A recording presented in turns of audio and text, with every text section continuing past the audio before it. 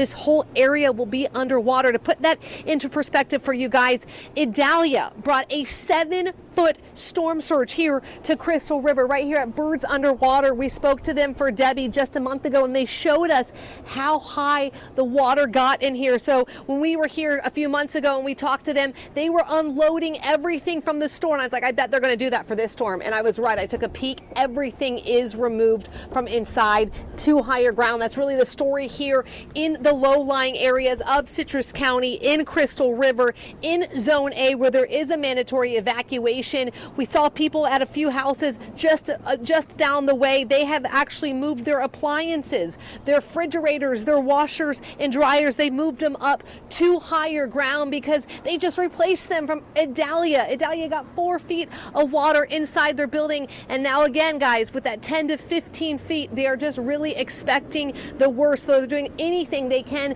to prepare. We've seen boards, we've seen sandbags, we've seen everything along the businesses, along these homes as they continue to hear that projected storm surge. I just talked to another lady. She said, I lived here all my life. I don't remember it ever being projected at 10 to 15 feet. And it's just heartbreaking because a lot of these people have either just moved back in to their homes after Hurricane Idalia, or they're still waiting to move back in, and they're just waiting to see what is this storm going to do. It's really the calm before the storm out here. We've seen a few wind gusts come through, but that's really about it. We've seen a little bit of drizzle. Right now we kind of have an open sky, so we are seeing a lot of people make their way along the roadways right now, and they say, we're just checking things out. We wanted to see how high Kings Bay is, and the sheriff's office is asking anybody who was in that zone A, who is in a mandatory evacuation, to evacuate now. Don't come out here and look at things. Go to a hotel, go to higher grounds, because these conditions are just going to continue to deteriorate throughout the day. And that's why we are out here kind of just watching things, making sure that we are safe. We did see people come over to the boats here from the crab plant, making sure that they are tied down good, and now they have left as well. Again, you are seeing people come out here checking to see how high Kings Bay is. They are just wondering, how high is it going to get? We talked to you ladies. What the highest you guys have seen it? 7 foot. I've actually seen it actually on, it went out to 44. And it actually went out to, we actually had a boat in the middle of 19. Mm-hmm. I've never seen, well, I actually seen that in 1993 when the No Name storm. Yeah. Yep. I remember Idalia, we actually saw a dumpster going down, US 19. Yes. And the thing is too, you guys are longtime residents here of Crystal River. When you hear that 10 to 15 foot storm surge, I know you guys have evacuated. What do you think about that? I think that people definitely need to take it seriously, 100%. They really do, because it might be quiet now, and then the storm surge starts coming in, and once it starts to come in, you can't change your mind. It's done deal, you know. Yeah. So. And so what are you guys planning on doing? You're getting out of here, right? Yeah, she actually was evacuated, so she's staying over at my grandmother's house right now because she's living in a low-lying area, and she was in an RV park, and she had her pets with her and everything. So yeah, she's got a good, safe place now. So. And you're going to make sure you're safe. Honey, I'm a survivor of many of things. When it comes to weather and Mother Nature, no, don't try to fight it. Don't try. Not the power of water. I was going to sit still, but I was like going to be surrounded by water. The RV park that I was staying at shut the electric off at 2 p.m. yesterday in preparation for this. So I was like, I can't go without air conditioning, 4 pets, being surrounded by water on, my little oasis here. No. Yeah. No. And that's what I was here for the No Name storm. The No Name storm was, just like it said, no name. It crept in the night, and a lot of these storms are coming in the night time. And it wasn't projected at 10 to 15 feet, was it? No, ma'am. And this is just like Idalia. And I was living at Port Paradise as it was then, where the ale house is, and oh my gosh, we were woken up to sirens and a National Guard coming through to get those, because we had no warning for the No Name. But you got warning now. Heed that warning. Heed that warning is exactly right. You ladies stay safe. That is what the sheriff's office is hoping everybody is doing right now, that they are heeding those warnings. And if you are in that evacuation zone, you are evacuating. Get to a hotel, get to a safe place, get to one of the shelters. Everybody else, guys, is just doing what they can to sit back and wait to see how bad it is going to get. The sandbags are up, the boards are on the doors, and now it's just this waiting game to see how high the storm surge is going to get here, Sarah and Frank, in Crystal River. Oh my goodness, she really emphasized that point right there. She has seen some storms, dealt with them, and she says you need to, again, heed that warning. You know, there's a lot that we can't feel from this storm right now because of where it is in the Gulf, but what we can feel is these folks' pain. Their homes have become something of a turnstile. As you mentioned just a moment ago, Jen, as soon as they get back home, it feels like they have to leave again. And it's literally truly heartbreaking, Frank, because we're just talking to right there, those homes right there you saw about 2 hours ago. We were speaking to people who were in there and literally clearing out. And I'm like, aren't you tired? This is the third time now in a year. And they say it's just the cost you have to pay. It's the price of paradise. They say we love living here. We love this lifestyle. And this is just what we have to deal with. And unfortunately, it's something they've had to deal with now twice. If people did it during Debbie, that's 3 times in just the past year. My goodness. Well, Jen, we know you're going to stay in a safe space as you continue these important conversations with folks out there. Thank you for that report. Yeah, and that lady was saying, I'm a survivor of many things, but a storm is something I don't play around with. And talking about the no-name storm, you don't trust something without a name. All right, well, we are still tracking our name storm, Hurricane Helene, and we want to give you a live look outside at the southernmost point of Florida here in Key West. Still have some people hanging out there. That person has their arms raised. Okay. Yeah, a different picture from what we showed you maybe 45 minutes ago or so. As the bands of this storm, it changes the picture, right? But this is a live shot, a little clearer earlier this morning. But right now at 11:19, noting the time because we were told around 12 o'clock is the cutoff time for many people to try and evacuate their zones. Even though the blue skies seem fine right now, you need to get up, get out, because at a certain point, crews cannot get to you. But yeah, we do see some people right there at the southernmost point. That is courtesy of EarthCam, Key West. And we're also going to be giving you live pictures throughout the rest of our area to let you know what you can expect outside. I'm told we're going to be going to video also of some video that we have out of Clearwater Beach. So heads up, this is in Clearwater. You can see the water lapping over the roadway there. Doesn't look too bad. You can see the sky is gray there, maybe a sign of what's to come. But on the ground right there, you definitely see the water gathering right there in the parking lot. Or as you say, when you give these traffic reports, Sarah, it is ponding right there. At a certain point, you may not know how deep that water is. That standing water can belie actually how bad the trouble is. Exactly. I want to take folks back to that accident that you were talking about this earlier, 75 and 579 with that truck that has jackknifed. Yeah, this is something we've been following for several hours now. This morning out of Hillsborough County, if you're going to be traveling along I-75 southbound this morning, here's a look. This is near Broadway, not far from MLK. Heads up about this. We've got several lanes blocked, traffic backed up for miles because of this crash. No word yet on what caused it, but you can see it's still a very active investigation as it appears that traffic is now stalled. I don't see anybody getting through right now. Could you imagine? I mean, as we're telling folks to, evacuate and they know their zone, and they're trying to do their part. The earlier you evacuate, the better. But of course, it's a lot of hurry up and wait with these storms as we try to project the path. Yeah.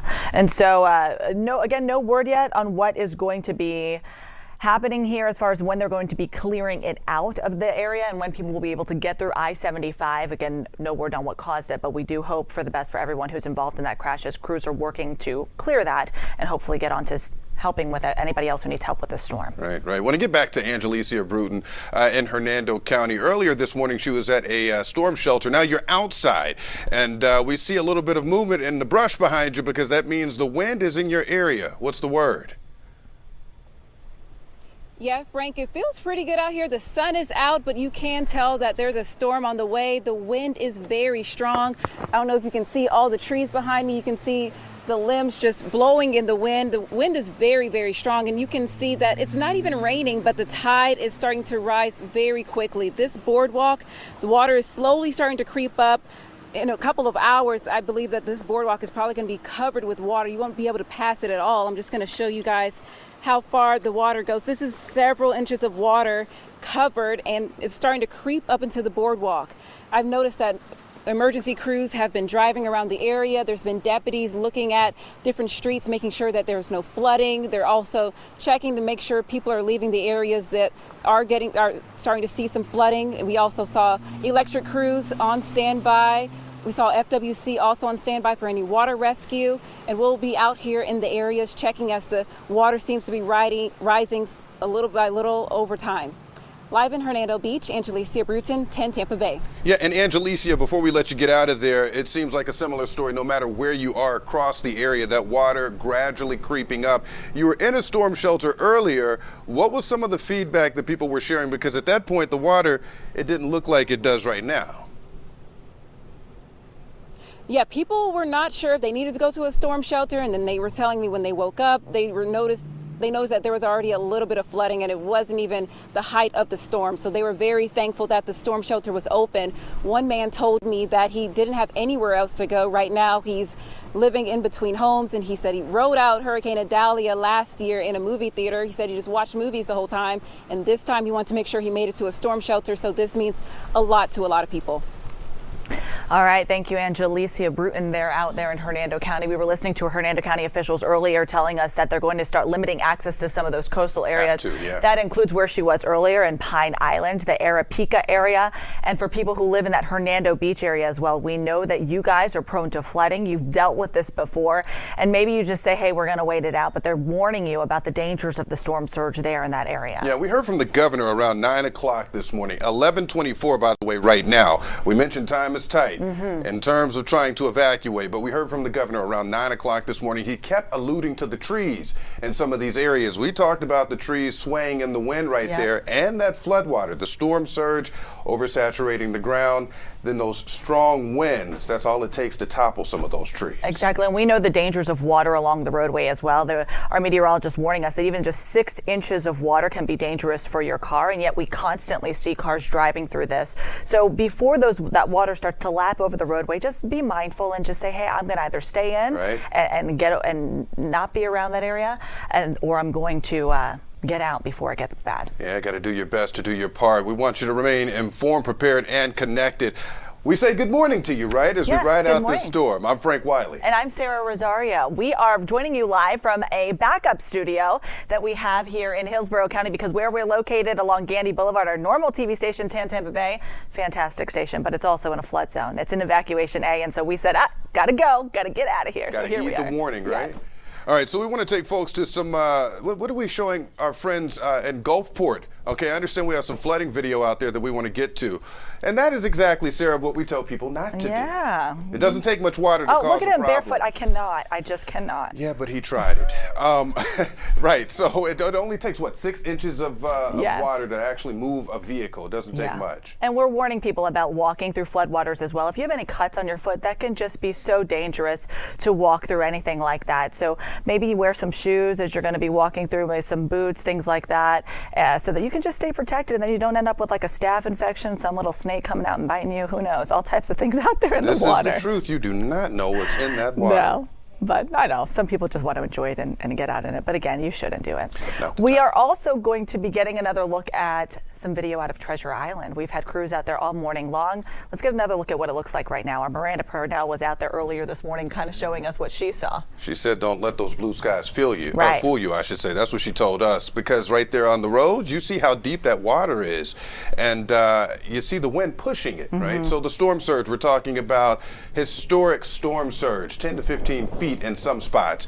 And when they compare it to previous storms like Idalia, 4.5 feet, and we know how long that put people out of place, out of house and home for some time as they tried to recover from that situation. Yeah, when we talk about staying up to date with weather alerts through your area and evacuating when you can, we've got some mandatory evacuation orders in place for people who live in places like this where the water is expected to rise. That's evacuation zone A, as we evacuated, we just told you about from our TV station. So again, just a reason to be cautious today, be mindful. The skies are blue right now, it's dry. Even more of a reason for you to just get out while you can. Maybe use it as an opportunity to just take a little vacation. Well, and you know what? The governor also pointing out some things as we took note of his conversation that he shared with us around 9 o'clock this morning. Generators, right? Expecting power outages.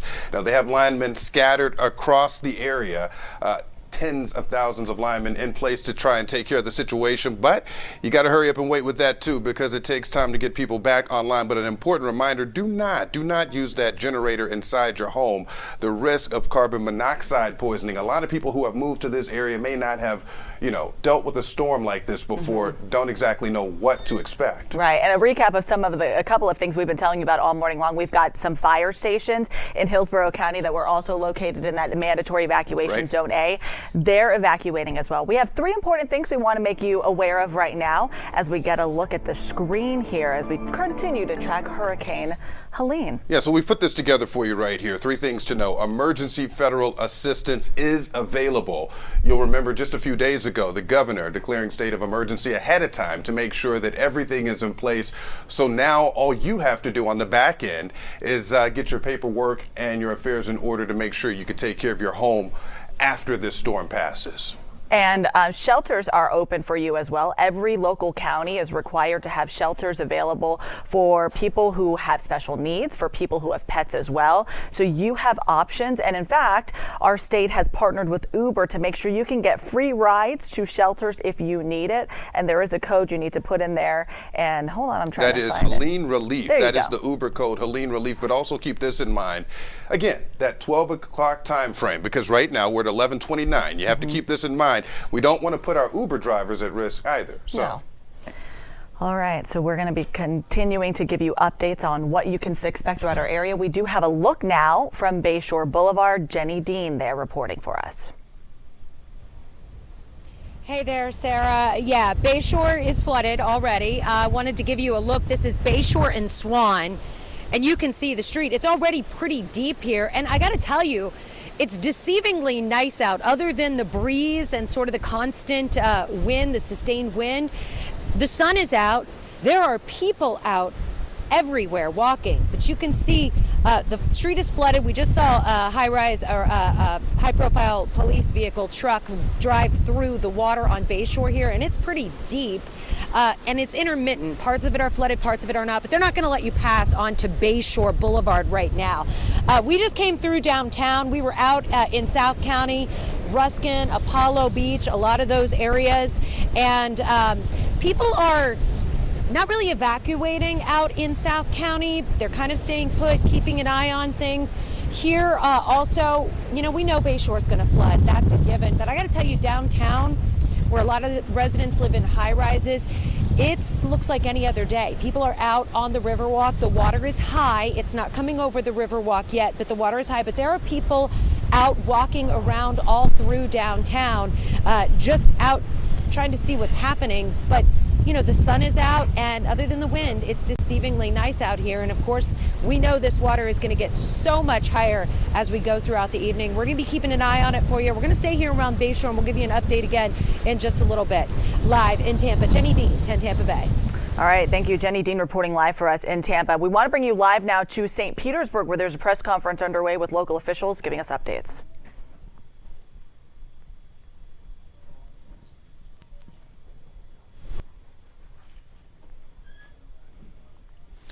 All right, so you see Mayor Ken Welch right there at the podium, just stepping up just a few moments ago as we try to listen in on this press conference. Of course, letting us know what he's doing with emergency personnel throughout the area right there, specifically St. Petersburg. But we know emergency management works hand in hand with all the city officials across the area. I believe we have it now. Let's go ahead and listen in to the mayor. First responders may not be able to get to you until after the storm passes. We don't want to put them into unnecessary danger. Additionally, we ask that all residents, regardless if you're in an evacuation zone or not, please stay off the roads until the storm passes. Please don't drive around to look for damage or to sightsee or to see the flooding.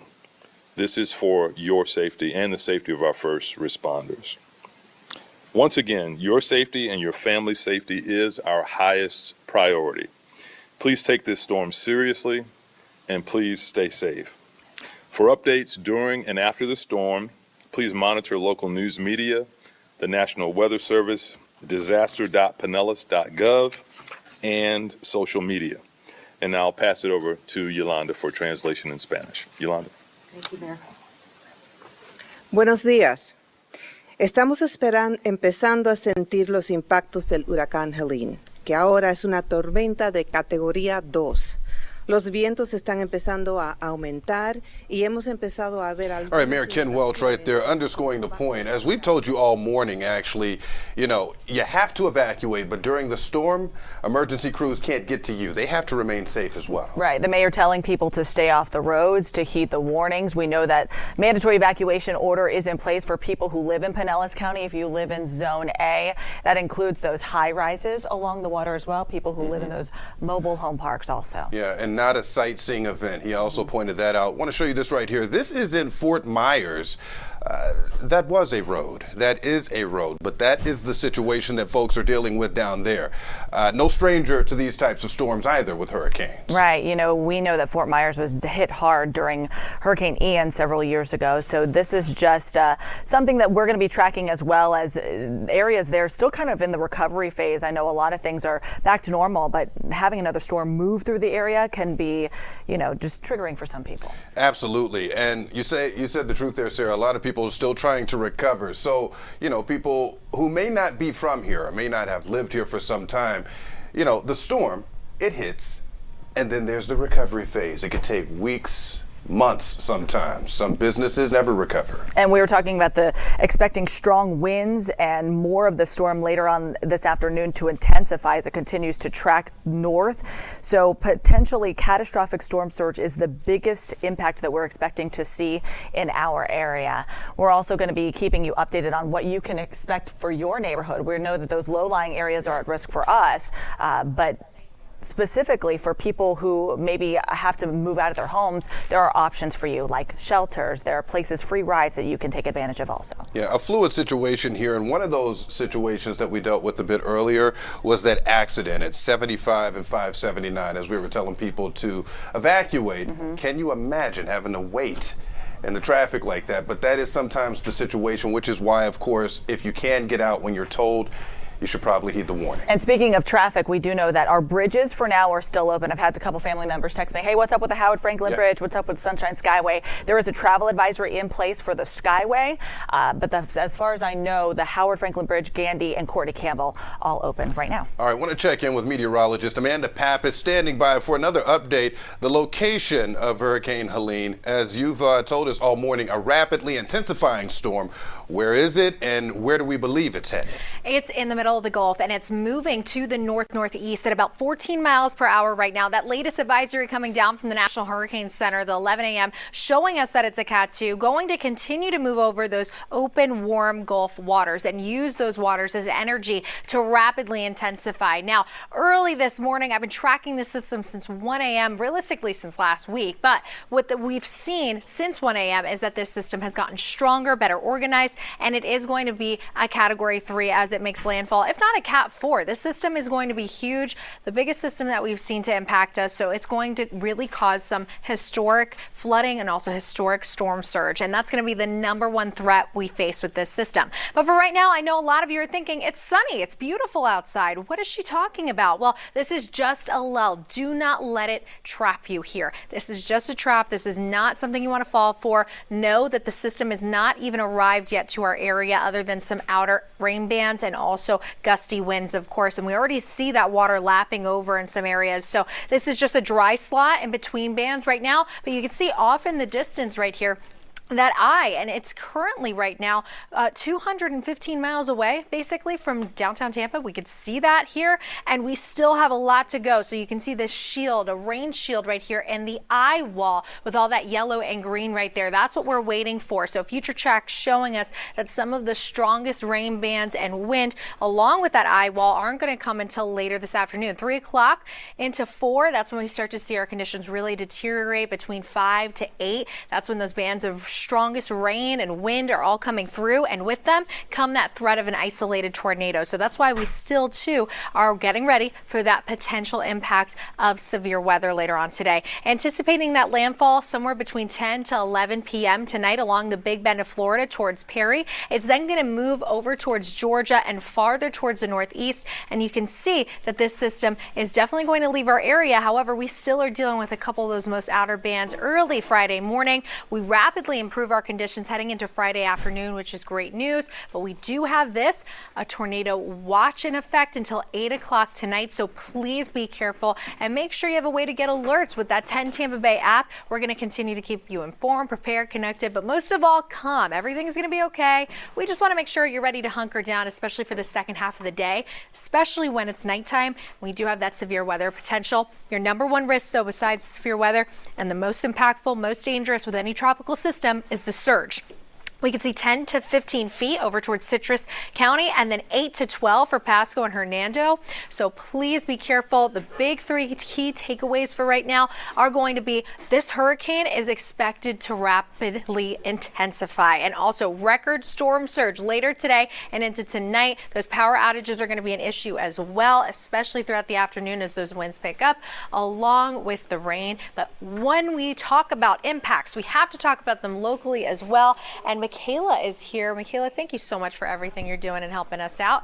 And she's here to help keep you informed, prepared, and connected as well. Hey, thanks, Amanda. Yeah, I'm meteorologist Michaela Lucero, joining in to help with storm coverage for the next day or so. Now, here's what you can do right now to make sure you're prepared. We've been talking about this all morning, but have a way to get weather information. Of course, we recommend our 10 Tampa Bay app, but whatever app you download, make sure you allow location and notification services. So if there's a storm in your area, we can send you an alert to let you know. Have your devices charged up, plug that phone in now, and know where you're going to go in case there is a storm or a tornado warning in your area. Later on today, Amanda was just showing you that tornado watch that we have. That means that we've got the right ingredients to see tornadic activity later on today. Make sure you know where your tornado safe spot is at. If you've evacuated and you're in a new space, know where your tornado safe spot is in that space as well. This is the latest data coming in from the National Hurricane Center. This came in just about 30 minutes ago.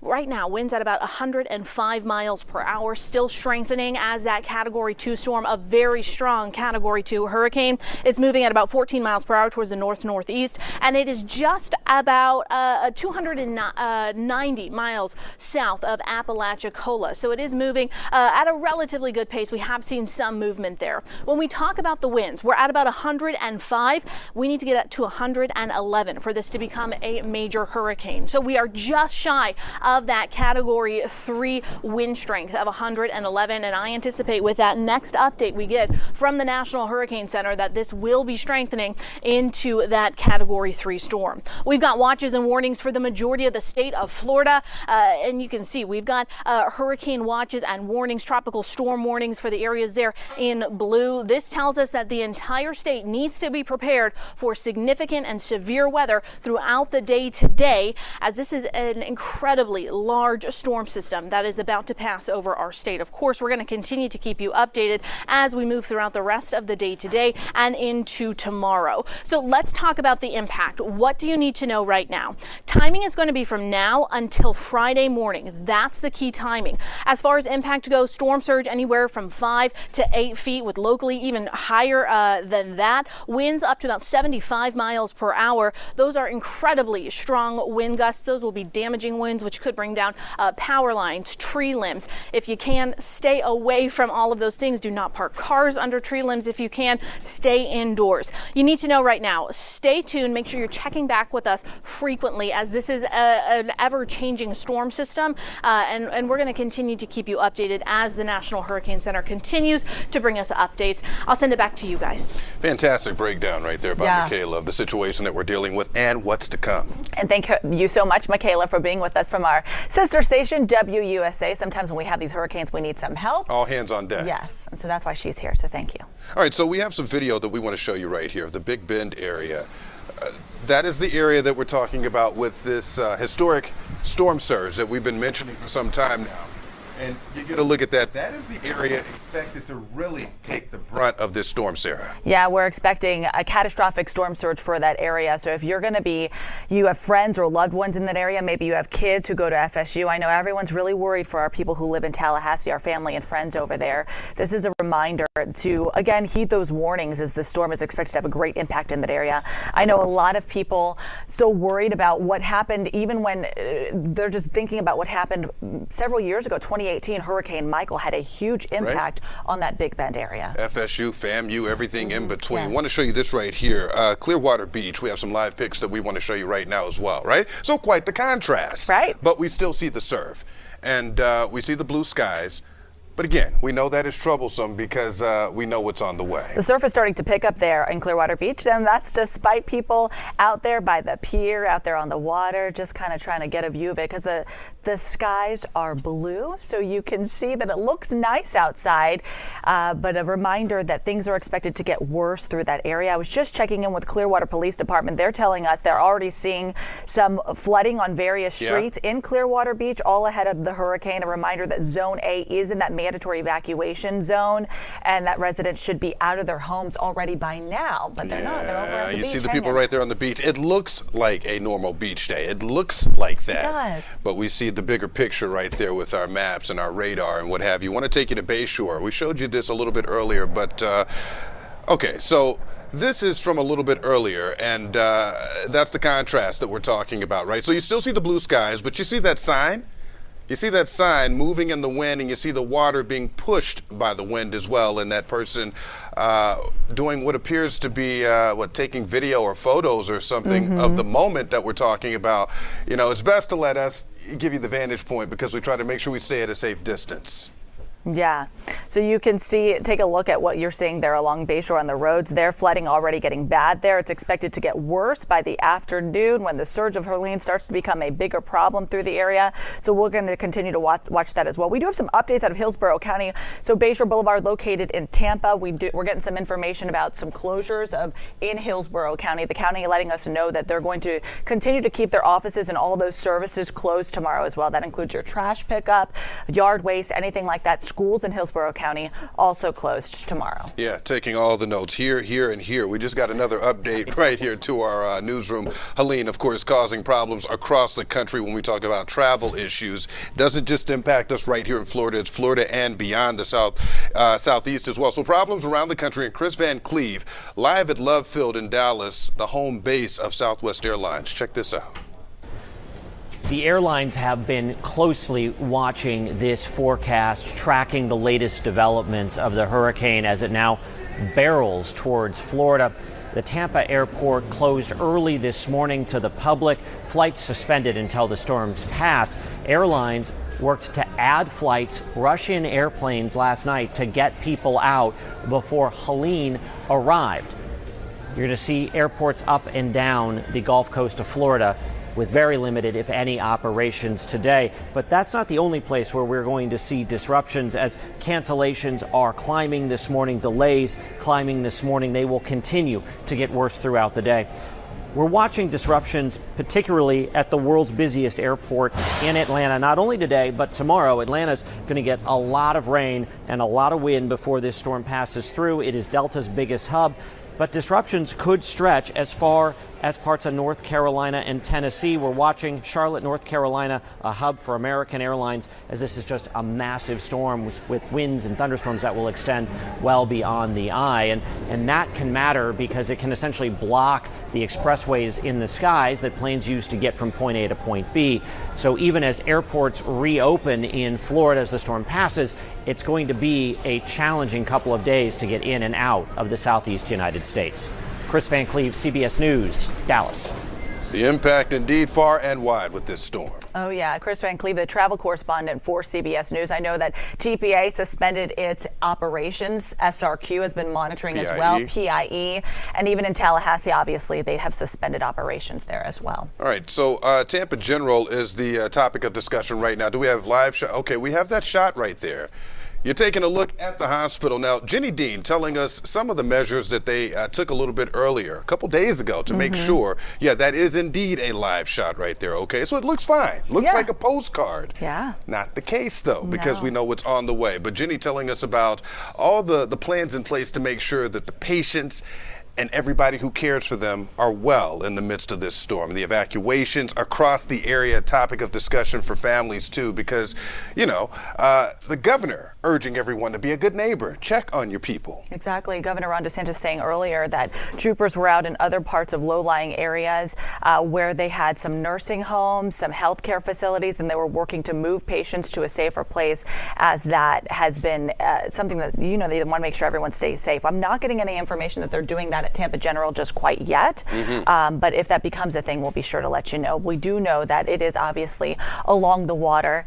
As you can see, water's all around the hospital, and Davis Island is in the mandatory evacuation zone as well. Now, we talk about evacuation. Evacuate, evacuate, evacuate. But here's the thing.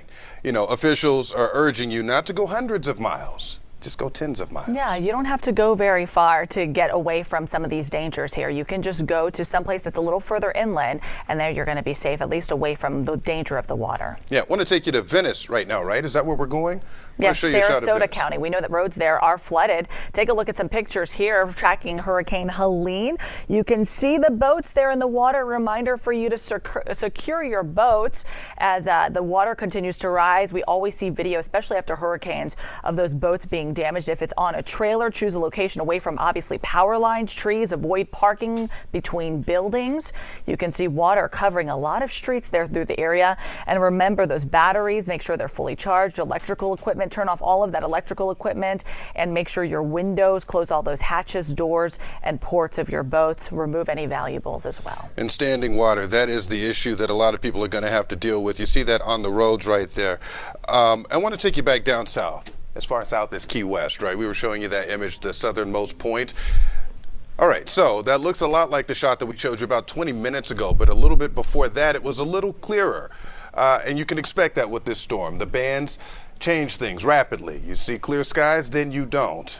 Yeah, exactly. You were seeing the flooding there in Duval Street, the pocket park there as the Hurricane Helene moves closer to our area. You can see the water just crashing there along the southernmost point there. Lots of people going out there to get some pictures of it, and you can see how conditions are expected to get worse. We're just tracking this right now. 11:49 is the time, and you can see how this water is rising even there. All right, so as we talk about evacuations, everyone doesn't have transportation readily available, and something that the governor mentioned a little bit earlier, Uber, free rides to shelters, to the shelter. Just use the Uber code Helene Relief. But also you want to make sure that you do it in enough time to make sure that we're not putting those drivers at risk as well. And that time is coming up now, because the time now is 11:49. He was urging people to get out of the way by at least noon. I want to give you these three things to know, as well as you pack your bags, or you make sure you're not putting you and yours at risk. Bay Area schools closed. All of them, all of them. Even tomorrow, I know that's tough for a lot of parents. We're thinking, what are we going to do with all of our kids, trying to get them and activities for them to do, maybe a lot of screen time, but hopefully you can find something to keep your kids active while you try to prepare for the storm. And don't feel bad, a little screen time, maybe we'll just have to deal with it later. Maybe don't give them screen time when the weather is better. And Busch Gardens, Florida Aquarium, Zoo Tampa, all of those attractions, things you might want to take advantage of if you had the day off, those are closed as well. And we always urge people to stock up on supplies, right? So Publix is always convenient, but some of those Publix stores are closed. So you might want to check online before you try to step out the door, as people were trying to stock up on water and things of that nature, as a lot of power outages are to be expected with storms like this. And I do want to give you a reminder of some of those fire stations. We were talking about those mandatory evacuation zones. Zone A is what we're talking about. And so the closed stations include Station 15, that's at 58th Street in Tampa. Also Station 31, it's located at Memorial Highway, and Station 39 Montague Street. So if you are located, if you live by any of those stations, kind of heed the warnings as well, because the worst is expected to be in your area. You have to heed the warnings. Okay, so we've shown you on the maps, the radar, the eye of the storm, right? Is that forming, how organized that is, but we want to break down why that conversation is so important. The closer you are to the eye wall and, the impact of the storm, the wind. That's right. We are also talking. Hurricanes are like giant heat engines in the atmosphere, using warm, unstable air as fuel. As the air is pulled into the hurricane, it spirals towards the center, getting faster and faster, eventually rising to create the giant cumulonimbus clouds that encircle the calm eye. This unbroken vertical wall of clouds is the eye wall. The convergence of winds here is so strong that the air rises faster and with more force than anywhere else in a hurricane, producing intense rain and damaging winds. In the strongest storms, this can translate to surface winds over 150 miles per hour. Okay, I want to take you to Clearwater Beach for a live look at the situation there, a little farther north than we are right here in Tampa. I'm going to give you a look at that. As we see some people out there, we also see the surf pushing up as the winds are coming in through that area. Yeah, that's right. Clearwater Beach kind of putting out Clearwater Police rather putting out some information about things that they've already been seeing in the area. They're saying they're already seeing some street flooding on various Clearwater Beach streets, as well as Hurricane Helene, its impacts on the roadways. So they're reminding people to stay off the roads and that a mandatory evacuation order is in place and that residents should be out of their homes by now. They're also showing us the latest track of the storm, as we have been as well, trying to let you know that storm surge is going to be the latest threat. And they're also prepared to help out as they can. They've got some more utility vehicles out there. They've got their fire rescue trucks out, trying to make sure it's called the high water fire rescue truck to be available to help people as needed. But at some point, it becomes a time where they're not going to be able to help people. So you need to listen to the warnings right now. Yeah, that gets back to the point that all the emergency officials have been making. First responders can't get to you at a certain point because they themselves must remain safe. And this right here, not a sightseeing event, right? Because you hear about the damage that's going on outside as you're communicating with your neighbors and what have you. You don't want to step outside and see what the situation is. There'll be plenty of time to do that after the storm passes. And we've been getting updates from everyone from state officials.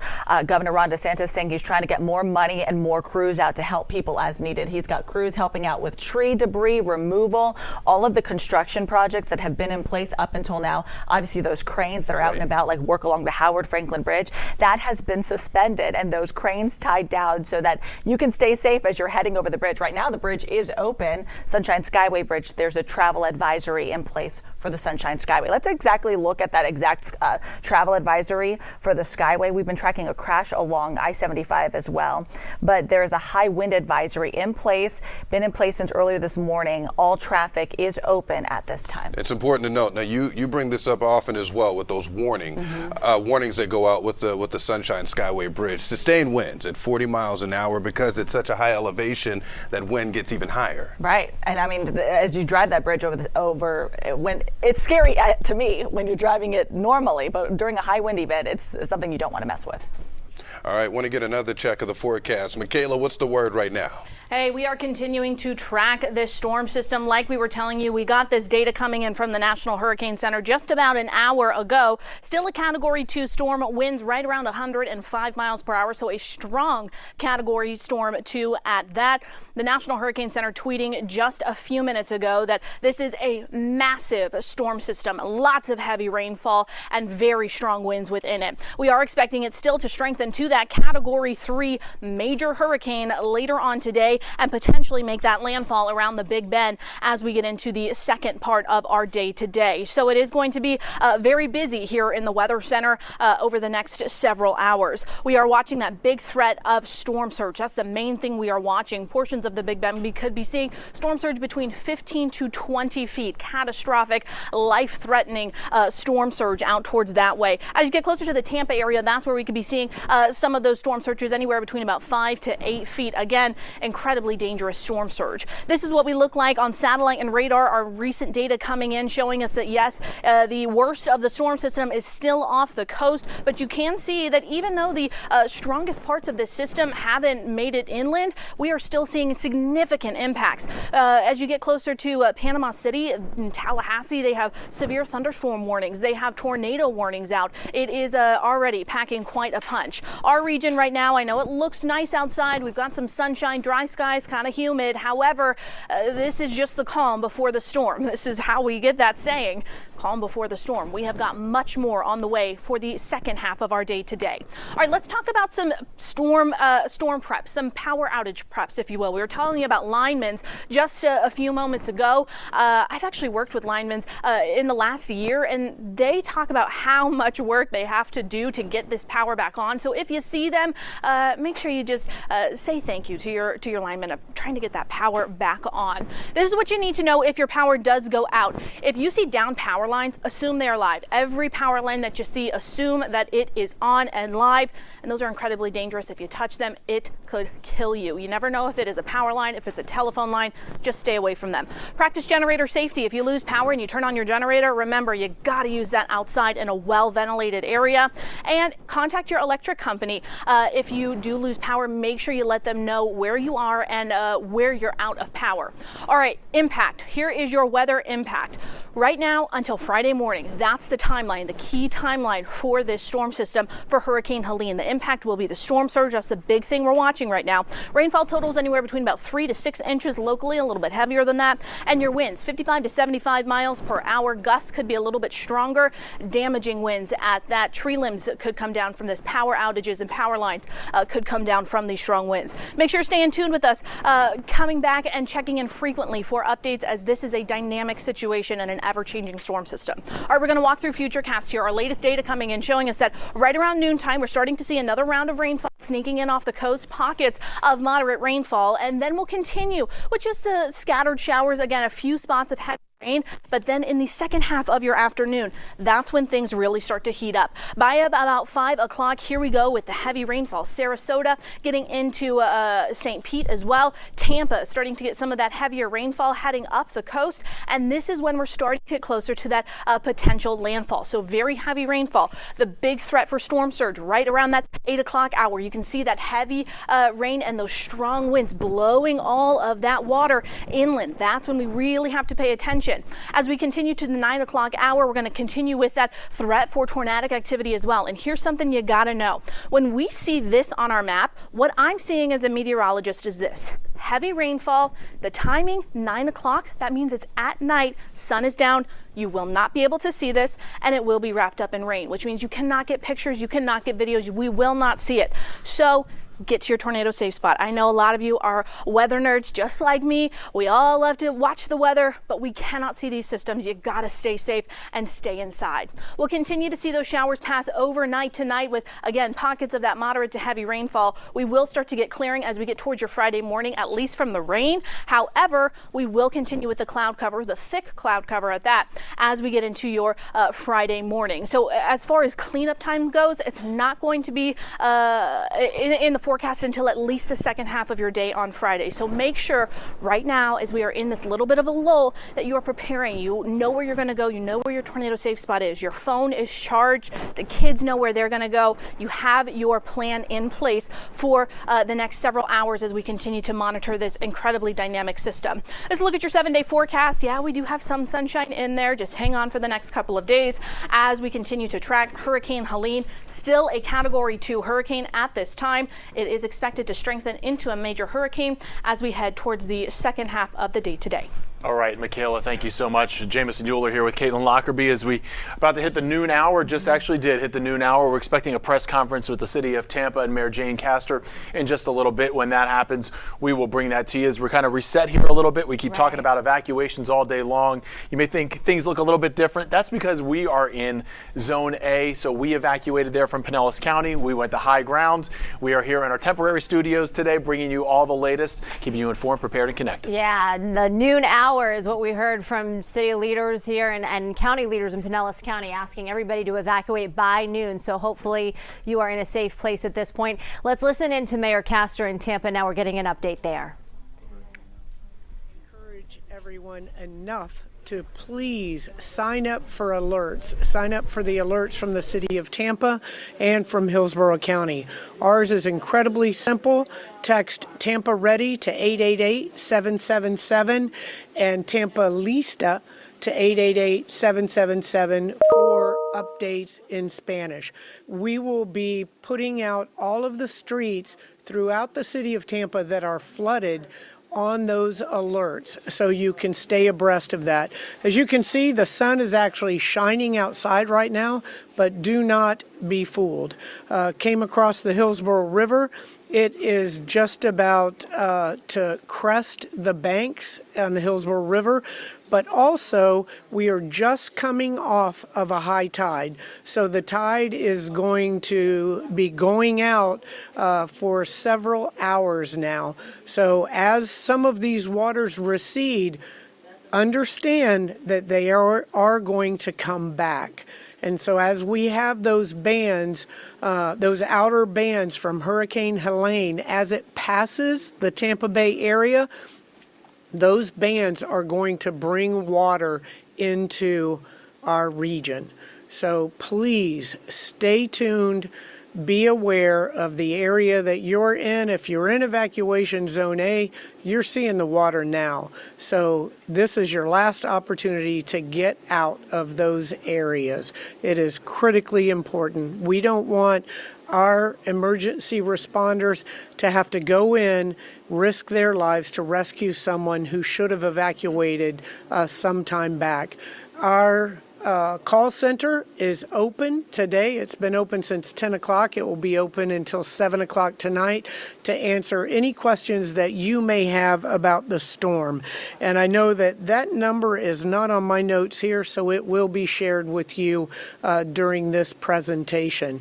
I went out and visited our push crews, and those are the groups of city team members that will be out there if it's necessary. Once the winds have subsided, they'll be out there clearing off the roadways so that we can get our first responders in there to address any issues that need to be addressed. And we can also get TECO in there, and they can repair any electrical outages.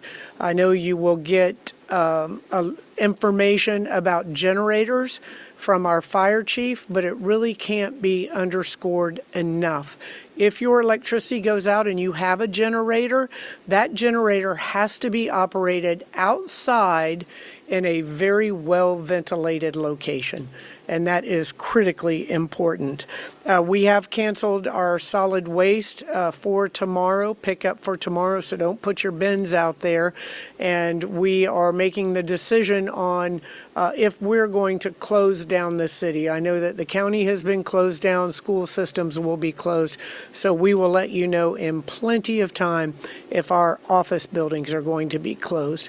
So at this time, I would like to bring up County Commissioner Harry Cohen that will share some of the information with you about the county issues. Harry? Thank you very much, Mayor. I have just come from the County Emergency Operations Center.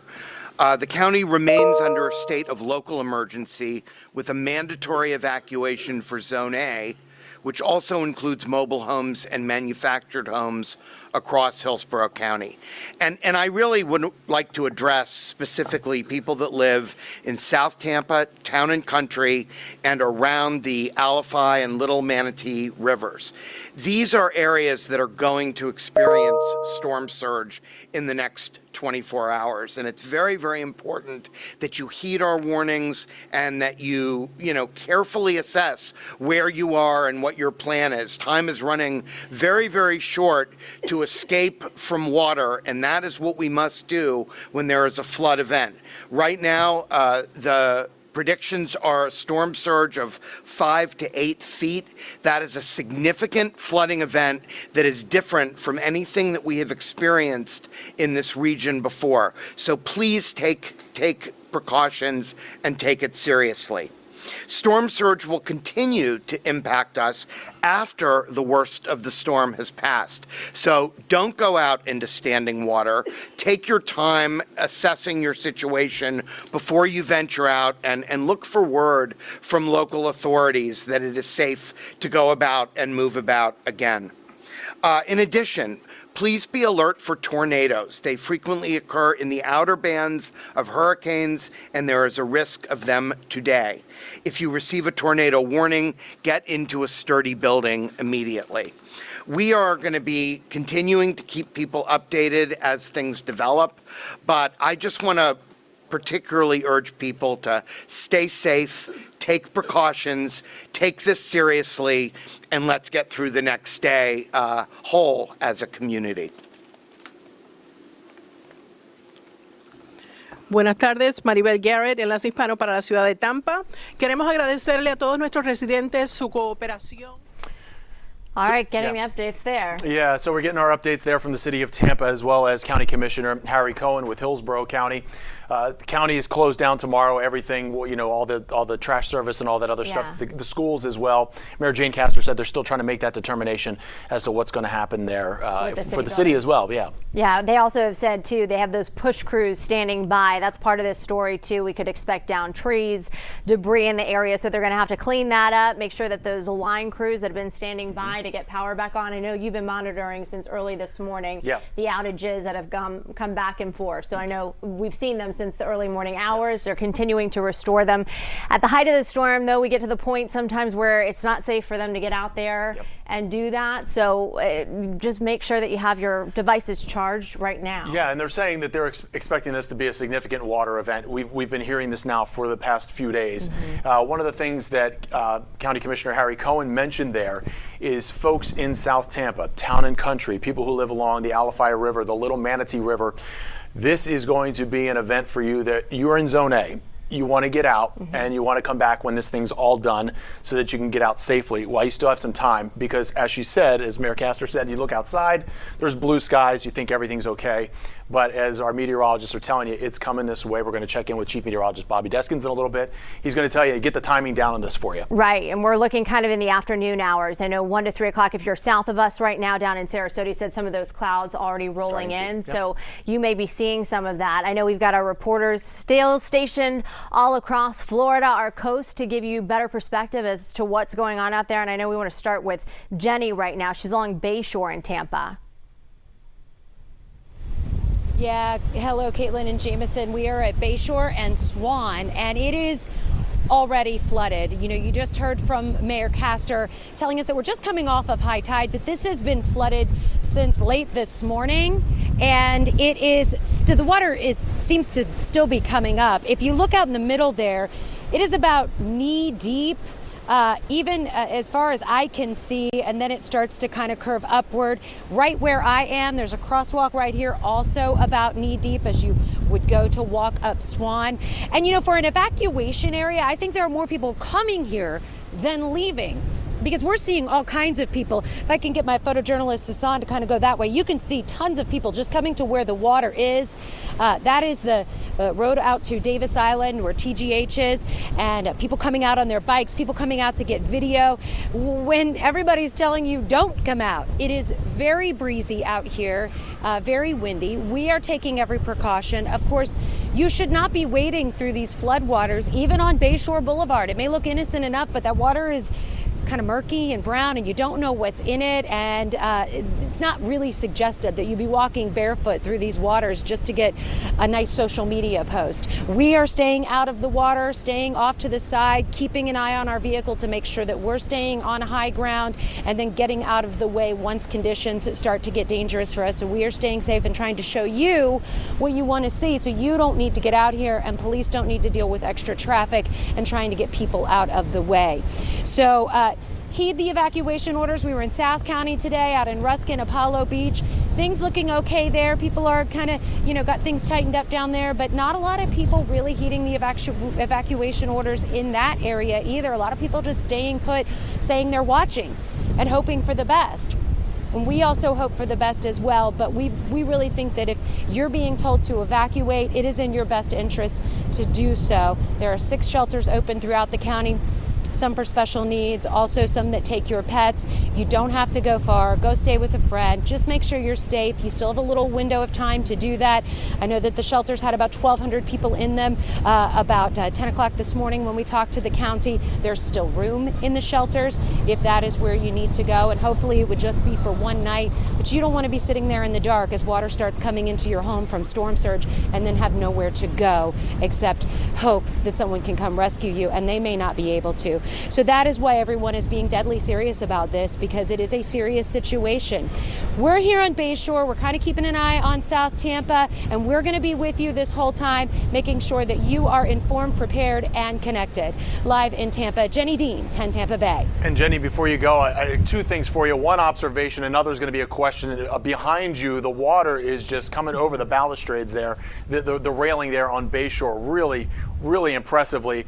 But the other question is that flooding that we see right there, it really hasn't been raining, has it? No, this is not from rain. This is just from high tide. There's been a few bands of rain come through here, but nothing really significant that would cause this kind of flooding. This is from the fact that the mayor said we're just coming off of high tide. We don't know how much this is going to recede. It may recede a little, but I have a feeling police are still going to keep this area blocked off just because they want to make sure everybody stays safe, and they don't really need a lot of traffic when and if the water does start to come up, and come up quickly later this afternoon and into this evening when we come back around to high tide again. And so that is why evacuation orders are in for anybody in Zone A. It's just really important that you follow those orders and that you stay safe, because it is really windy, and sometimes we'll get a good gust. So I wouldn't be surprised if, as this thing gets closer, we start to see power outages and issues possibly with water. So, you just want to make sure you have your hurricane kit ready. Even if you're in South Tampa and things are sunny and nice, you look out your window, it looks great, but that's deceiving. You really need to be careful and really let police and let emergency officials do their thing and keep everybody safe, and not have to worry about you out here walking through floodwaters, maybe getting into some debris or something and getting hurt.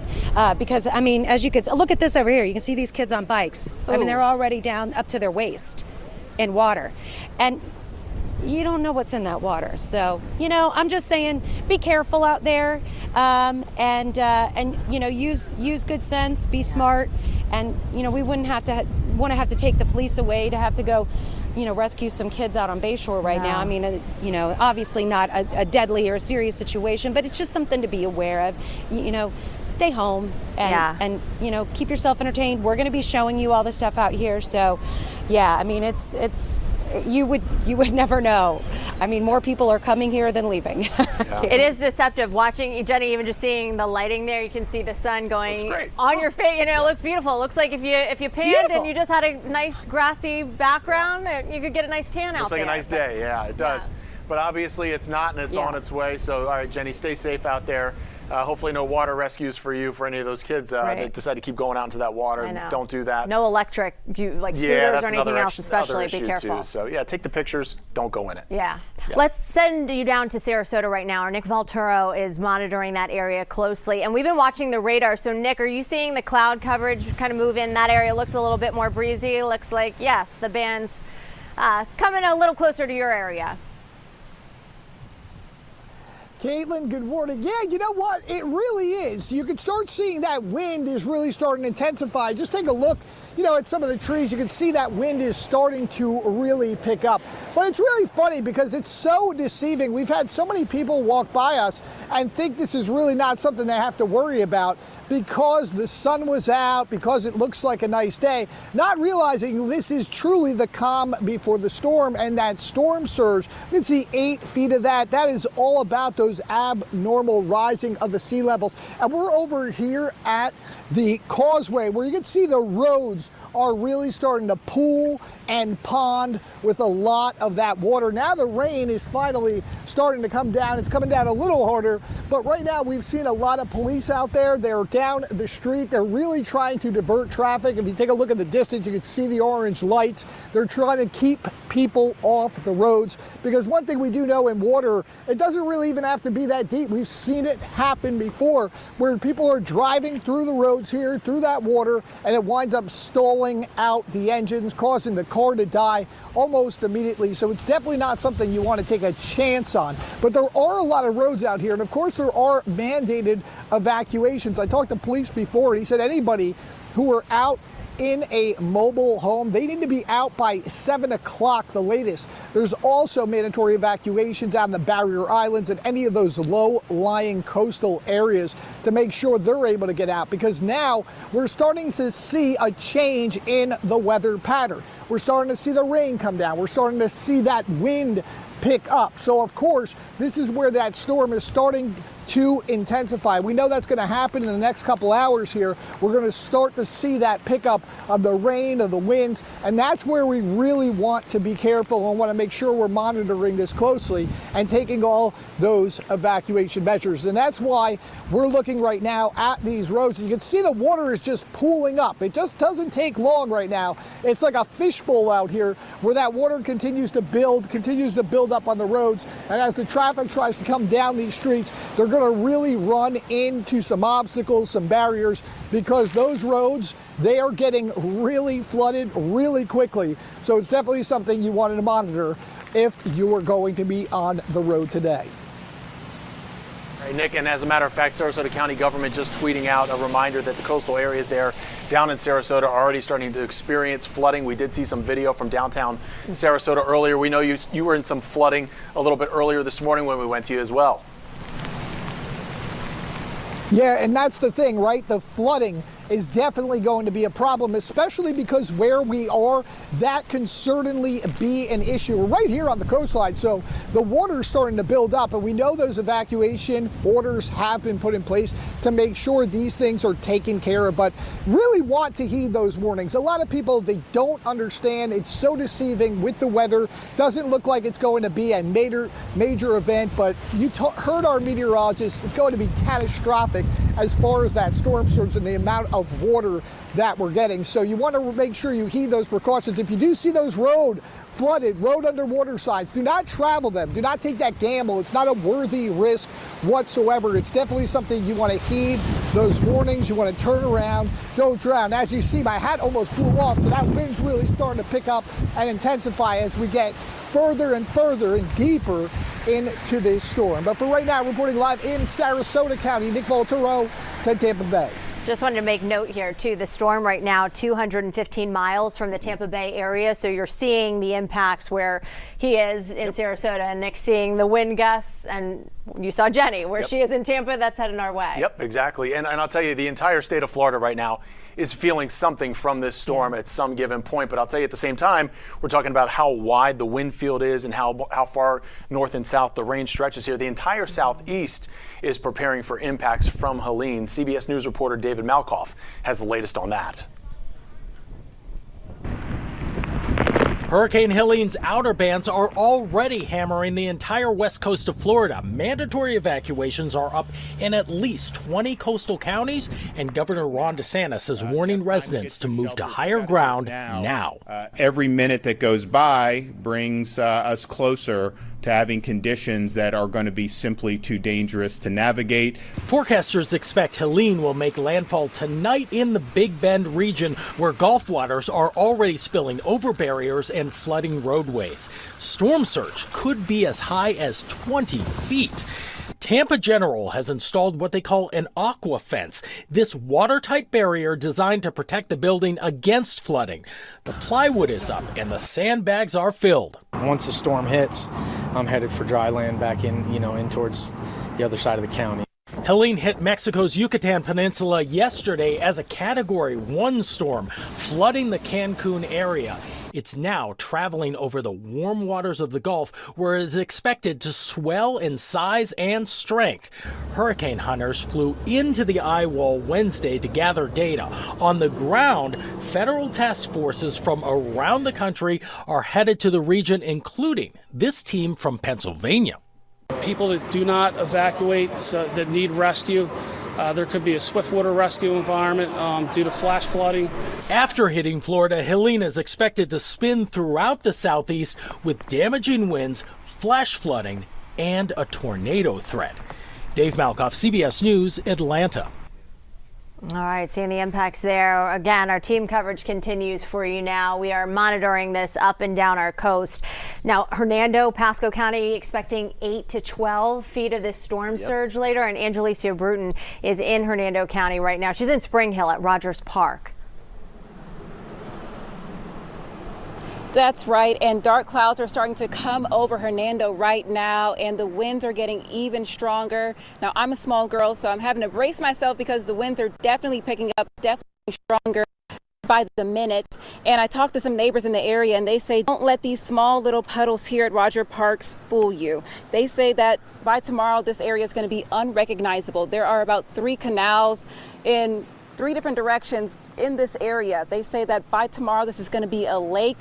Everything over here is going to be underwater. That's what they're expecting, and they're making plans to leave the area right now. They say it's not the first time they've had to evacuate this area. Several businesses have had to evacuate, and people are still making preparations, getting sandbags, but a lot of businesses are closed. And you can see here at Weeki Wachee Kayaking, they've already got sandbags piled outside of their door. They're just making preparations ahead of the expected storm surge.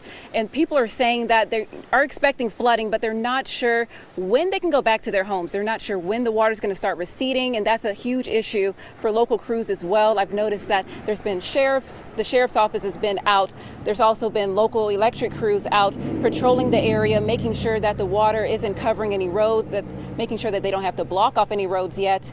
But live in Spring Hill, Angelicia Bruton, 10 Tampa Bay. Yeah, Angelicia has been all over the place in Hernando this morning. I know we spoke with the sheriff there, Al Neenhuis, earlier this morning. I know the evacuations are in place and shelters are open as well. You were at one earlier, so those are available to people. And the big message right now from emergency officials across the Tampa Bay area is there will be a point likely where they can't get to you. So if you're hunkering down, if you decide not to listen to the warnings, you got to be able to ride it out alone. Yeah. And Angelicia, what's really interesting, you were in Pine Island earlier. We saw some flooding already starting to happen there, the water rising there. And then you move a little bit inland to Spring Hill, and it's still an issue in that area that you're talking about there because there's canals and that water is going to rise up. I can't believe they're saying that that's going to fill up with water later today where you're standing right now. Yeah, some people have started moving their cars to elevated areas, but they're looking at where the water is right now, and they're saying they're just going to have to leave somewhere else because even, I'm pretty sure you guys can see those 2 cars right there on that street where this truck is coming by. They moved their cars thinking that they'd be safe, but there is water on the other side of that road, and like I said, this whole thing is expected to be covered with water. All right, Angelicia Bruton reporting live for us in Spring Hill this afternoon. She's been in Hernando County for us all day long. We're going to have crews up there throughout the entirety of the storm just to see what's going on there. Yeah. All right, let's take things over to our Jennifer Titus. She's in Crystal River right now, monitoring the area there. This is supposed to be a very hard hit area, up to 15 feet of storm surge. And I'm watching this water behind you, Jen. This has continued to rise throughout the morning hours. Of course, it's only going to get worse.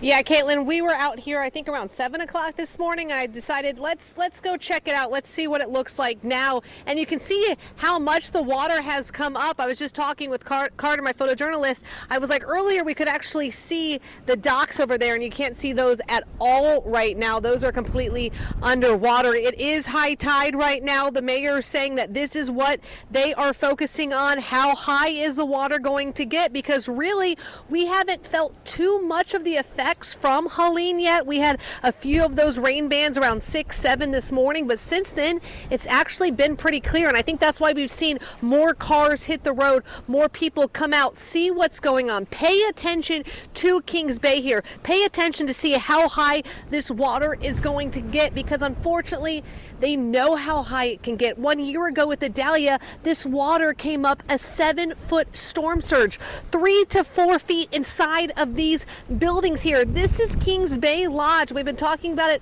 all morning. It's kind of like deja vu, unfortunately, for them, because they were doing this a year ago and they just moved back in, guys, this summer. They just reopened for business.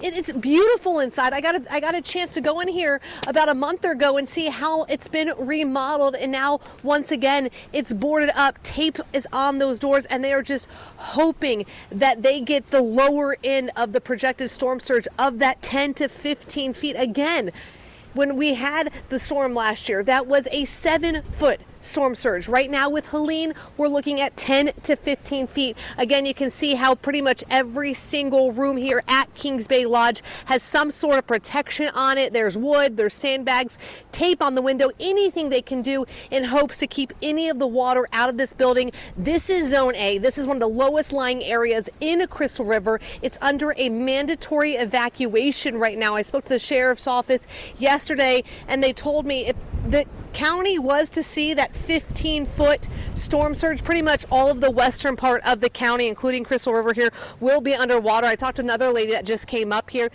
pretty much in tears, because she's like, it's devastating. If this area was to see that storm surge, it is going to be devastating for this area. The downtown businesses for Idalia, they had 3 to 4 feet of water inside. Now we're talking a 10 to 15-foot storm surge. That's why officials are hoping everybody is heeding these warnings seriously, that they are evacuating. If you haven't evacuated yet, now is the time. Go just a few miles, go to a friend's house, go to a hotel, go to one of the shelters. They are open for you if you need to evacuate. And you can see just how low-lying these areas are and why those mandatory evacuations are in place, guys. Caitlin and Jameson, because of those high storm surge. And it's just something that we've kind of been talking about all morning, something we've talked about, unfortunately, the past 2 storms. And once again, as we kind of just wait and watch to see how high this water truly is going to get here in Crystal River. Yeah, Jen, you know this area so well. You've watched this happen in the past. Obviously, it is gut-wrenching for these families and for the people. You really feel for Kings Bay Lodge. They are just getting back in, moving back out. When we touched base with you earlier, you saw a man, they were moving out the TV, moving out things from their homes, any of their valuables, trying to protect that. Tell us what the day unfolds. What are you watching at most? Obviously, Kings Bay, but throughout the afternoon, what are you keeping your eyes on? What do you expect there from storms pass? Where are you going to be watching closest? That's what everybody's really paying attention to right now, Caitlin, is just how high this water is going to get, because this is what happened. The storm comes in and then this rises, and then it's just like a slow creep. And that's what we saw at Dahlia. Remember we were talking a year ago, Caitlin, and you're like, is that a dumpster behind you? We saw a dumpster floating along US 19 there. That's the major corridor. We're going to see that close, especially with these high storm surge projections. The people that we saw moving their appliance there, they're just right across the bay there. They spent all morning long. They have completely emptied out. They had a big U-Haul come in. They completely emptied out their place. So like, we have to do this again. They're like, we just replaced our refrigerator and our washer dryer because of the damage from Idalia. And here we are once again with that much higher storm projection. The mayor posting on Facebook, he's like, hey, we are Crystal River strong. We are going to be okay, but we have to get through this first. And he said, I'm going to do something unconventional, guys. I'm going to say a prayer, because that is what this area needs right now. Yeah. Our prayers and our hearts go out to them as well. That area definitely in for it. And Jen, you've been doing an incredible job all morning long showcasing what's going on there already ahead of this storm surge, which we are expecting later on this afternoon. Yep. We want to go now to we have Sheriff Mike Prendergast from Citrus County, right where Jennifer Titus is, just where she was just there in Crystal River. Crystal River, yeah, in that area.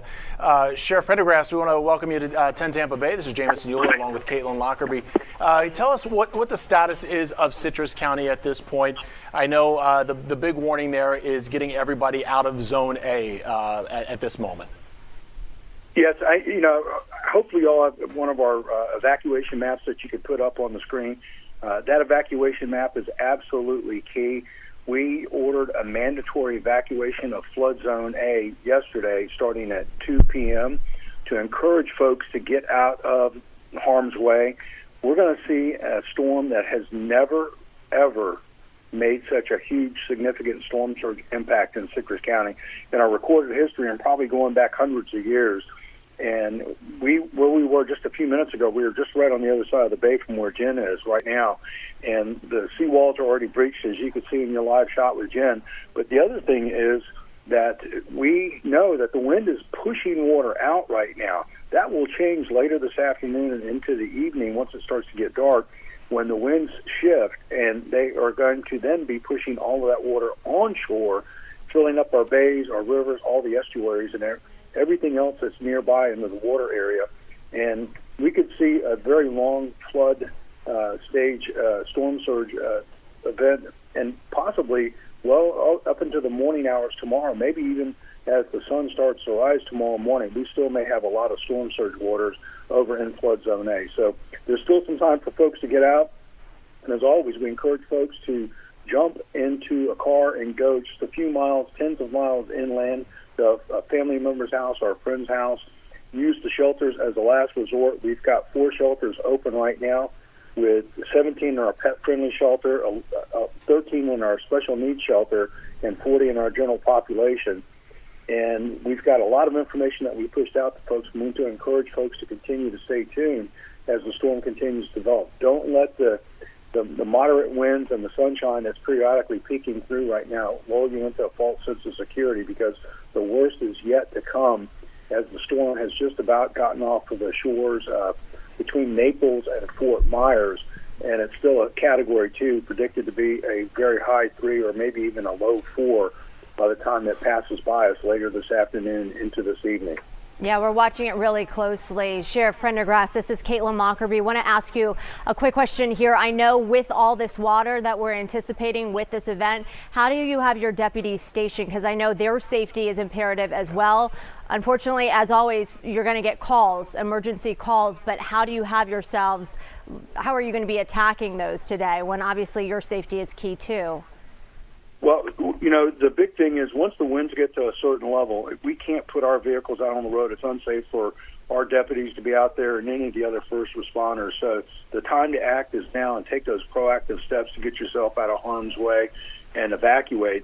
Once the winds get to tropical storm force winds, we have to pull our deputies off and save them and their equipment so that we can get back out there once the winds die down, and we can do damage assessments and obviously do a lot of rescue efforts like we did with Idalia last year. And Idalia was only predicted to be about 7.5 to 8 feet, and we got 8 feet in the Crystal River. So it's going to be considerably more, between 10 and 15 feet in the Crystal River area, really all the way from the Chassahowitzka River all the way up to the Barge Canal and the Withlacoochee River here in our county. And as you work your way north, it could be up to 20 feet up in the Big Bend area. So we're ready to go.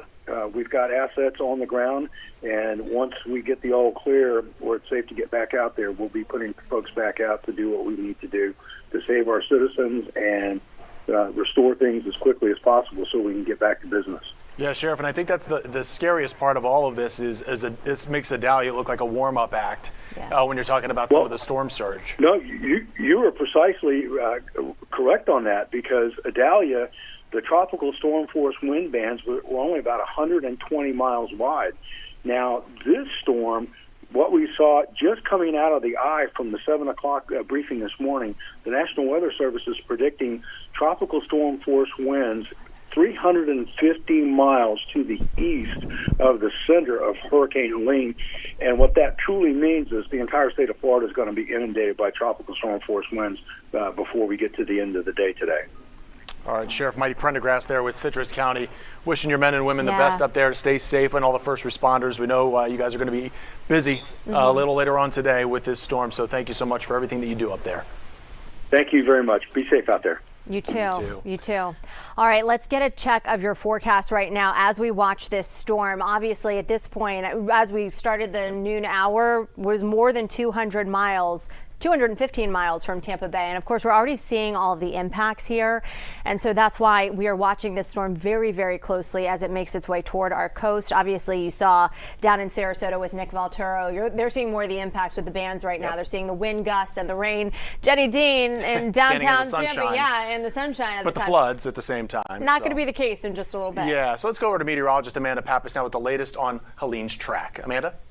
Good morning to you guys, or good afternoon at this point. We've been here since 1 a.m. We've been continuously watching this system for you, keeping you informed, prepared, connected, and most of all safe and calm throughout this system. So what we see right now is a Category 2 hurricane. We know it's in the Gulf of Mexico. It's rapidly intensifying. So here's what you need to know. The 11 o'clock advisory, no major changes or shifts in that cone. We do anticipate this to rapidly intensify to a major Category hurricane, a Cat 3, before making landfall along the Big Bend of Florida right here over towards Perry, and it's going to bring us impacts here. I know you're standing, you're looking outside. It's sunny. It's beautiful. Yes, I understand that. However, the system is coming. Right now, we're in that dry pocket, and we do see some severe weather over towards the Panhandle already from the outermost bands. We saw those outermost bands right around about 4 a.m., 5 a.m. I was tracking that out, and we had our first tornado warning right around 7:10 this morning. So we haven't seen severe weather, thankfully, and you still have some time to get yourself prepared, ready to go. But please try to get indoors by this afternoon. The later hours, especially 4 or 5 o'clock, things are going to start going downhill. You can see the eye off in the distance in the Gulf of Mexico right now. We're in that dry pocket of the system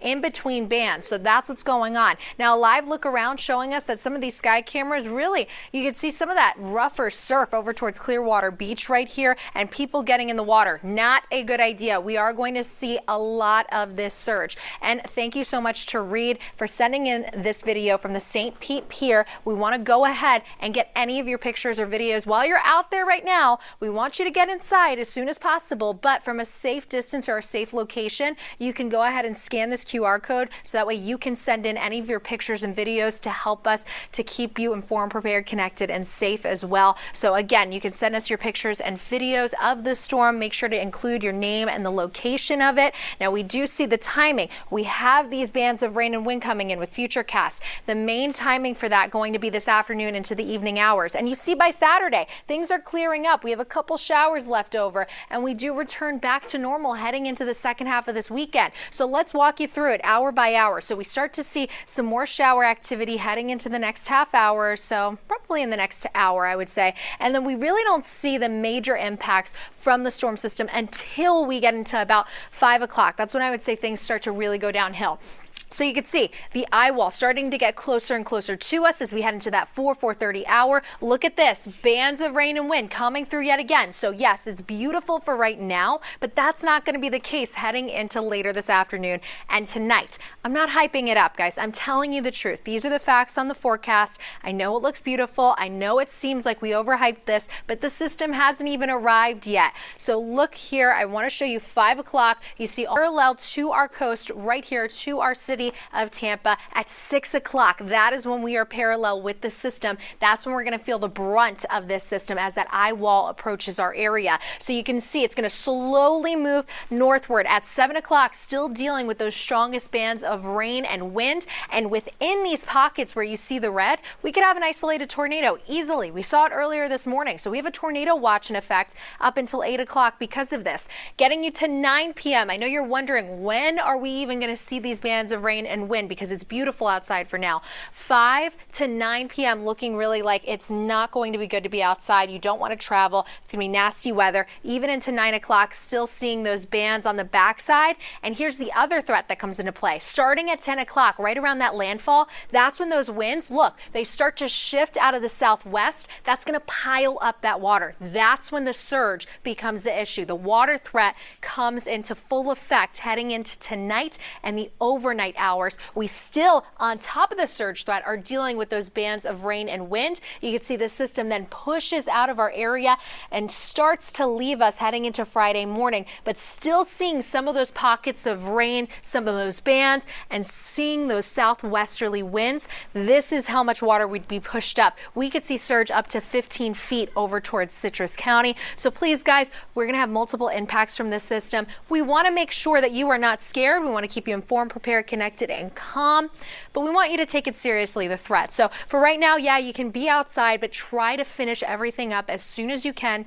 And make sure you're hunkering down for later today into tonight. But don't worry, myself and meteorologist Mike Prangley have got you covered. He's got all the impacts. Thanks, Amanda. You hit it on the head here. We don't want to get a false sense of security. Everybody, a lot of the feedback we're getting, well, where's the storm?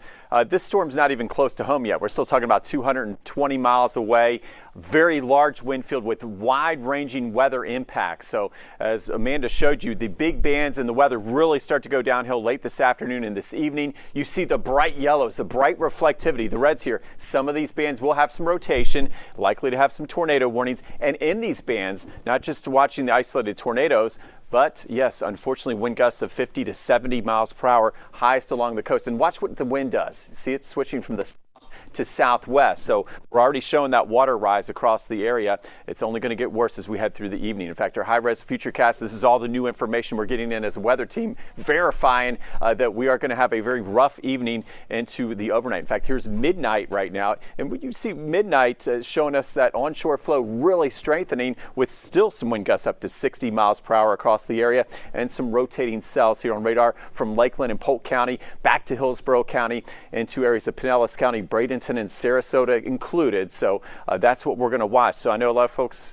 already getting a little cabin fever. They've been sitting and watching all day. What's going to happen? But we got to really be careful and stay strong. We can get through this together. We got to stay patient. Okay, so we're going to stay put and get to that safe spot.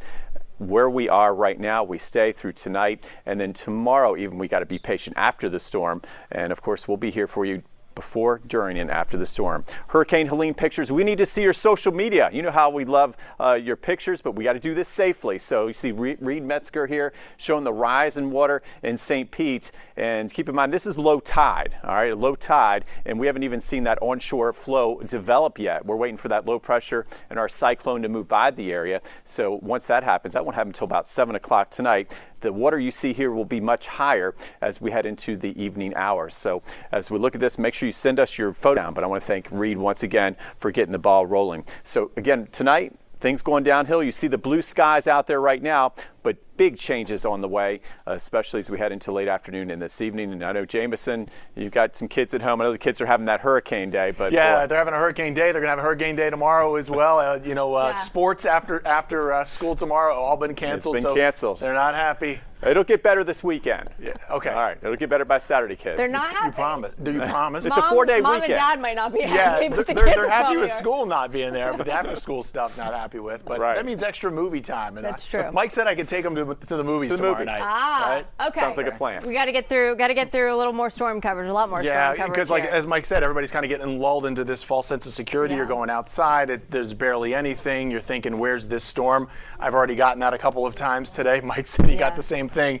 Everybody's kind of wondering where this storm is. The storm's on its way, and it's not far away. I wish we could say it wasn't. Yeah, I wish we could say it wasn't, or that it was getting through here, at least at daylight hours. It always seems that the worst of these hurricanes always seem to hit in the dark, and that might be the case again tonight. Right. We will see that landfall later on tonight. So we want to get over to Miranda Parnell. Earlier this morning, we were showing you areas of Treasure Island, or she was showing you areas of Treasure Island right behind you. I love that building. You can go inside, get a nice little cocktail typically, and lay by the pool. Miranda, the Don, a fan favorite of a whole lot of people, but not today, huh?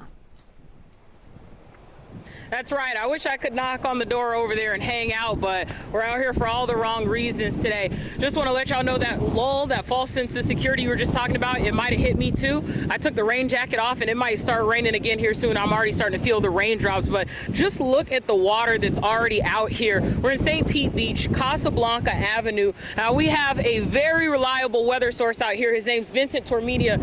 He is A1 since day one when it comes to weather and letting us know what's going on out here.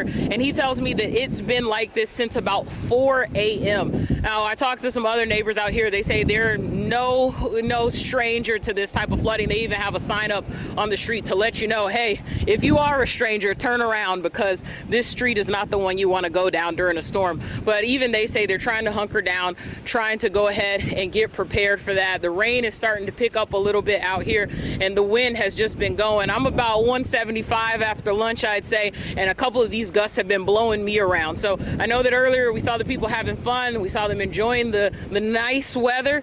That looks like it's all done for out here. It's time to head in, get everybody safe, get those sandbags out if you haven't already done it, and get in place. You don't want to be caught out here when things go south. You want to already be in a safe zone. So, if you can't make it happen right now, I don't know what to tell you, but I'll probably head to the shelters if it's not safe for you in your home. Yeah, and everywhere you've gone this morning, Miranda, there seems to be flooding happening somewhere, whether it was Gulfport, now St. Pete Beach, obviously Pastagrille right down the road. It's going to be the same exact thing, and everything down the street there. It's just going to be that way all day long. We're just hoping it doesn't go as far into the neighborhoods as we're seeing right there behind you. That's right. We're hearing mixed things from the neighborhood. They say, you know, some people are thinking, oh, maybe this storm won't be too bad. And then other people are saying, no, this one already feels like it's going to be worse. The thing is just you want to play it safe. This is not something that you want to take a gamble on. No, and Miranda too, I think the big thing, I'm even sitting here thinking, I can't believe how much water we're seeing as early as we are, because the storm is still more than 200 miles away from us right now. It's just so powerful, and that's why it's pushing water already up into our coast. So just imagine the power that it's going to bring as it's actually parallel with our coast. And this exactly points out everything that Bobby and Mike Prangley and Amanda have been talking about here, is the fact that this is not a rain event. This is not going to be flooding from a rain event. This is going to be a water event from storm surge, and we're already starting to see this Category 2 storm pushing everything on shore, and this is before the worst of it yet. And this is before it starts to rain. This is before everything. So this is why all the warnings are going out to everybody who live in those low-lying areas. Right. Our Jenny Dean has been in the Hillsborough area and Tampa. She's been all over the place showcasing that as well. A little earlier we caught up with her, and you could already see the flooding there off Bayshore. That's where we find her still. And Jenny, it looks like it might have turned a little bit. Last we checked in with you about a half hour ago, the sun was shining over you. It almost looked like it could be a nice, beautiful day if there wasn't a ton of water behind you. But I also noticed Jenny has moved a little bit further away from Bayshore now, a little bit up the street, so. Yeah, you know, the water, the mayor told us at noon that we're at the peak of high tide, but the water's not receding. As a matter of fact, it keeps pushing up a little bit, so I do have to keep moving up. But, you know, if I could just show you what's happening behind me here on Bayshore, the person standing up on the fence there, several people now, this is not a good idea. I mean, just as a mom and as a person, you don't want someone to have to come out and rescue you should you have to fall off of that into those choppy waters that are just pushing right onto Bayshore Boulevard. I don't know if you could see that there, but you know, this is an evacuation zone, and emergency officials are really wanting people to evacuate this area, and they get it. You want to come see. This is, you know, one of the most famous streets that people love to look at, and it's part of the thing that makes Tampa Bay beautiful, but this is also very dangerous. That water out there is waist deep in the middle. We've seen several people going across it, going across on bikes, and when they say turn around, don't drown, they mean more than cars. You don't need to be out here walking through flooded water. You don't need to be standing up on the edge like that, trying to get a good picture for social media, risking falling in. You know, this is a serious situation. This is not to be taken lightly. We have officers and fire rescue all around the city trying to make sure people are staying safe. They don't need to right now be coming out and trying to rescue people who are just out here checking things out, trying to get a good picture. So be careful, be wise. Let us show you what's going on from a safe distance. You know, I keep moving away from it because I'm not getting in that water. You don't know what's in there. It's flood water. There could be any number of things in there. So we just want to show people it is very flooded. And as far as I can see down Bayshore, we're at Bayshore and Swan. I know all the way down to Beta Bay, there's flood water. I don't know how deep it is. We've already been all the way down that way, but I've been talking to some people who have been down there. So we do know that Bayshore is going to be shut down, and they're going to keep cars off of it, but obviously, you know, they can't keep people from coming out here. So just use your common sense, be smart about it. It is getting a lot windier. Conditions are going to deteriorate at some point, and you really want to be in your safe space. You could lose power. You could potentially lose water service. So you want to make sure you're being smart about this, guys. Yeah. Jenny, am I noticing maybe about 20 minutes ago when we checked back with you, the water was behind you and it was pretty still. I'm starting to see what looks like a current of water now going down the street. Is that accurate?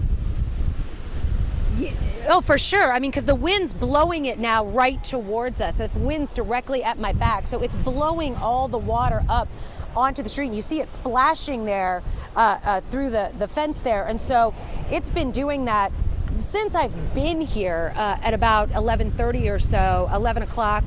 We got back down here. We'd been all through South County, checking things out through there. And, you know, it's been deceiving today. Water's been rising, but But other than a nice breeze, it's been sunny. Now the winds are really starting. You can tell it's more serious situation. You know, the clouds are moving in. I think as soon as we start to get another rain band, maybe people will start to take it a little more seriously.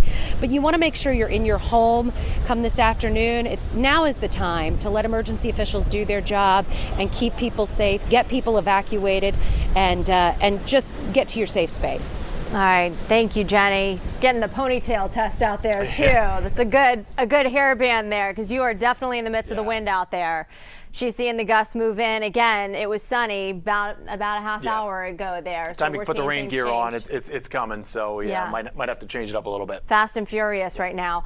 Speaking of that, Hillsborough County right now seeing a lot of power outages, and you can see the wind gusts that Jenny's dealing with out there. So you can just imagine that's just the start of it. We've seen these power outages go in and out throughout the day. There does come a point once we see the tropical storm winds that actually move into the area and we see more sustained winds in the higher elevation. We will see it come to a point where they just can't get those linemen out to restore the power. Right now, we have more than 1,500 TECO outages, more than 17,000 FPL outages, more than 3,000 Duke Energy outages right now. And again, a lot of that in the Hillsborough County area right now. Yeah, and speaking of high waves and whatnot, from what we just saw from Jenny there in South Tampa, as we take a live look now at the Howard Franklin Bridge, I believe we're starting to see some white caps out there in the bay. We know that the Howard Franklin Bridge, as we're working on getting that video for you, we know the Howard Franklin Bridge, especially on the Pinellas County side, as you're heading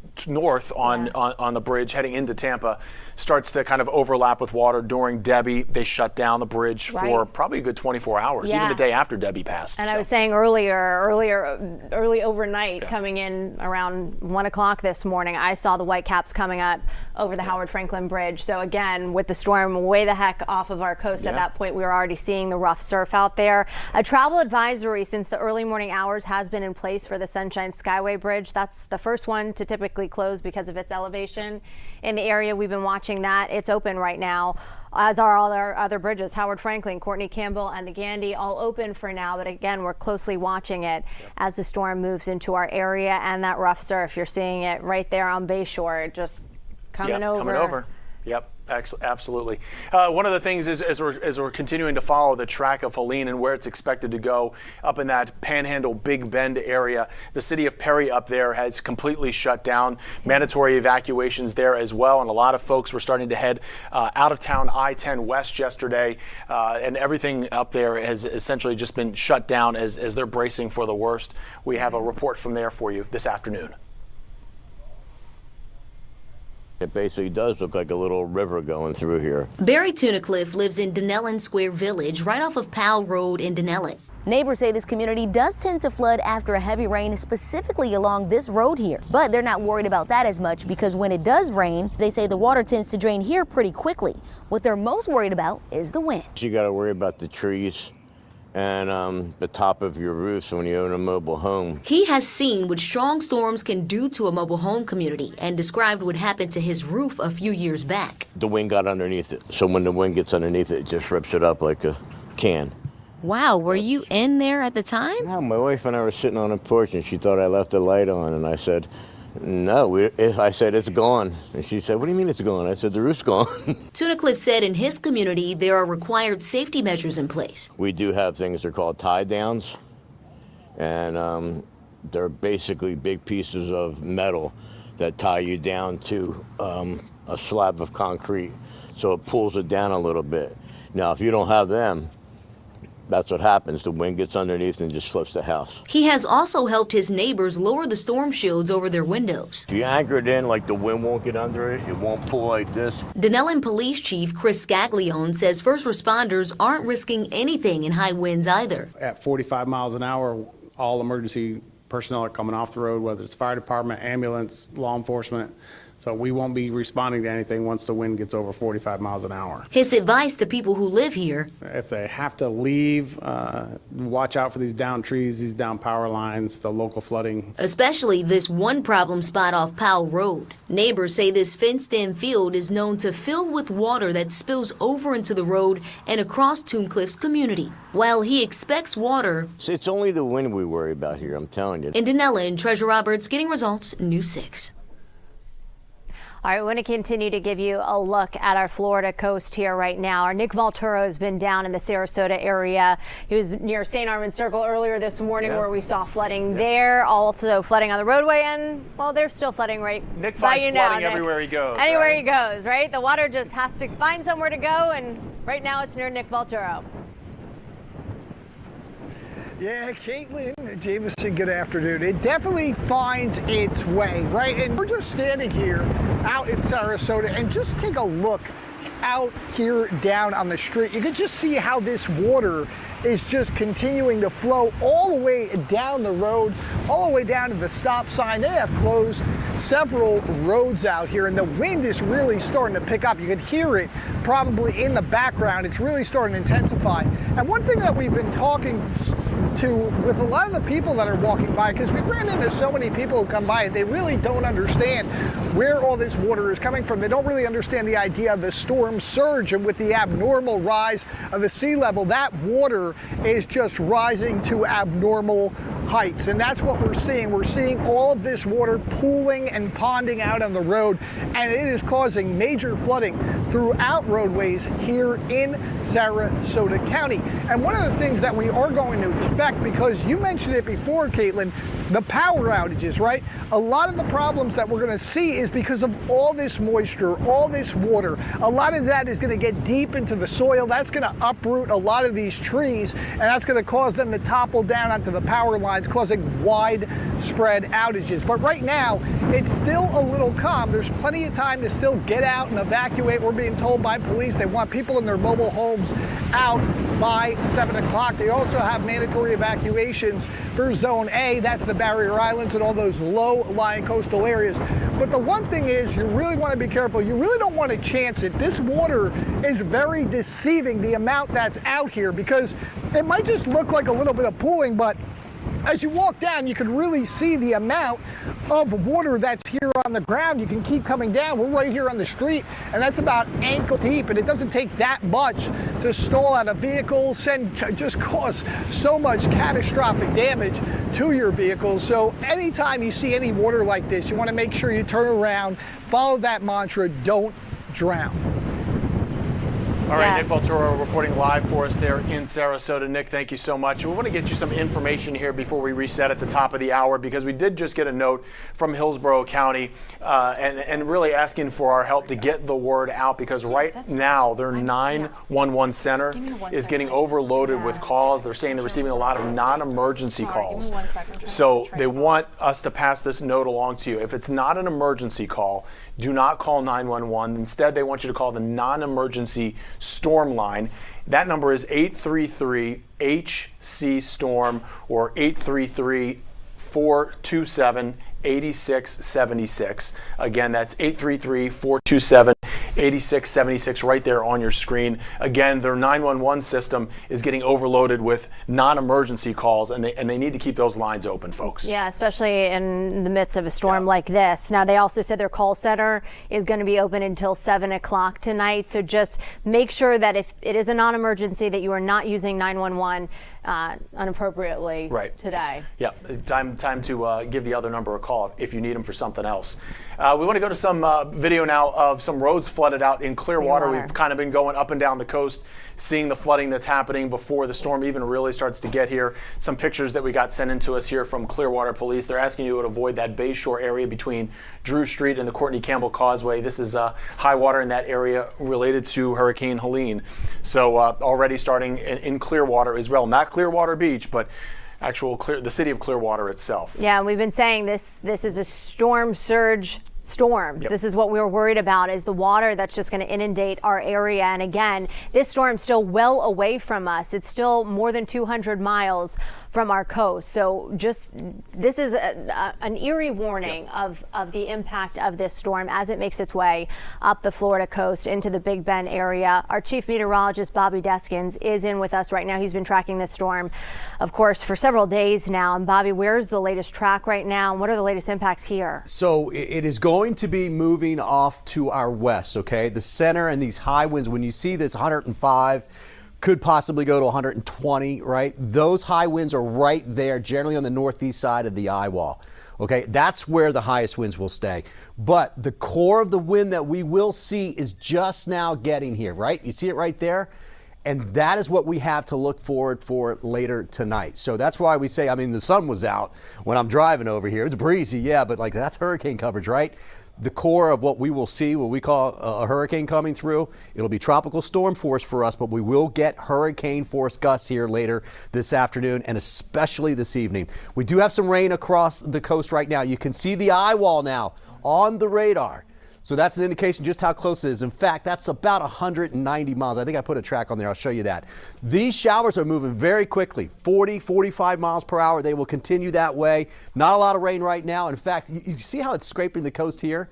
That's pretty much going to be the way it goes all the way through this event, through Friday morning. In fact, it'll really dry out after about 4 in the morning tonight. But that will have the highest rainfall amounts right there along the coast, okay?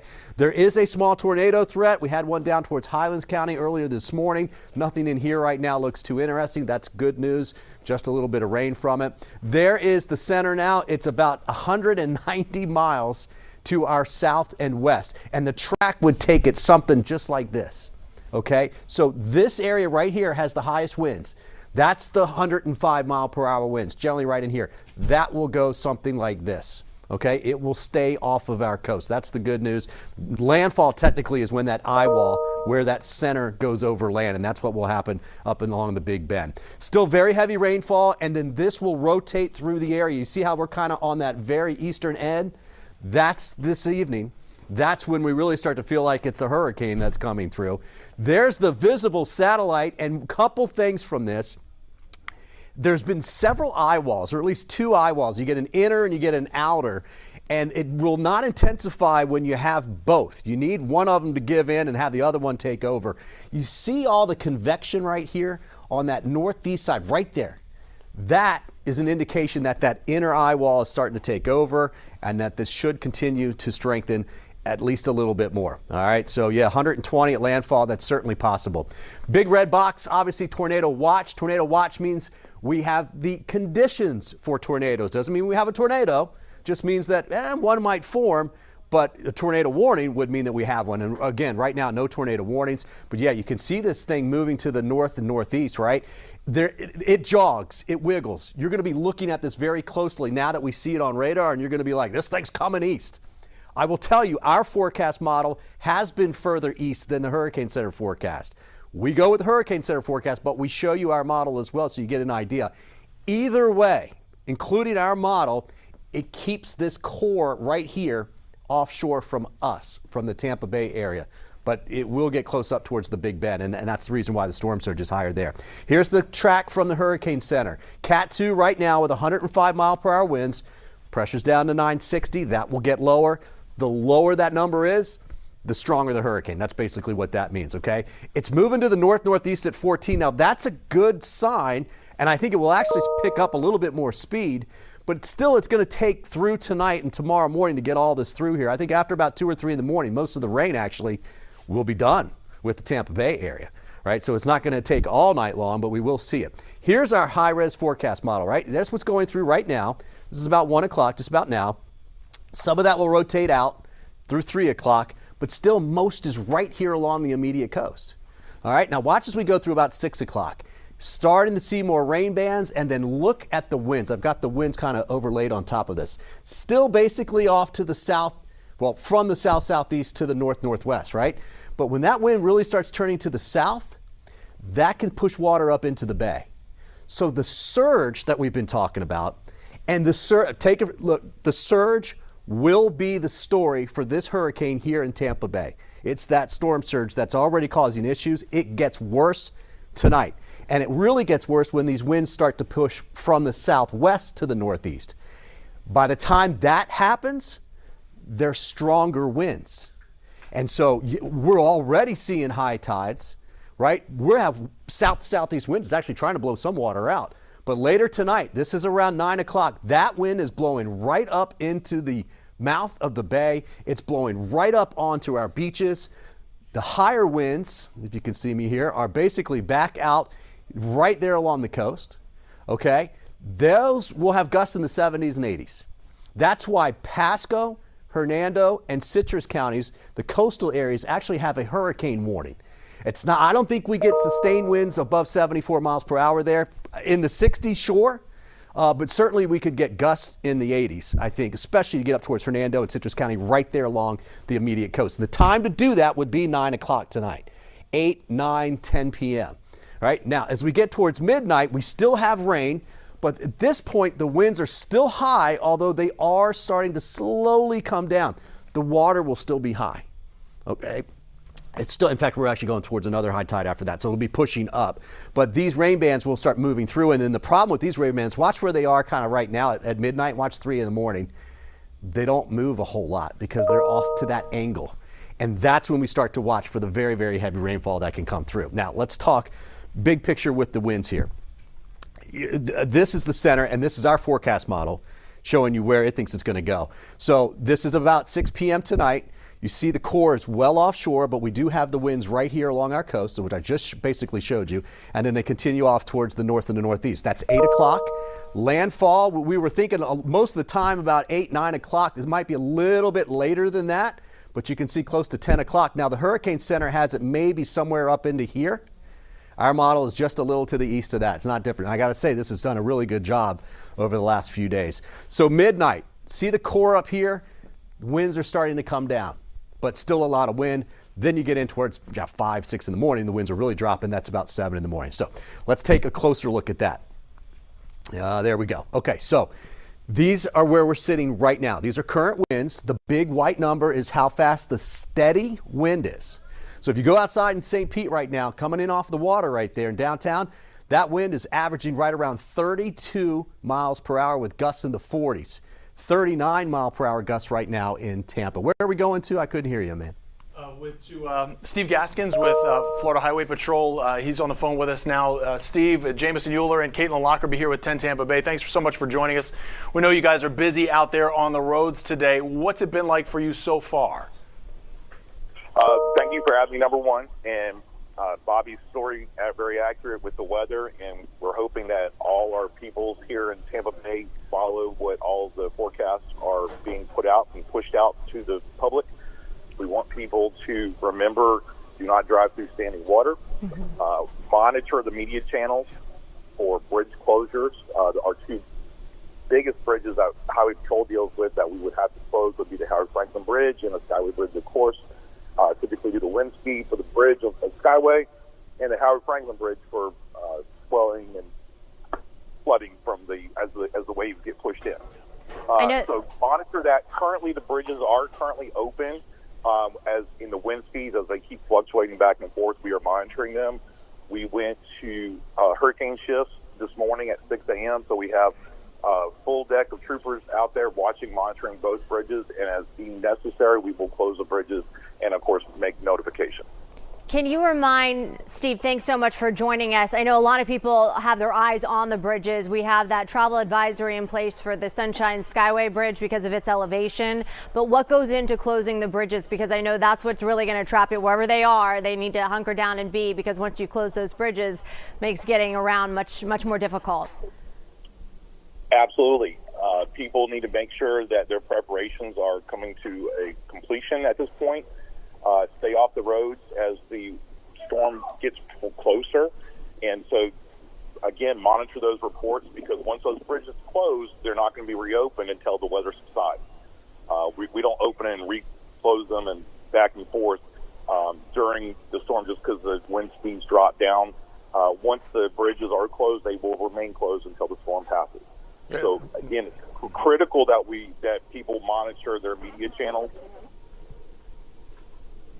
Yeah, for sure. And Steve, so grateful that your troopers are out there keeping an eye on the roads for us as they've been kind of doing their patrols today. What kind of traffic have they seen out there? Do you expect to see fewer people than you've already seen out there so far? Traffic on Bay Area roads, of course, we had a major crash and then a secondary crash on I-75 in the Brandon area this morning. And so that delayed people traveling southbound. And so, again, if people can start sheltering in place, get off the roads, that would really help out. Other area roads, traffic volumes are down But again, we want people to get into a safe location as the storm passes. Steve, before we let you go, because I know that, again, I want to just harp on the bridges because that's the question that we continue to get while we have you. It may seem like a duh, but do you anticipate closing all of the bridges in the area, and what is it going to take to close them? We've got, again, troopers assigned to monitor all the bridges. We're noticing water levels rise at the Howard Franklin and then the approaches to the Skyway Bridge currently. And so as the weather deteriorates, we'll make the decision to close the bridge. It'll probably be sometime this afternoon if weather conditions continue. Likely sometime later this afternoon. Right now, again, because we're getting the bands coming through, we're having wind speeds, adjusting up and down. So once it becomes a consistent wind speed, where those wind speeds are making things unsafe for travelers, that's when the bridges will be closed. Yeah, Steve, when we talked in the past, you've always said your troopers are out there and there's the wind test and then there's the eye test as to whether or not you shut the bridges down. And that's obviously what's going to come into play here with this storm. Steve Gaskins with Florida Highway Patrol, thank you so much for joining us this afternoon, and stay safe out there today. Absolutely. Thank you. Thanks, Steve. We have Jennifer Titus, who has been up in Crystal River all day long, but we're going to get to her in just a little bit. Yeah, it's the flooding that we've seen. Listening to Steve, too, I think the other thing to keep in mind here that we've continued to hear, even from Governor DeSantis earlier today, is that the debris is going to be an issue as well. Yeah. Obviously, we could see power lines down. We could see trees down, especially up in Tallahassee. That's what they're really concerned about, trees down in the area. But if there's limbs, they've got to remove those, too. And so we've got crews set up to do that. They've got swiftwater rescue crews set up as well, crews that are going to be removing debris from the roadway, but all of that's going to play into road safety issues out there. And speaking of Governor DeSantis, we're going to have another update from him from Tallahassee at 5 p.m. We will bring that to you live as well. We were just talking about Jennifer Titus up in Crystal River, up in that Citrus County area. This is where Adalia really did a number last year, and she's back up there again this year, where Helene is expected to get real close to you again, and the water is already starting to come up there. Yeah, unfortunately, Jamin said we are back here the third time in just the past year. First Adalia, then Debbie a month ago, and here we are again with Helene. Let's take a look at where the water is right now. This is Kings Bay right here. You can't see it. Right here is actually the seawall, and that's how much the water has gone over the seawall there. And that's what everybody is watching right now, especially when we have that 10 to 15 foot estimated storm surge for Crystal River and Citrus County. I'm going to take you over here. I gotta say, these I call them my friends now, because unfortunately now we've been through some of their most vulnerable times over the past year, as they've seen their homes completely washed out, 3 to 4 feet of water. They were just laughing there, guys, because I think if you're not laughing, we're probably gonna cry, right? So I think that's I think it was good to hear some of those laughs a second ago. I'm gonna walk over here to Jason, who showed us his house a little bit earlier, was going to show us this place here, because Jason, it's kind of what, deja vu for you right now? It's normal now. It's all normal. It just stresses out, though. That's the only bad thing. I was about to say it's a new normal that you really don't want to continue. Exactly. Yes. Yep, you're right. So tell me, you see the forecast here. Yesterday, I think we were at the 12 to 18 mark. What is going through your guys' head when you're literally right here and you've seen the devastation the storm surge can do? Not wanting to come back. Bottom line. Yeah. It sucks. But we'll deal with it, though. That's all we got to do. What I've heard, too, from the mayor and from you guys, Crystal River strong, right? Yeah, definitely. We got this crew right behind us. Look. Yeah, Tom Brady. Family sticking together. Come this way, because I think I just want to give people the sense. Like, first tell me, because I want to talk about Helene now. Adalia a year ago. Show me, how high did the water get in here? It was basically right up to here, just like this, right here. I mean, and maybe a little higher and all, but before it even comes in, we walk out our steps and we're up in here walking in water, all next door. When you come home to that, is that just, I mean, your mind is like, you look at everything because you already see what the water came up to, so you're like, oh my God, where do we start? Yeah. It's like, but it's getting normal, so it's like, it's normal, and that's not good. And guys, you heard him say it came up that high. That was a 7-foot storm surge. Now with this 10 to 15 foot storm surge, we're looking up here, just like this. So bottom line. And to show show you because you told me that you had to replace refrigerator. Everything, floors, everything, cabinets, you name it. All brand new. All brand new already. Every apartment's got it all brand new. He's replaced everything. And so now tell me, in the past 24 hours, you guys have literally emptied this place out. Emptied it, yep. Emptied everything out. This one, he emptied everything out, took it to another piece of property. Everybody, like I said, you seen my place earlier. We emptied everything out and put everything. We got a 2-story one, so we put everything upstairs. Is that how you get through this? Is just having this village, having this family, and like, hey, and all these people work together. That's what's nice. Yeah. Everybody stays in the same group and work together and help each other out. That's all you can do. It's all you can do. You can prepare for the worst and just hope for the best. That's it. That's what we do. And we talk about that. I'm like, why? Why do you do it? And you say, because it's nice living here. That's all there is to it. Price of paradise. Price of paradise is right. Oh my goodness. All right, let's come on back out here, guys, just to show you one last time how high Kings Bay is getting so far and really the concentration of Kings Bay. They told me they're going to watch the water here. You guys are smart. You guys are going to leave once it gets too high. They're not staying around. They're not staying around. You guys saw the damage from Idalia, so they're going to be you're not swimming out of here. They're going to get out of here. They're going to watch.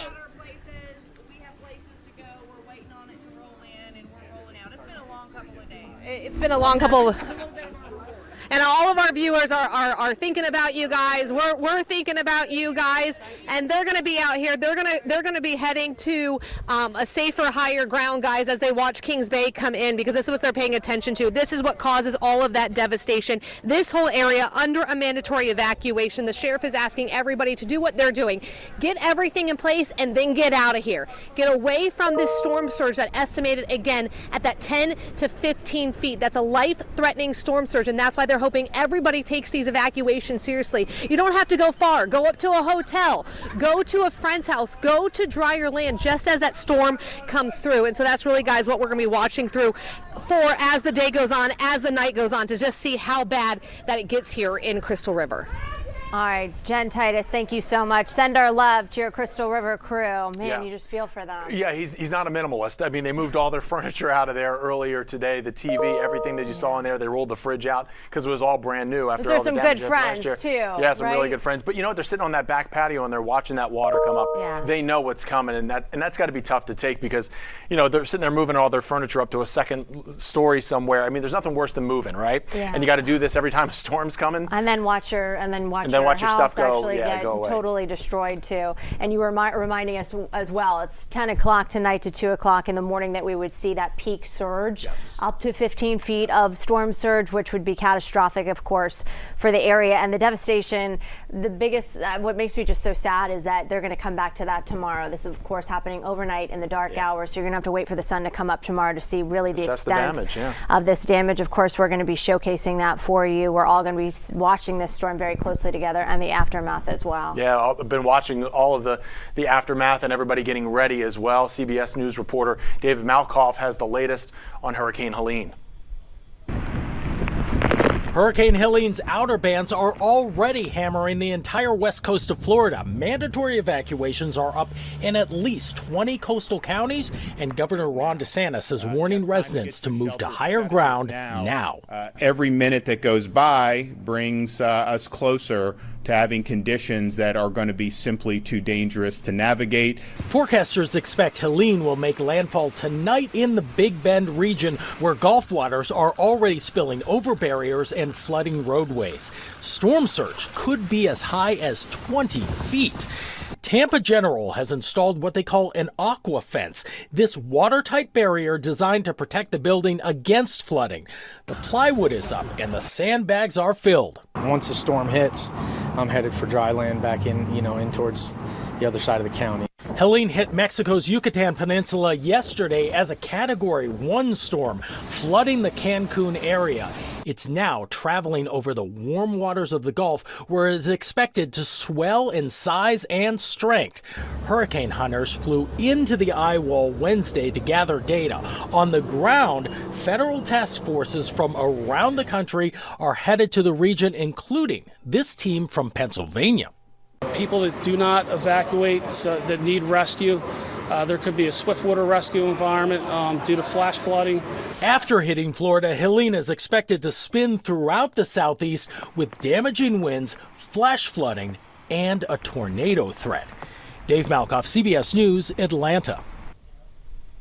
My goodness, you see all the water inundating the area there. And speaking of evacuations, as they mentioned there, 10 Tampa Bay, we're in evacuation zone A in Pinellas County, right off of Gandy, and we have been ordered to evacuate. Yeah. We did that earlier, or I should say last night, as a matter of fact, so we could go on the air from our temporary studio here. We're in a safe location. We're on dry land to bring you the news all throughout the day, this forecast, and keep you informed, prepared, and connected. So you might notice things look a little bit different, but our news coverage is not. Let me assure you of that. Our engineers, our production crew really got it done for us. We appreciate them as well. We appreciate you watching and staying with us today, trying to keep you informed and prepared for this storm that we've been watching now less than 200 miles southwest of the Tampa Bay area. We've been tracking this very closely throughout the early morning hours for days now, but we've been here in this backup studio since the early morning hours, letting you know exactly where it is. Yeah, and we keep it going, and we're going to keep following the forecast here. We have Angelicia Bruton. She's in Hernando County for us. She's been there all morning long. You've gone everywhere from Pine Island to Spring Hill. Where are you now, Angelicia? Yeah, right now I'm in Bayport Park, and I'm guessing with all the businesses and schools closed in the area, it seems like everyone wanted to come here to have a little fun before the storm. I was talking to some people, and apparently this is a good time to go fishing.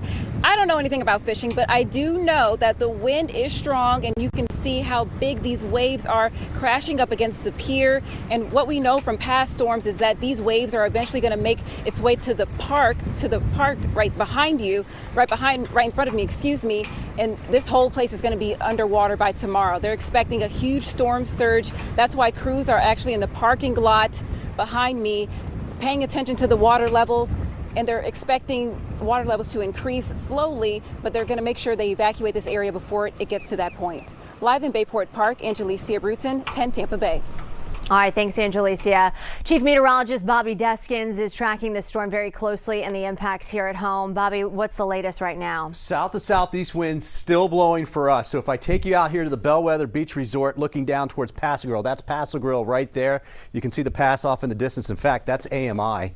Some of the houses and trees down there on AMI. But what's happening now, I don't want to say it's tranquil, right? But it doesn't look like victory at sea out there, right? It's not very choppy. There's swell coming in from the storm. That swell is waves generated by the wind way out in the Gulf. That is helping to push the water, and that's one of the reasons why we have the rising levels. That's part of the storm surge, is the swell that comes through. And when we tell you 5 to 8 foot of storm surge, that's the water level. There's waves on top of that. And later today, the wind will turn from the south-southwest, and that will blow more back towards these beaches. And then it's really going to look rough out there. Then it's really going to push the water levels up. We've got winds right now that are basically sustained in the 30s, so, well, at least close to the coast, 32 mile per hour winds. That's basically St. Pete in there. But look at the forecast here. This is around 3 o'clock, so 2 hours or so. Is it going automatically over there? But you can see, look at these winds here. By 8 o'clock, it's now blowing onshore. I'm going to try and back this up here so we can see it a little bit better. I want you to go through the timing. But the point is this is all going to change, and you really feel that wind later tonight. 51 mile per hour gusts by 3 o'clock, 40 at Davis Islands. Winds are generally in the 20s. Inland locations, the highest winds will be down along the coast. And then watch as we get towards about 8 p.m. Now the wind's blowing onshore. Now it will sound like a hurricane outside, right? At least a tropical storm. And the water levels will really start to come up. And we will start seeing gusts in the 40s and 50s inland, but in the 60s along the coast. And that includes, look at even Brooksville with gusts in the low 60s by 8 p.m. this evening. Then closer to about midnight, the winds will slowly start to come down, but it's going to take from 8 p.m. through midnight, really, for most of that to happen. You'll still be high up in the Crystal River because you're a little bit further to the north. You're getting this a little bit later, which means your winds coming down is happening a little bit later as well. But still blowing onshore. So even though we have less winds at around midnight, the tide's coming up. We have another high tide around 2 in the morning. So the tide's coming up, the wind's still blowing water. There's a swell that's coming in. The water levels will stay high from 10 p.m. through 2 a.m. I think that's the window where we see the peak surge out there tonight. This is 3 in the morning. Notice the winds now, 20s with gusts in the 30s. Still have some gusts in the 40s. out at the beach. So it'll still be windy all night long. And then by 6 o'clock in the morning, gusts in the 30s at the coast, 20s inland, and then things really calm down as we get going into the middle part of Friday afternoon. So yeah, it'll be breezy again tomorrow. Winds will stay out of the southwest. It'll be very choppy, obviously, out there at the beach, and there'll be a lot of debris around because of the water levels. Look at our forecast model for just the wind gusts. These are not steady winds, but these are gusts for the Tampa area. All right, 40s, we already have that. 50s by 3 to 4 o'clock. Gusting to the 60s by 5 to 6 o'clock. 74 mile per hour wind gusts, 74 and above is hurricane force winds. So that's our model saying that by 6:30, 7:30, we've got hurricane force wind gusts in here. We haven't seen anything yet as far as this hurricane is concerned, okay? We will get tropical storm force winds, gust to hurricane force, but that's not happening yet. It will happen this afternoon, especially after 3:30, 4 o'clock. We're just getting started with this. Power outages, imagine that. A lot of folks saying that they couldn't see it, they don't have anything but their phone. You can stream us on your phone. Get the 10 Tampa Bay app, 10 Plus app. You can stream it right there. Watch what happens as we go through about 4 o'clock. See some rain bands and some wind picking up, and there's a chance for power outages. That's what this is basically showing you. But watch the difference between 4 o'clock and around 6 o'clock. That's 5 o'clock. Look at this. That's those higher winds picking up. We'll start it in Sarasota and Manatee County and southern Pinellas County. That's the odds of power outages. Watch what happens around 6 to 7 o'clock. Look how widespread that is. Even inland locations have at least a chance for that. Obviously, the higher chance will be right along the coast. But the difference from 4 o'clock to 7 o'clock is right there, guys. The wind's coming up. Now, as we get towards 10 p.m., this is power might still be out, but this is just saying weather-related power outages occurring. You see it moving further off towards the north, and that's because that's closer to the center, and obviously it's drifting in that direction. Now, tides. That's blowing all this water, and we've seen it already high. Number one, if you live on the water, you're like, what's going on? The water levels, here's the tide. This is the predicted tide. The water levels for the last 2 to 3 weeks have been running almost a foot above normal. Has something to do with the moon, how close the moon is to us. We had full moon. What's happening now, we just had a high tide at 8:41 this morning. I guess I shouldn't say high, but we're going towards a low tide at 5:20. That's actually good news. And I've watched the levels at St. Pete, which is a pretty good indication of everywhere. It got high. It's leveled off. You may have noticed it leveled off. It is starting to come down a touch. I don't think it comes down. You know why? Because as we get close to what, 5 o'clock, what did I just show you about the winds? That's when the winds start coming up. So yeah, the tide's trying to help us out, but at that time, the wind's picking up. And so here comes that surge. And so we're thinking around 10 p.m. through about 2 a.m., we'll see the surge peak somewhere in here and then slowly come down. We've got a high tide at 2 in the morning. And we've got the winds just starting to drop off at that time. So we're going to get it tonight, but we're really going to get it closer to midnight for the highest surges that are out there. Now, this is the forecast from the National Hurricane Center. They're still going 5 to 8 for the Tampa Bay area. We have not seen that in decades. The sensor at St. Pete, the one I was just talking about, I think it was 1985 Hurricane Helene. Helene came out here and just kind of did a loop and then went back out. That gave us about 4 feet. If we verify 5 to 8 foot of storm surge, there's going to be many of you out there, even the old timers, that have not seen that level of water. That will create quite a bit of damage. Okay, there will be debris on the roads. There'll be. This is just the water. With gusts in the 60s and 70s, you've got trees down, you've got branches down, you've got power outage. It's going to be a little bit of a mess. So I know it's been sunny in places, a little deceiving out there today, but we've still got the core of this coming through. 5 to 8 for the Bay Area. Now, Manatee and Sarasota, it's a little less the further south you go, but still 4 foot. I mean, and I would go certainly by these lower numbers. Even the lower numbers are big numbers for us. 8 to 12. Pasco, Hernando County, then 10 to 15 up in towards Crystal River. Crystal River right now, US 19 becomes 98. That will almost all be underwater through downtown Crystal River, just to the north, all the way through the town, and just to the south. Looks like probably 3-4 feet of water on 98, okay? 15 to 20 foot of surge goes up here into the Big Bend. That's the area where we think the center goes. It might go a little bit to the right of this track. This right here, this is the Hurricane Center cone. And all the cone suggests is that the center will stay somewhere in the middle is what it's thinking. But I think it goes just a little bit to the right, but that'll put the highest storm surge right in this area here. That is a lot of water, okay? So that's why you see Jen Titus up there in Crystal River watching that very closely. Now, don't forget, let me get out of the way here. You can send us some great pictures and video.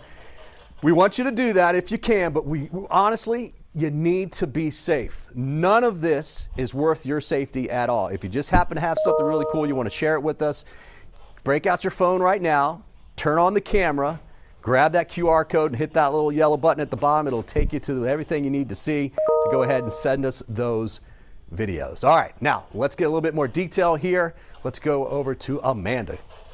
Thanks so much, Bobby. So this is really great imagery that we got. Thanks so much, Reed, for sending that in. So we've really seen a lot of submissions from you guys, which is wonderful. We want to go ahead and switch over to Weather One so that way we could take a look at what's going on. Live look around, you can see that we definitely have a good amount of sunshine in there, and it's the calm part of this storm. So Hurricane Helene, right here, right now, what we're seeing, the last advisory, 11 a.m., that new advisory about to drop from the National Hurricane Center at 2 o'clock. So I'm going to go ahead and do a live and update you guys on social too. But for right now, what we want to focus in on is that this system is a Category 2 hurricane. It's still predicted to make landfall along the Big Bend of Florida as a Cat 3. Now, what we know is that we're going to be feeling those impacts far outside of the center of that cone. So as we're feeling those impacts, they're going to see that realistically our conditions really start to deteriorate later on. I'm talking after 3:30, 4 o'clock, like Bobby was mentioning, and we see the system pushes into Georgia, the Carolinas. They're going to be impacted by this system as well with severe weather, also flooding. Live look around, you can see that there is a good amount of cloud cover starting to move on in versus earlier we had that sunshine. So if you're thinking to yourself, oh, it's fine, it's clear, everything's good to go, we're done with the storm. No, we haven't even started yet, like Bobby was mentioning. This is just the beginning. We're going to see this eye wall come on up, and this eye wall right here, some of the strongest winds and storm surge is coming. It's not even started yet, and we're going to see a lot of rain, and also that isolated tornado threat is going to be within those next couple of bands. So let's talk timing. Future radar showing us that some of that biggest portion of that band right here moving in right around 6 o'clock. So again, we want you to be safe. We want you to make sure that you're inside by later this afternoon into the evening hours. We see the system potentially making landfall tonight between 10 to 11 p.m. and that's going to be over towards the Big Bend. But let's take a closer look at future radar here at home. So what we do see is that the system is going to be moving up the Gulf. This is no hype. I'm not here to scare you guys. I just want you to know in terms of timing what to expect. So I know you're thinking, oh,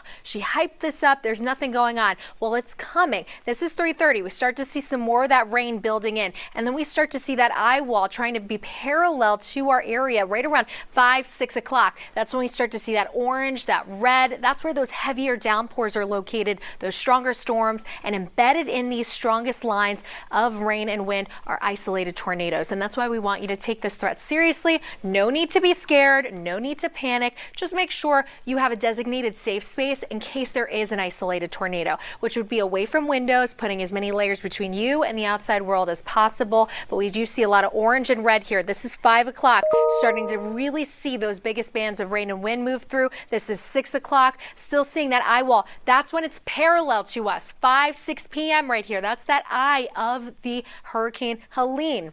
So when that high is directly parallel to Tampa Bay, that's when we're going to be feeling the most amount of impacts right here for Pinellas and Hillsborough County. Again, this is all coming after 3:30, 4 o'clock. That's when we're going to see things really pick up in terms of the bands of rain and wind. This is 7 p.m. The system, look at the eye right here. You can see just parallel, a little north of us there, but still bringing us major impacts. So that's something we want you to be aware of.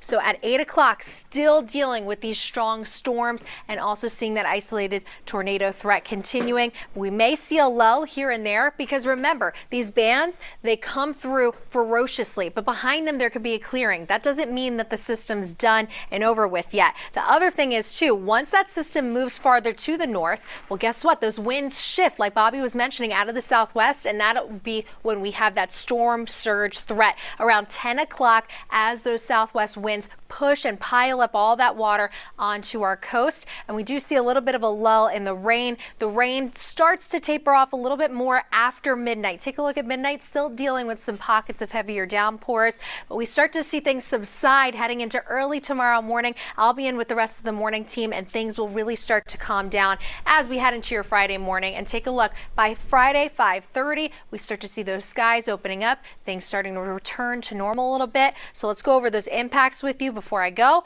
We see the impact for Citrus, Hernando, and Pasco County is going to be much stronger than anywhere else in our area because they're the closest to that landfall along the Big Bend over towards Perry. We're talking winds 50 to 70 miles per hour, gusting up to 80 miles per hour. And that is why we have that hurricane warning for this area in particular, right along the coast with that surge. Some areas like Citrus County up to 15 feet, like Bobby was mentioning. And then farther towards Hillsborough and south in Pinellas, a little farther away from that center, we do see those impacts still going to be strong, but a little less in terms of what we could see. Potentially rain 3 to 6 inches, storm surge as well, 5 to 8 feet. Surge for Sarasota and Manatee at 3 to 5 feet. And then farther inland, not dealing with that surge, but still isolated tornadoes are a threat. So we just want to make sure you're informed, prepared, connected, safe, and we're going to keep you calm all throughout this storm and even after. We'll stay with you. Your 7-day forecast showing us it's a weather impact alert day today and heading into early tomorrow because we see we are not done with this system. We're just getting started.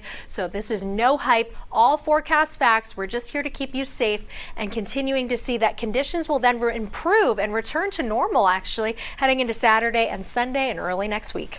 Yeah, I got to get through the worst of this first, though. Our Jenny Dean has been monitoring the Hillsborough County area for us today. She's been in downtown Tampa and joined us along Bayshore again right now. Jenny, we've already seen the flooding there, and every time we check in with you, it just gets worse. Yeah, let me give you a frame of reference, Caitlin.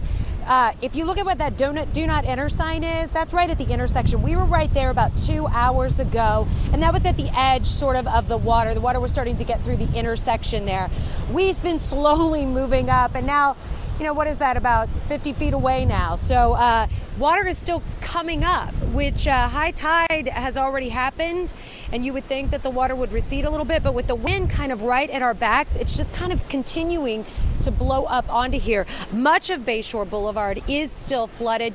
And we are still seeing a lot of people out and about. It's not as sunny as it was, and the wind is definitely stronger than it was even a half hour ago with big, stronger gusts, because you'll stand here and then every now and again you'll kind of feel it pull you. But the sustained wind definitely much stronger as well. And as you can see, it's just coming right behind me and blowing all that water onshore. We're still seeing a lot of people kind of out and about on Bayshore, but the water in the middle there is pretty deep. It's about waist deep on the roadway. Now, when you get up into the median, it's a little low, but you know, we've seen people going through there, going to the other side of Bayshore, and it's about waist deep, which is a health hazard, by the way.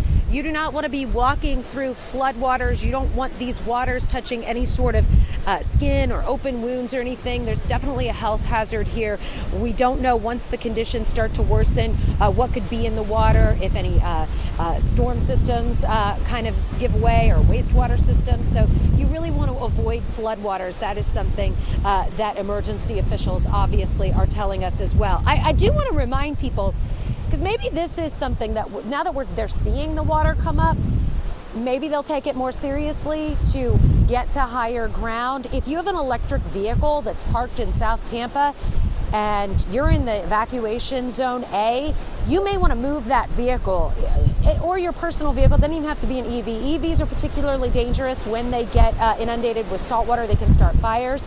But the mayor said all of the city garages are open and free. If you want to park your car higher up, if there's no other place to park it, you have someone get your car there and get that car parked up higher so that your car doesn't get ruined. And if it's an EV, especially golf carts, scooters, e-bikes, you don't want those to get inundated with salt water either, because it can definitely be a fire hazard. And we have seen a number of fires after Ian and Idalia happened because of these electric vehicles and these lithium-ion batteries mixing with salt water. And it's a hazard for sure. And it can be days later. It doesn't even have to happen at that moment. It's not like a spark happens. So just a word of warning for you there.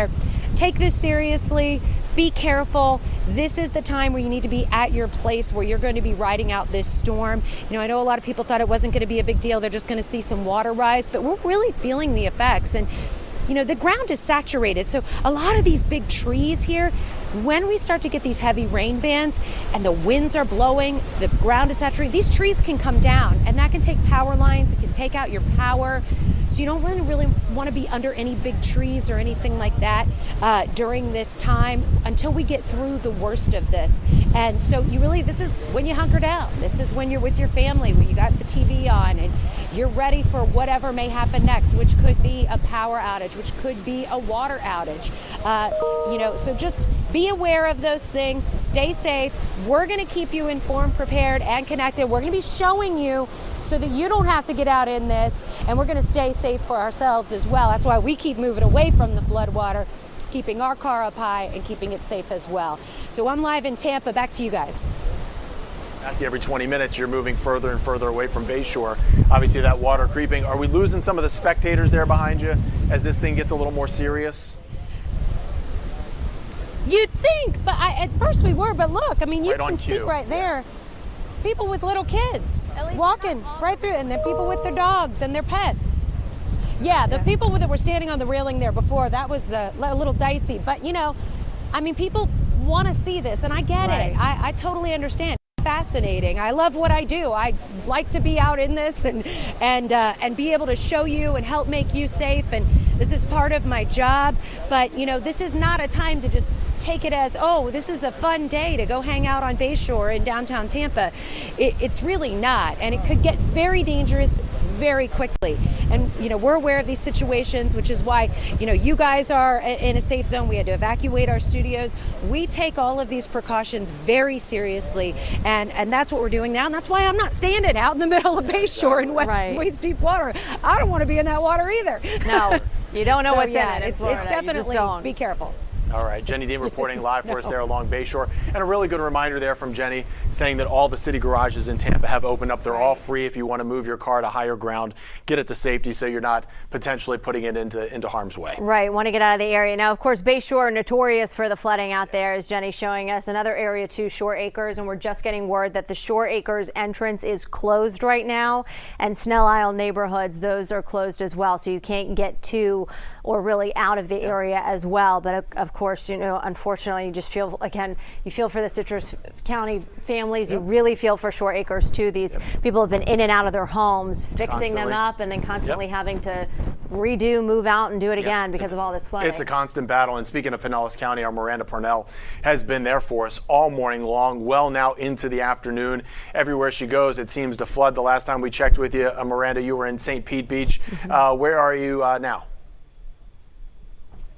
We're still in St. Pete Beach. We wanted to whip around to get a little closer look at that water we were showing you on Casablanca Avenue, right near the Don Cesar. Just take a look right here behind me. We talked to a man earlier who was walking through it. He said he thinks it's about 2 feet or maybe just under 2 feet already. And we spoke to another neighbor out here, Vincent Torminia, who flagged the situation for us, who says it has been like this since 4 a.m. They've been looking at this already all day. And like Bobby said, we haven't seen anything yet.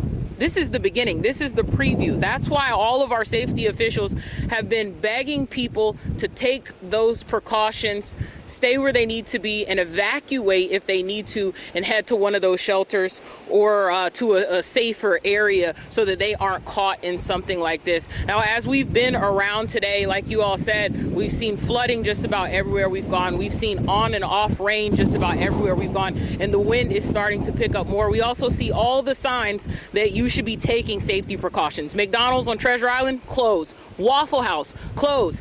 I don't know if you guys don't believe us. Please believe them at least, though. Like, this is not the time to play around. You don't want to take the gamble here. You want to take those safety precautions. I think the motto of the day is better safe than sorry. You know when Waffle House is closed, that it's a big deal. Yeah, it's a big deal, I'll tell you. And Publix are all closed down in the areas too. You might find one or two that might still be open, but if not, they're closing down as well. That water's starting to come up at where Miranda is. Every time we check back with her, it's going higher and higher up. So this just a preview of what's coming. 2 feet, she's 2 saying. feet That's already. wild. Yeah, and all the stuff that's behind. Not the clearest of water there either behind her. I want to stay out of it all. Yeah, stay out of that for sure. Where do we want to go next? Because we have a lot of information to get out to folks. We have a phoner. We do have a phoner. We're going to go to Pasco County. The Emergency Management Director, Andy Fossa, is joining us on the phone. Andy, thank you so much for joining us here on 10 Tampa Bay. Jamison Euler with Caitlin Lockerbie. Give us the latest from Pasco County at this hour. So Pasco County is still at a level 1 activation.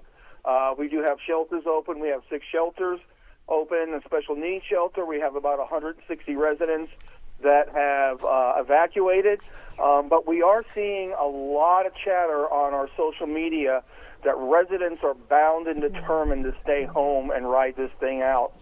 And I cannot implore more that they need to heed the warning and evacuate.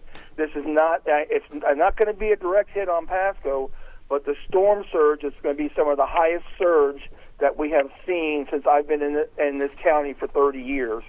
So if the citizens are hearing this, they need to listen. They need to evacuate. They need to find a safe haven. Like we say, go tens of miles, not hundreds of miles. We already know all the hotels in Pasco County are booked up. People are moving, but we still have those diehards that it hasn't happened to me and never will, but this time it's going to happen. Please listen and please evacuate. Yeah, Andy, where's the predominance of the flooding? And I know it's early on at this point, but is it the usual suspects, Hudson, Port Richey, those areas? Are you seeing it in areas that you wouldn't normally see this early on in a hurricane?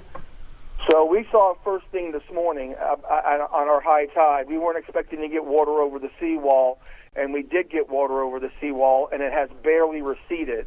And we're starting to see it climb back up slowly. So Hudson, Port Richey, and the Anclote area are going to see major flooding this evening. Right. And once it gets this evening and it gets dark out and that water gets high, first responders might not be able to rescue you. So you will be stuck in your house or wherever you're at until that water starts to recede.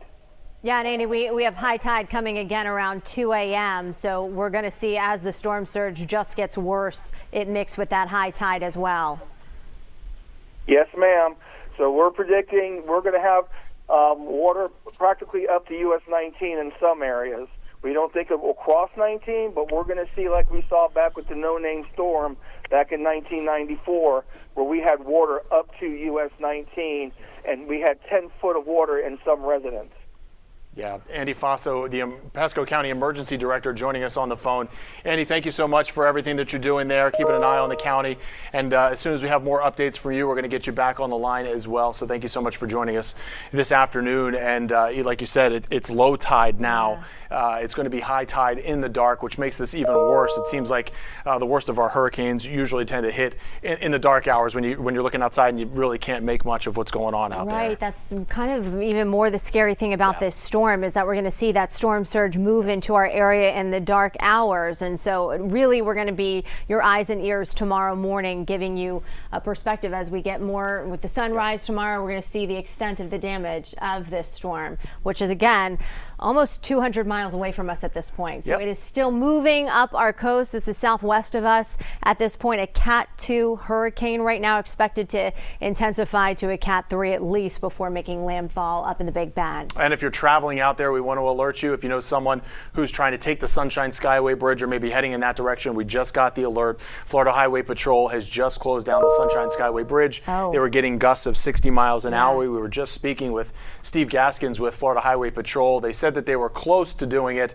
Now that officially happens about 10 or 15 minutes after we were talking to him. And he also made mention too that once they decide to close, he's got his deputies out there, his eyes and ears right now, waiting to see what those wind gusts increase to, and the sustained winds out there, and eyes and ears, right? So he was saying, you know, once you see the water lap up and it just gets too dangerous, they will close the bridges. He's expecting likely this afternoon to close them, at least the Howard Franklin. He was saying there were already water levels there. And the big thing that he said said is once they close, they're closed. The bridges are closed. They're going to wait for this storm to move through our area before they reopen. Yeah, they don't open and reopen and keep playing that game. They're just going to leave it closed until the all clear, until the storm is officially gone. If you go over the Sunshine Skyway Bridge and you're heading into St. Pete Beach, you know there's an area down there on Woody's waterfront.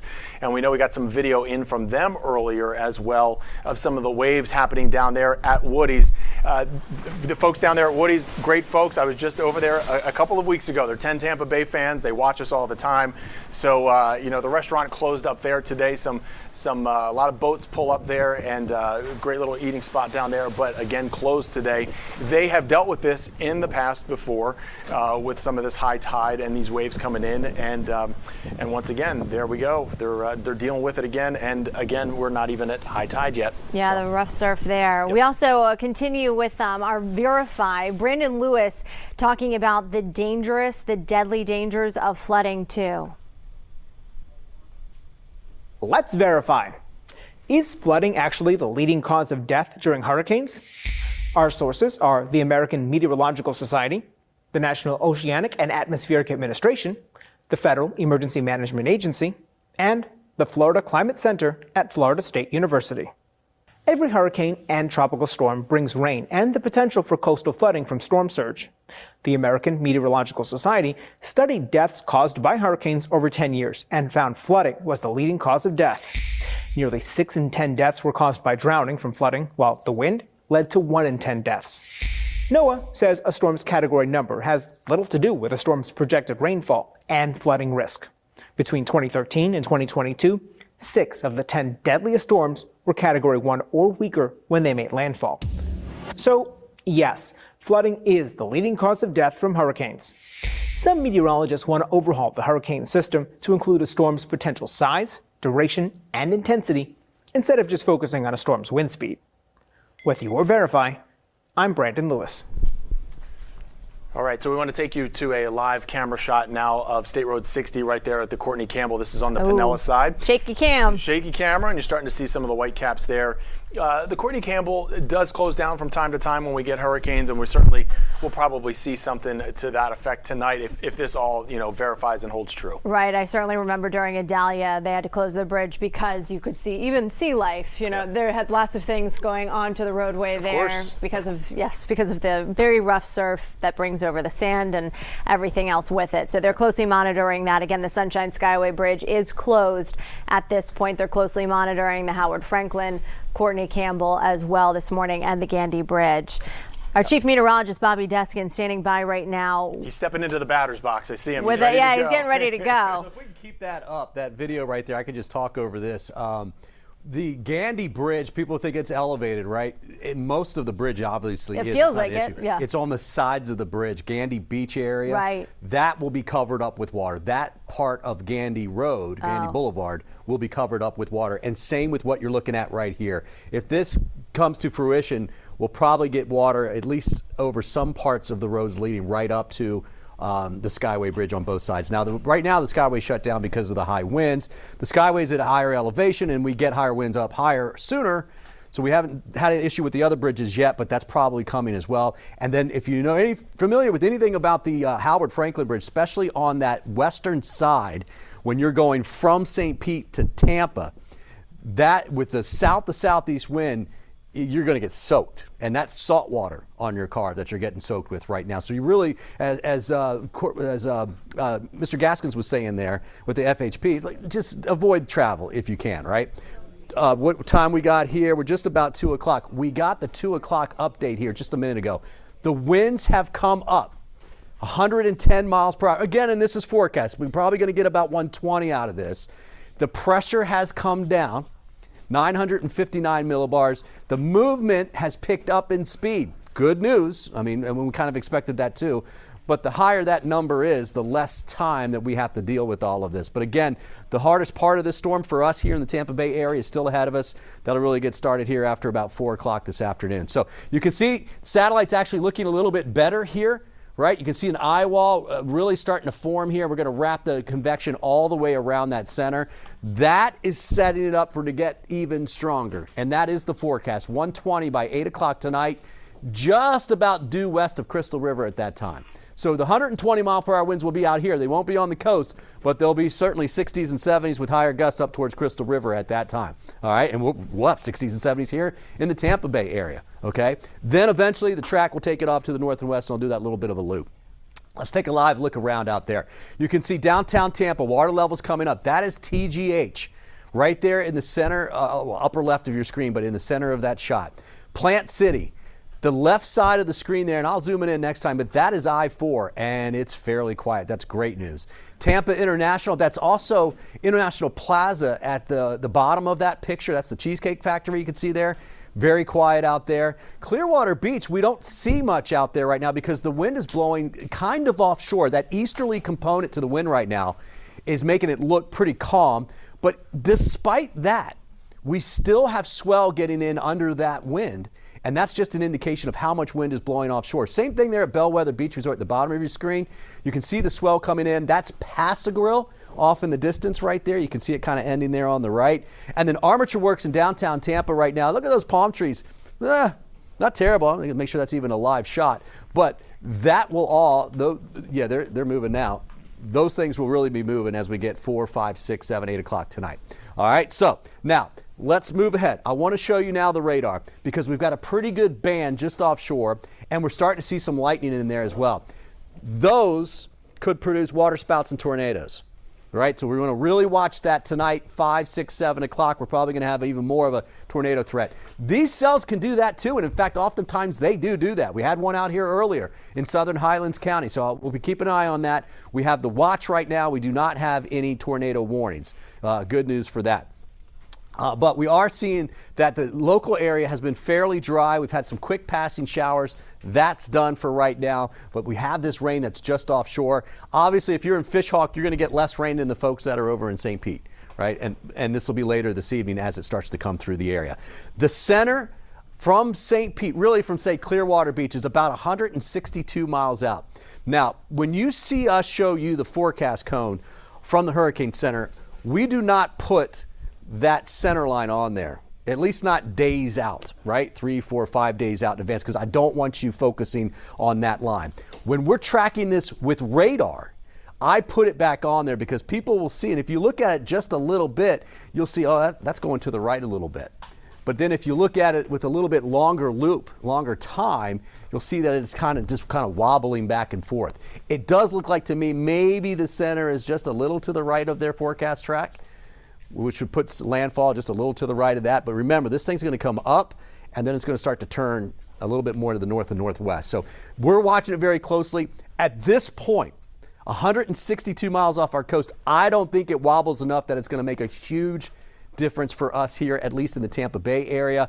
It will make more of a difference up towards Crystal River. And that's why the surge forecast in Crystal River is almost, 10 to 15 feet. They're just kind of saying, hey, just in case, we want to make sure that we've got that covered. You can see the center line would go somewhere up in here, just east of Tallahassee at this point. Again, might come just a little bit for the right, but again, that's why I just don't show you that very often. There's the local radar, and you can see that the heaviest rain's just offshore. The visible satellite's really starting to show that eye, but watch it filled in just a little bit right there. We'll keep watching it. Bottom line is pressure's dropping, winds are coming up. That's what's expected. That red box, by the way, that is our tornado watch, meaning we've got a possibility that we could get some tornadoes. No warnings just yet. The core of this will stay offshore from us. All right? We'll get brushed by these outer bands. They will likely produce a tornado. We'll have to keep a very close eye on that. That would be this evening. This is the timing for the forecast model, and by 3 o'clock to 4 o'clock, expect a better chance for some rain. And if you saw earlier, I was showing you the power outage chances. That's what we're seeing here, right? It's not only the storms coming through, because when those rain bands come through, it gets windier inside the individual rain band. And then after it passes, you get a little bit of a break. The wind comes down just a little bit. But what's going to happen, all in all, those rain bands will just get more numerous. They'll get more frequent through the evening hours. You're going to get more and more rain coming through. That's 6 o'clock right there. That's about 9 o'clock. You can see how the rain bands are expanding out across the area. So we will get rain inland. We'll get wind inland too, although highest right along the immediate coast. But there will be some breaks, 9, 10 o'clock.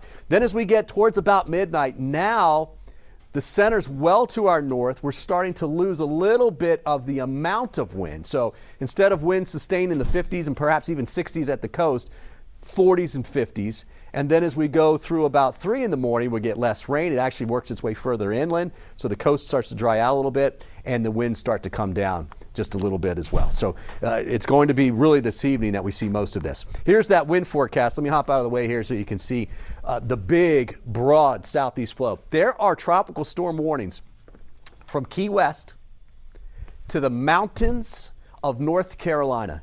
That's over an 800-mile stretch of tropical storm force winds. That's the wind field. And that's what we're kind of showing you here. Obviously, these are the highest winds, but look at all of this wind out here. Tropical storm force winds, 30s, 40s. 39 and up is tropical storm, 74 and up is hurricane. But that's because we expect as this moves north, we're getting those tropical storm force winds, and especially gusts here, and that will all translate up towards the north. Plus, there's the rain. We're going to get 3, maybe 6 inches. Some spots get a heavy amount, but they're going to get 15, some spots in Georgia, 20. Certainly 10 to 15 can't be ruled out. So this is going to be a big-time storm for these folks in the Panhandle and especially in the southwest Georgia. This is around 6 o'clock, the p.m. tonight.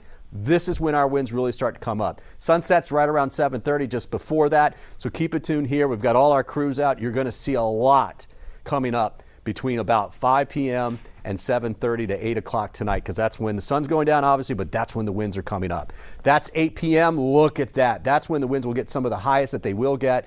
10 p.m. still there. After 10 p.m., things start to come down slowly as we go through the evening hours. All right, now, here's a look at the current winds.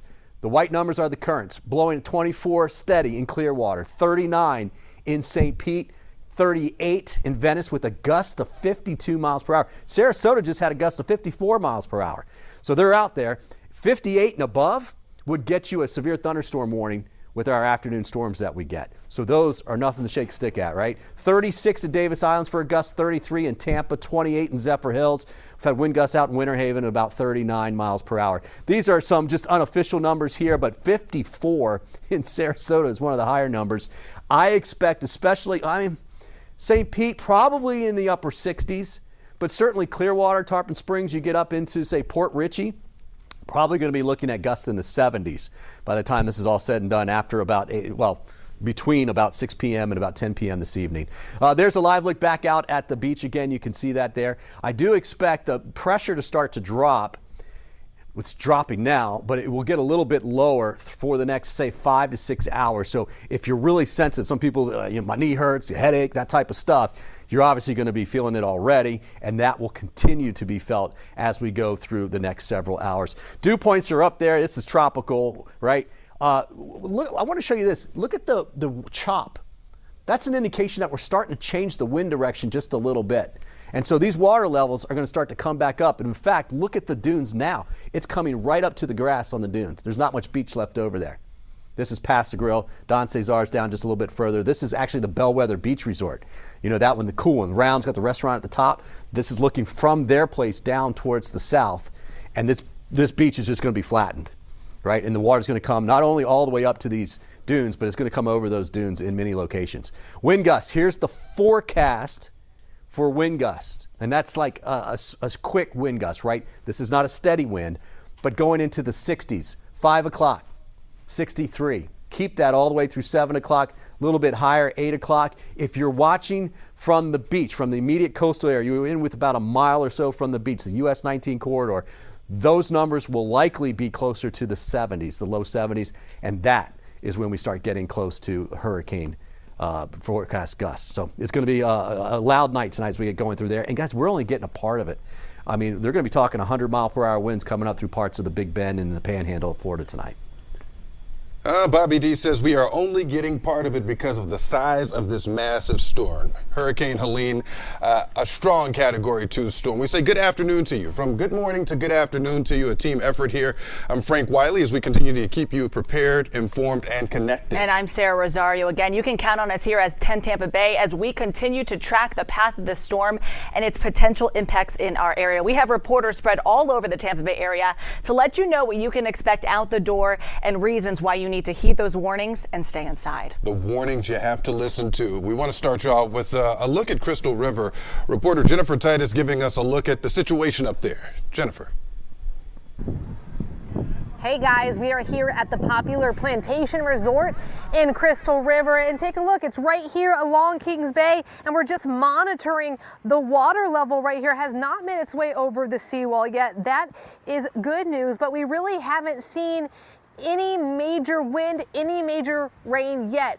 Everybody knows that that is still going to come with that projected 10 to 15 foot storm surge. Now, I was just talking to some of the guys here and I said, how high did it get inside for Idalia? That was a 7-foot storm surge. They said 2 feet of water. I'm like, what are you guys gonna do now? And they're like, there's not much we can do when you're talking about that much water. They're just hoping it stays on the lower end of that. Now, there are people in these rooms right now. I'm told there's about 70 tree workers here. They came down from North Carolina with their company, ready to help cut trees, move trees wherever they are needed. I said, are you guys gonna stay here through the night? They're like, I think we're gonna go a little bit more inland. We'll come back here once the water goes down. I was like, that's probably a good idea. Other staff members that I talked to here, they said they're heading home. They're gonna head to a safe place as they wait and watch the water here again. Here in Crystal River in Zone A, it's mandatory evacuations. The sheriff hopes everybody has already evacuated who is going to evacuate, because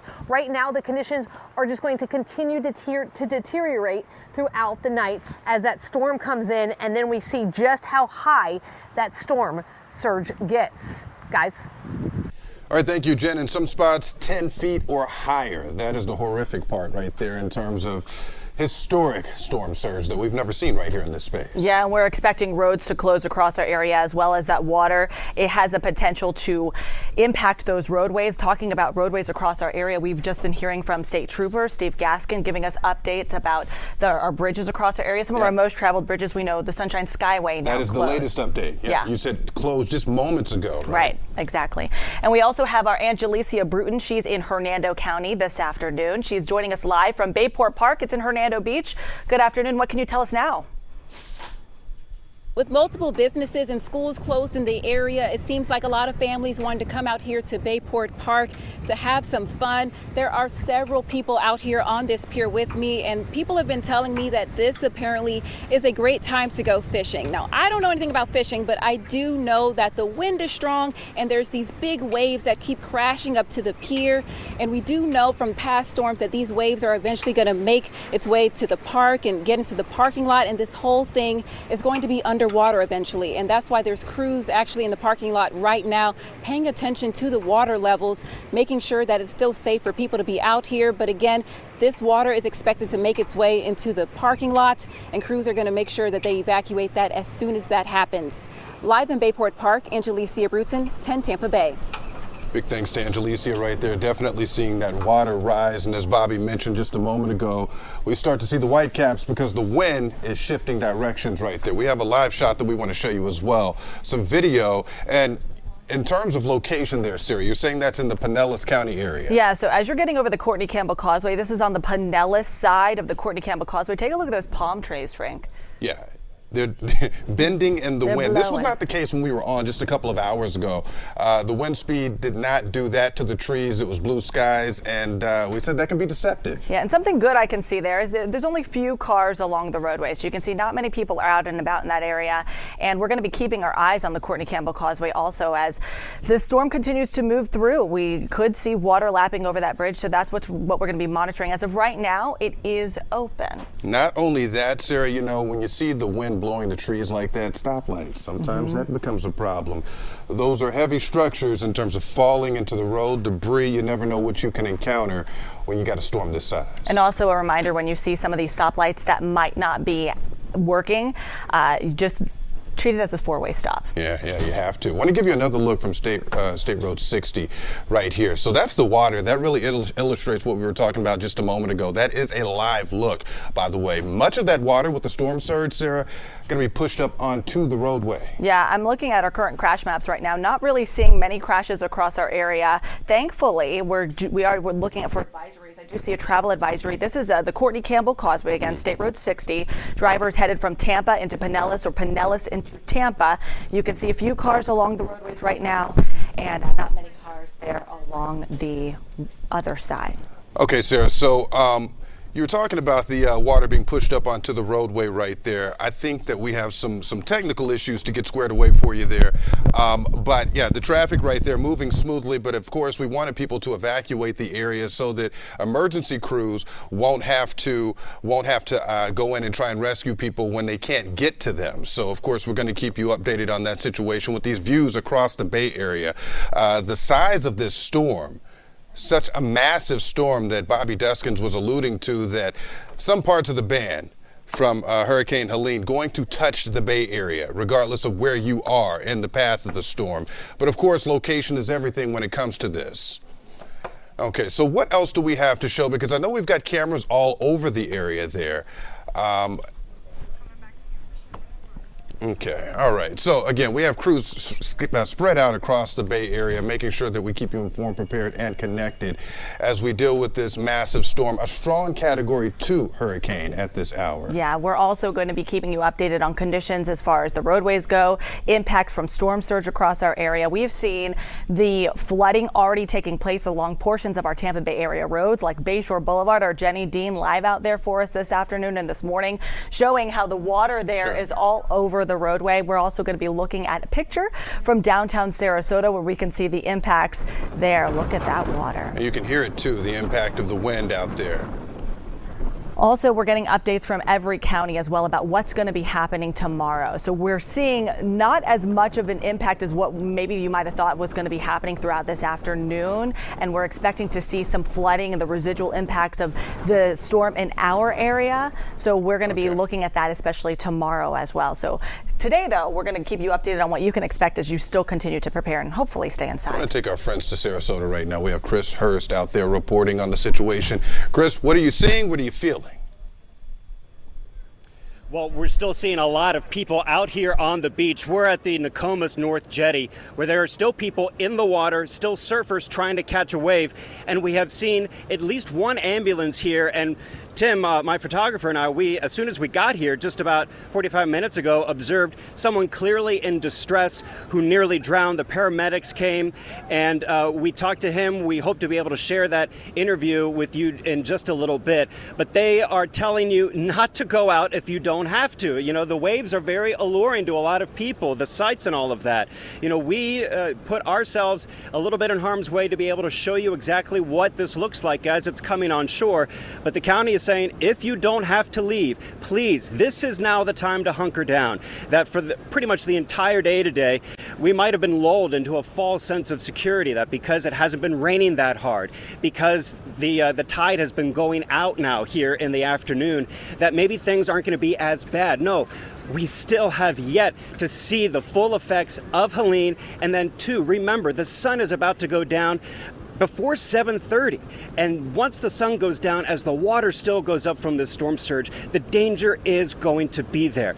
There are 12 shelters open right now in Sarasota County. We are trying to get an estimate on how many people are utilizing those shelters right now. Evacuation orders still in effect. Even if you haven't done it, you still can do so. No major roads right now are closed in Sarasota County, but that could change very quickly because the surf is already deteriorating. We're seeing that. It's all washed out. It's not a good surf anymore.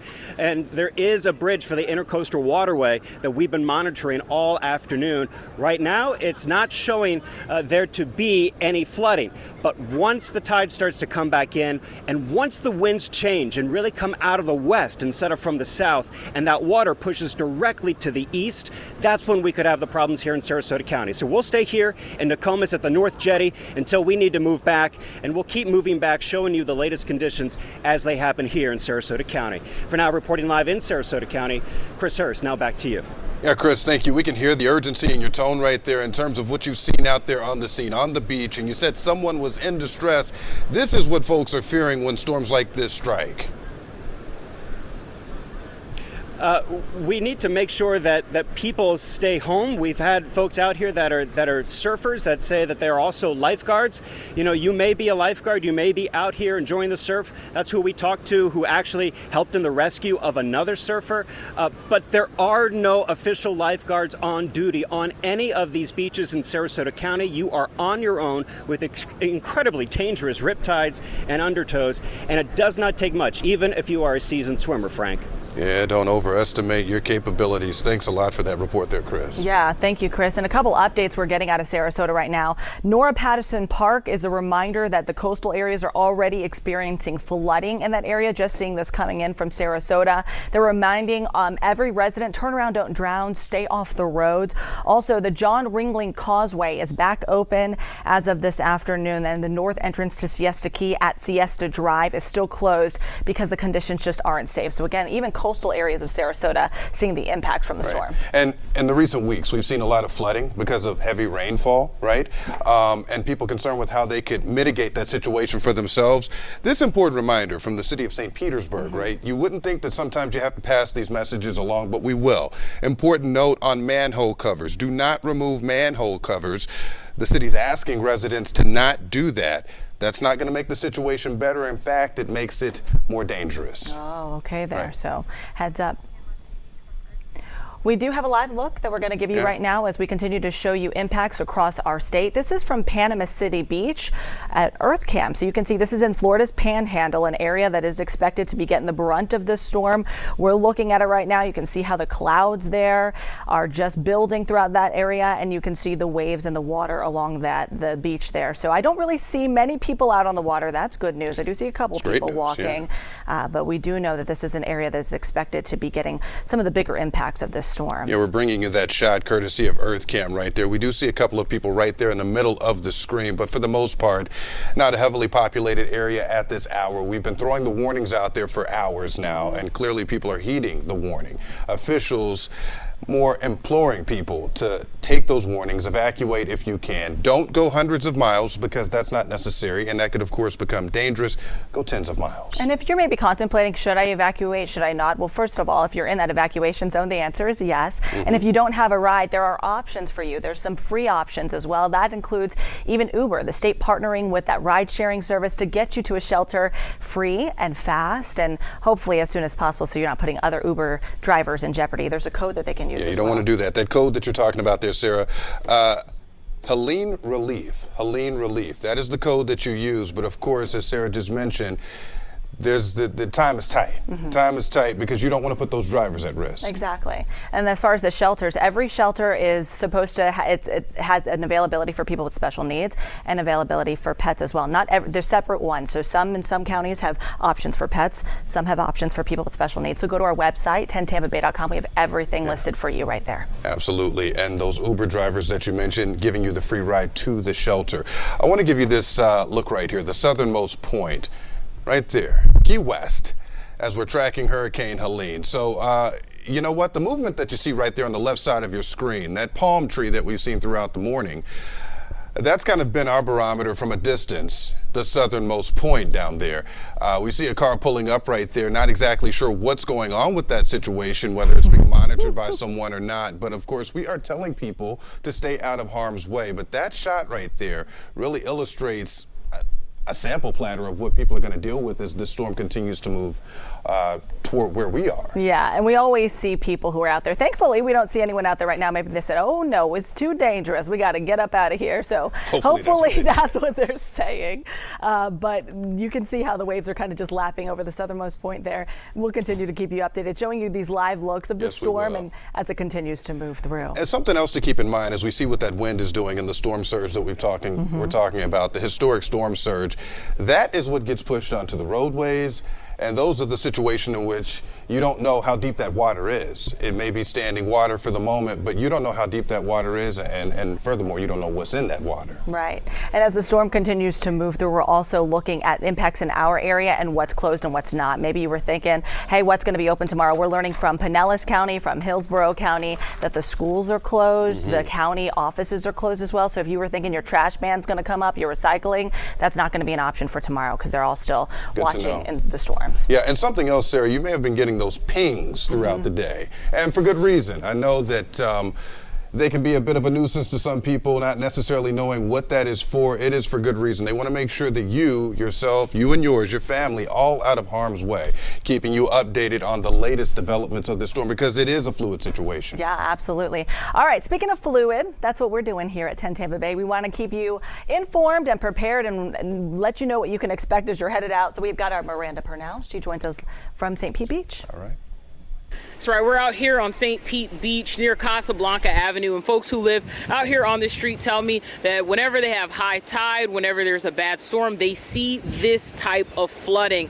We had a man walking through the street earlier, and he tells us that it's about 1.5 feet at least in the center of the road there.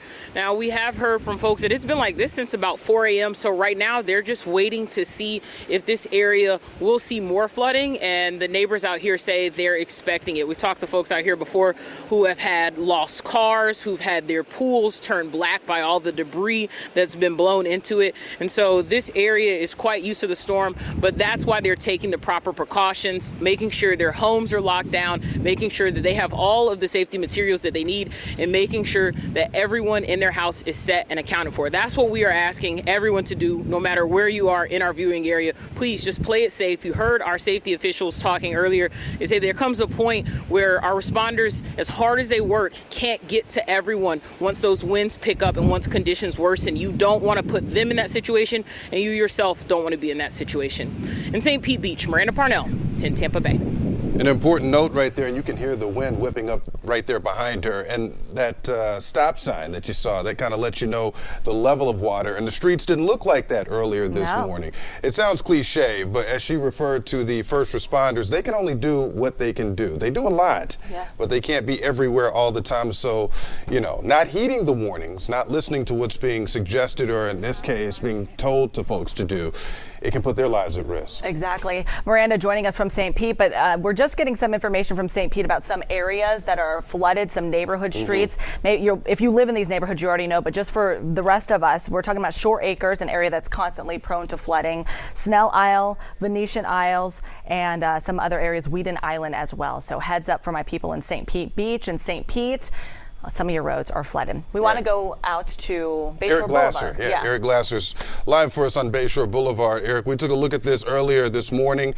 It did not look like that, but we knew that it could pretty soon. What's the situation, sir? Yeah, guys, you were just talking about Shore Acres over in St. Pete, and one of the typical places that we do see flooding on the Tampa side of the bay is right here along Bayshore Boulevard. We're at Bayshore and Swan, which is just a stone's throw away from Tampa General Hospital, which you'll be able to see behind me. But take a look and you can see just how deep the water is, and you'll notice it is not raining right now. Now, typically, when we see this sort of flooding along Bayshore Boulevard, it's because we're being inundated with rain, and that rain collects, and this is the sort of flooding you see, but it is not raining right now. All of the water that you see, and I estimate it to be somewhere between 2 and 3 feet of it, is coming ashore, thrown over the balustrade or that rail by the heavy wind and the storm surge that we've been telling people about rolling in. Now, the good news is the tide has been going out while the surge has started to move in, but you can see that the surge is overtaking the lower tide as it goes out and leaving all of this water. What have we seen? Well, there's obviously no cars getting through here right now, but we have seen people recreating, some folks just sitting and watching all of this happen, others bicycling through. I saw a couple of guys swimming, one person even in an inner tube that they had blown up and just sort of moving across the top of the water for a little while for fun. But it is not fun and games for anybody who lives in this area. As the water comes up, the anxiety level is rising right along with it. You might remember that during Hurricane Idalia, there were about 4 feet of storm surge, and that made it into some of the houses in the Hyde Park area. It made it up to the doors, infiltrated into some homes. With 5 to 8 feet, you're talking about another 2 or 3 feet above that. People are very concerned that there might be even more damage. For now, the police department is out here. They've got the road closed on the southern end. On the north end, it's over towards, as I said, Tampa General Hospital. And the side roads that would lead to Bayshore Boulevard are also closed at this time. But again, you can see the median over here. That's that flowery median that would normally run along Bayshore Boulevard. It's almost covered, right? So you know that that's a solid 2 to 3 feet of water. If people were walking through there, a young man was just with his bicycle. I think you could give them the same advice that you would give a car, that if you can't see how deep it is, it's probably not a good idea. As he was trying to make his way across the water, it got very deep. He was kind of stuck there for a second, had to hop off and get his bicycle through. But that's the only traffic that's being allowed through here right now, is pedestrian traffic. As whether or not this is still coming in or going out, I spoke with a couple of people who have been here in the afternoon, and they say it looks to them like it's still coming in. perhaps a little bit more slowly, again, because the tide is going out at the same time that the surge is starting to come in. Grayer skies for sure. More wind, absolutely, than we have seen in the past couple of hours. You might remember my colleague Jenny Dean was out here this morning and this afternoon, and the sky was blue for a while. It looked like a nice day, deceiving even as to whether or not we were going to continue to see this kind of weather, but now it's starting to roll in. No doubt about it, the timing is what we had talked about 2 or 3 o'clock in the afternoon. That's where we are. Those are the conditions that we're starting to see as this wind picks up. It will push more of the bay up into the edge of the bay, which is where we are, obviously at the mouth of the river in downtown Tampa, and that's why you're starting to see conditions like this. Again, folks who live in these areas, clearly somewhat nervous about whether or not this water is eventually going to inundate their homes. But I can tell you at this time, the water continues to rise very slowly, and we'll keep an eye on it for you as we move about the Tampa and Hillsborough area and give you an idea of what effects Helene is having on our area. For now, live in Tampa, Eric Glasser, 10 Tampa Bay. Eric, you didn't see it. Somebody just rode by on a bicycle right there behind you. If we didn't know any better and we didn't see those stop signs, we wouldn't know that that was actually a road right there behind you. You've seen many of these storms over the years, but as we know, every storm is different, and in this case, the storm surge. Absolutely. You know, the difference in this storm is exactly what you said. We saw surge as an issue during Idalia up in the Citrus County area, Crystal River for sure, right? Inundated those areas, those communities right up to US 19. I know Jen Titus was out there earlier. We're going to have, I believe Aaron Parsegian is going to be there a little bit later to show us the conditions there. But this is so far 100% a storm surge issue. In the absence of rain and wind that we would normally see with a storm coming right across us, you would say, okay, we're in great shape, but that is not the case. Clearly, you can see that in the absence of high wind or heavy rain right now, we have this much water. As conditions continue to deteriorate, there is the possibility that this is only going to get that much worse, guys. There you have it. Eric Glasser live for us on Tampa's Bayshore Boulevard. Seeing that it's closed from the northbound lanes of Bay to Bay, that's near Pinky's Diner, Counterculture, for people who are familiar with that South Tampa area. That's where the water is lapping over onto the roadway there. So heads up, that's where the closure begins as TPD continues to monitor the flooded streets. And that's just one portion of South Tampa that continually sees flooding. I know the city of Tampa has been working on infrastructure improvements all across the city of Tampa, some drainage improvements to improve the water throughout the area because it constantly floods, even with the normal rain, heavy rain. And now with the storm and the storm surge, this is just something we're going to be watching. He used one word there, inundated, right? So we want to give you a live look right now at the Courtney Campbell. This is the situation. So if you had questions about the wind, well, you can see the trees, but check out the camera lens. It's shaky. It's doing a little dance for us. Yes, it is. That actually emphasizes how strong the wind is out there. And off to the left, you can see the water, right? You can see those white caps, and Bobby Deskins pointing out earlier that right there is an indication of how strong the winds are. The winds were shifting, as he talked about this about 20 minutes ago or so. And we're looking at this bridge. We're also keeping an eye on our other Bay Area bridges. Again, the Sunshine Skyway Bridge closed this afternoon. Florida Highway Patrol telling us they don't plan to reopen it until the storm has moved past our area. And the northbound lanes of the Howard Franklin Bridge, heads up, there is water lapping over portions of the Howard Franklin Bridge, but it is open. So this is something we'll be keeping our eyes on. Again, Courtney Campbell Causeway open in both directions as well. Now, Sarah, you talk about this with traffic reports often, right? So people may wonder, at what point does the bridge get closed down? This is a completely separate bridge from the Skyway Bridge, but you did make mention of that closing. We have to get with Bobby to get an exact number on how strong these winds are right now, but at what point does the Skyway close down? We've always been told when wind speeds top 40 miles an hour, that's when the Skyway closes. We also had another report saying that the other bridges close when wind speeds top over 40 miles an hour, over 45. Correct. And so we're not necessarily seeing that for the other bridges, and so they're closely monitoring it because everyone needs to get to where they need to go, and bridges are key for our area.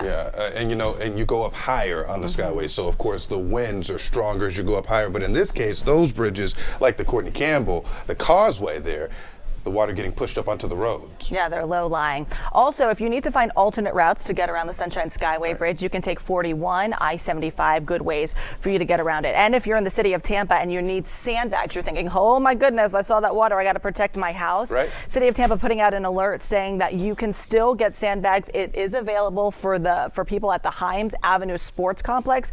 Bring your own stuff though. They don't have anything out there for you. Bring your shovel, bring your sandbags, and bring all the things, but they got the sand. So hopefully you can just get that and protect your home. That is great to know. Of course, we want to track the path of this storm. A strong Category 2 Hurricane Helene. Chief Meteorologist Bobby Deskin standing by. Bobby, we want to know where the storm is right now.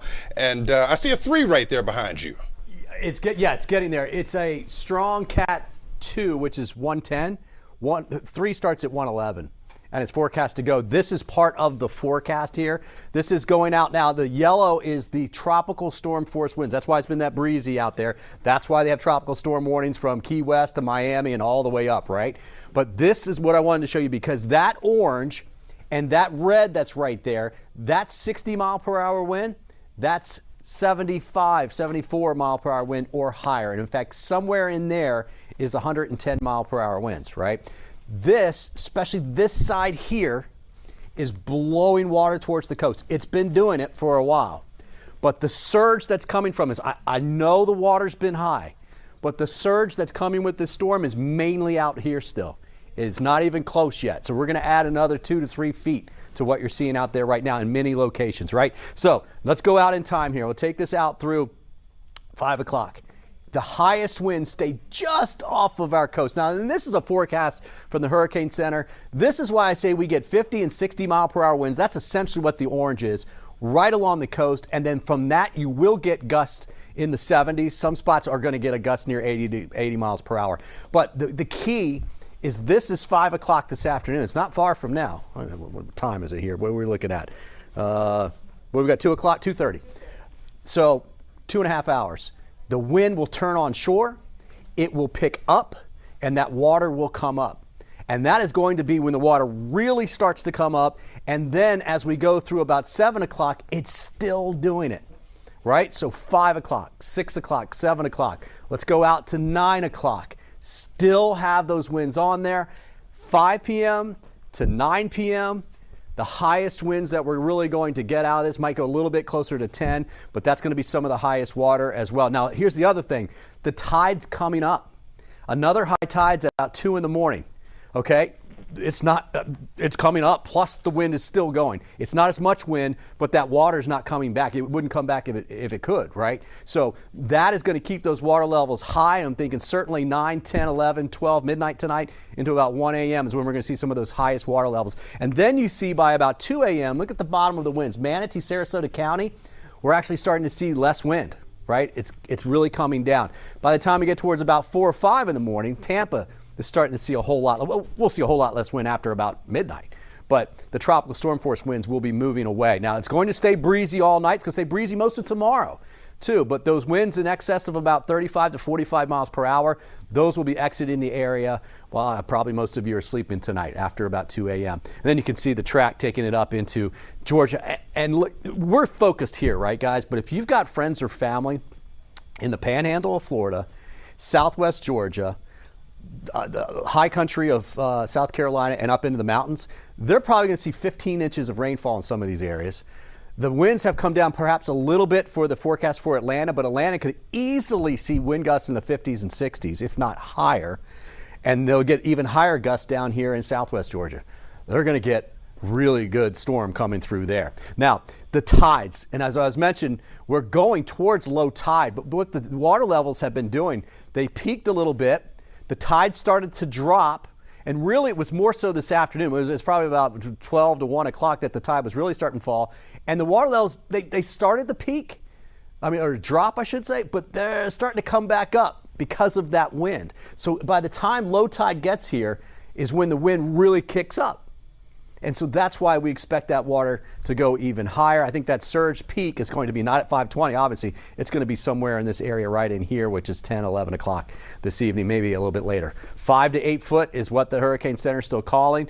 We've got about 2 now, which means we could add at least another 3 foot. So look out right now where that water is And look at that altitude there, that elevation, and think another 2 to 3 feet easily for most areas.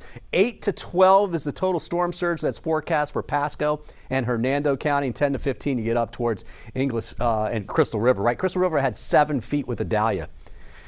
If they get just the minimum, they've got 3 more feet than that. Right, and a lot of folks up there, thank goodness, Jen Tice has been telling us they are taking it seriously, and we're really glad to hear this. Because look, guys, the center's going to stay about 150, 160 miles offshore. Idalia was actually very similar, but Idalia just wasn't as big of a storm as what this Helene is, and that's the reason. It's that big wind that's going around it. The heaviest rain has been offshore. We got really lucky so far with that. There's actually probably a few tornadoes or at least water spouts right out there. We're going to watch this band here. That's mainly over on the East Coast, but the rainfall totals will start to add up. You can see this is just rainfall estimates for the colors, right? And obviously highest along the coast. The numbers generally in the green here have been about a half an inch, maybe a little bit more than that. But in the blues, you're starting 1 to 2 inches. You can see Bradenton, Sarasota area, there's some spots there that have seen a little bit more than that. We really kind of dodged it so far because you got 3 and 4 and 5 inches out here in some of these purple spots. So this too, I hate to say it, this too will come in this direction 5, 6, 7, 8 o'clock tonight. But obviously, if it's here now and it moves to the east, it's only going to really cover this area here, and that's why we'll get much less rainfall for inland locations, at least for the majority of inland locations. Here's the forecast model, our forecast model. So by 6 o'clock, there it is. See all that rain that's just offshore? It's now onshore by 5 to 6 o'clock. I left the house today and said, you kids need to go outside and play because you can right now. You can't later. So get them out there and let them run around as long as it's safe and they're not in the water, right? Because they're not going to be able to do that. The winds will steadily pick up for the evening hours. This is the Hurricane Center forecast, the white cone. This model is our in-house model graph. It's an IBM-based model. You can see our model, and it's been so consistent, a little bit on the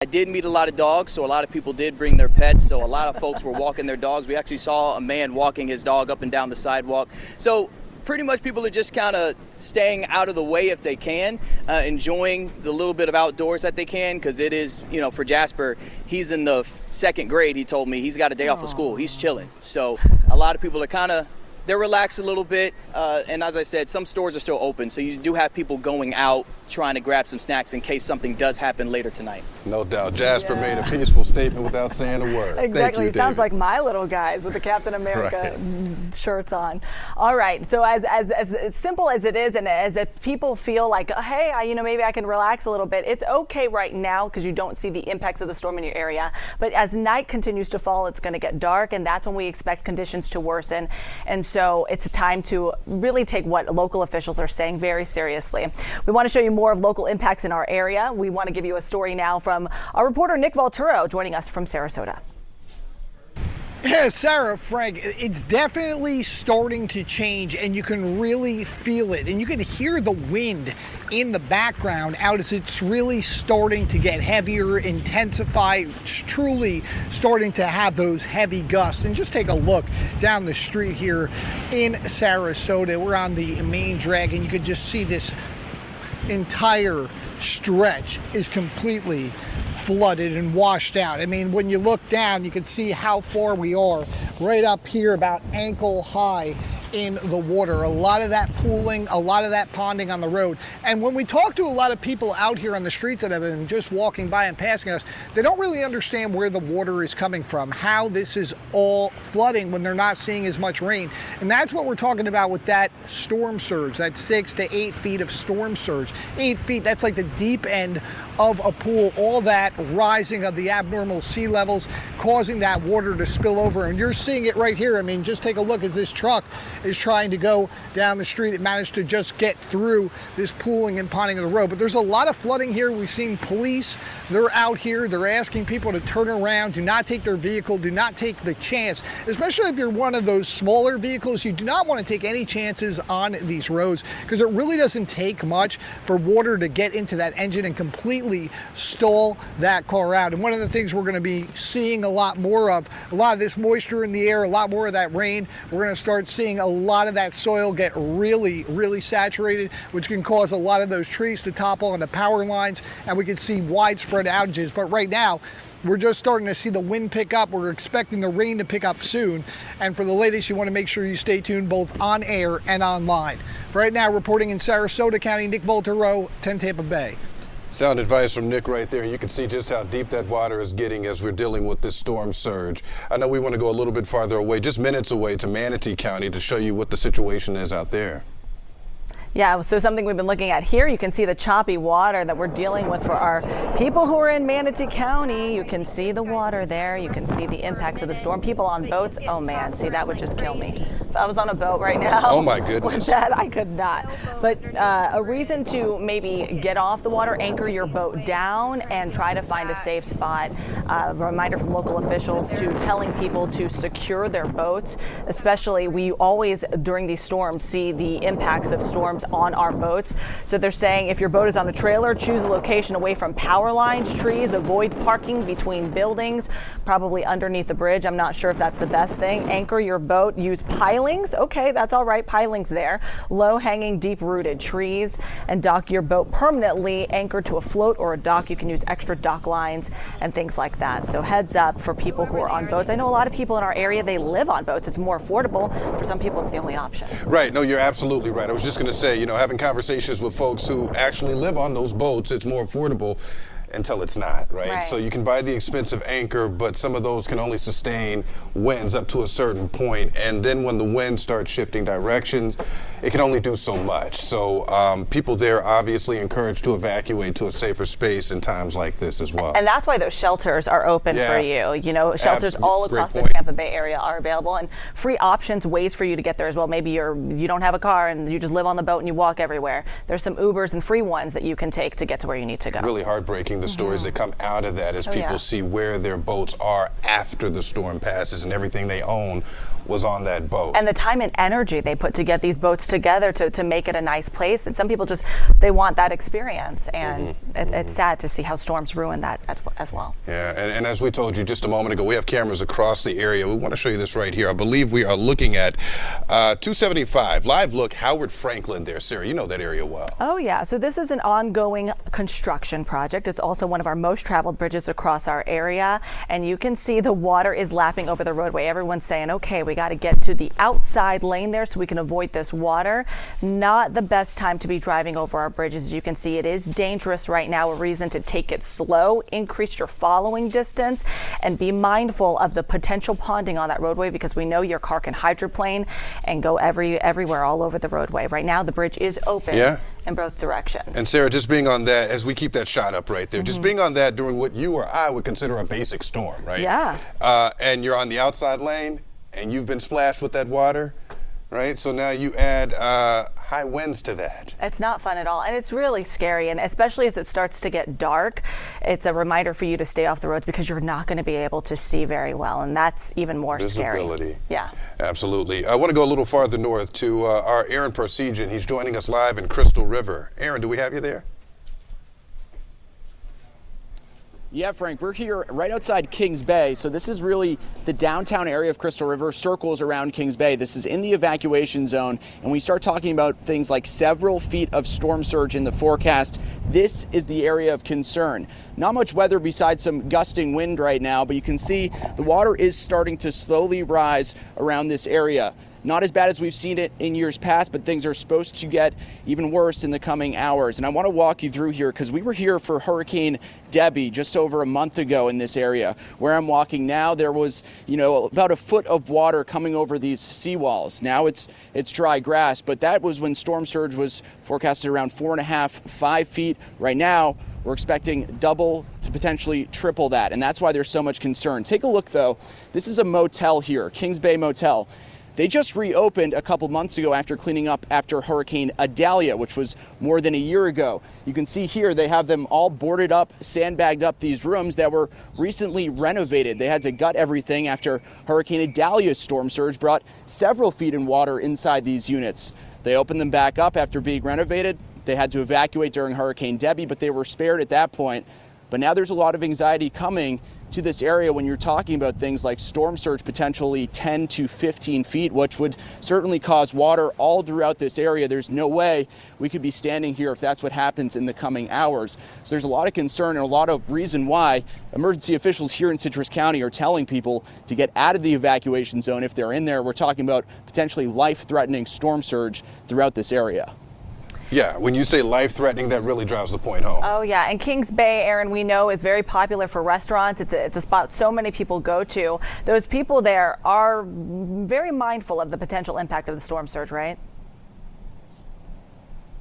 Yeah, they are. There's two parts to this era. They are, tired of having to clean up after the flooding, but it's something they're used to. What they're not used to, though, is this forecasted level that we are expecting. This is something that hasn't been seen in Citrus County in quite a while, and it's why emergency officials are really hammering that home. We're talking about storm surge that's something they haven't seen before, when they've already seen units and homes basically destroyed from a storm surge that was half of what's forecasted for tonight.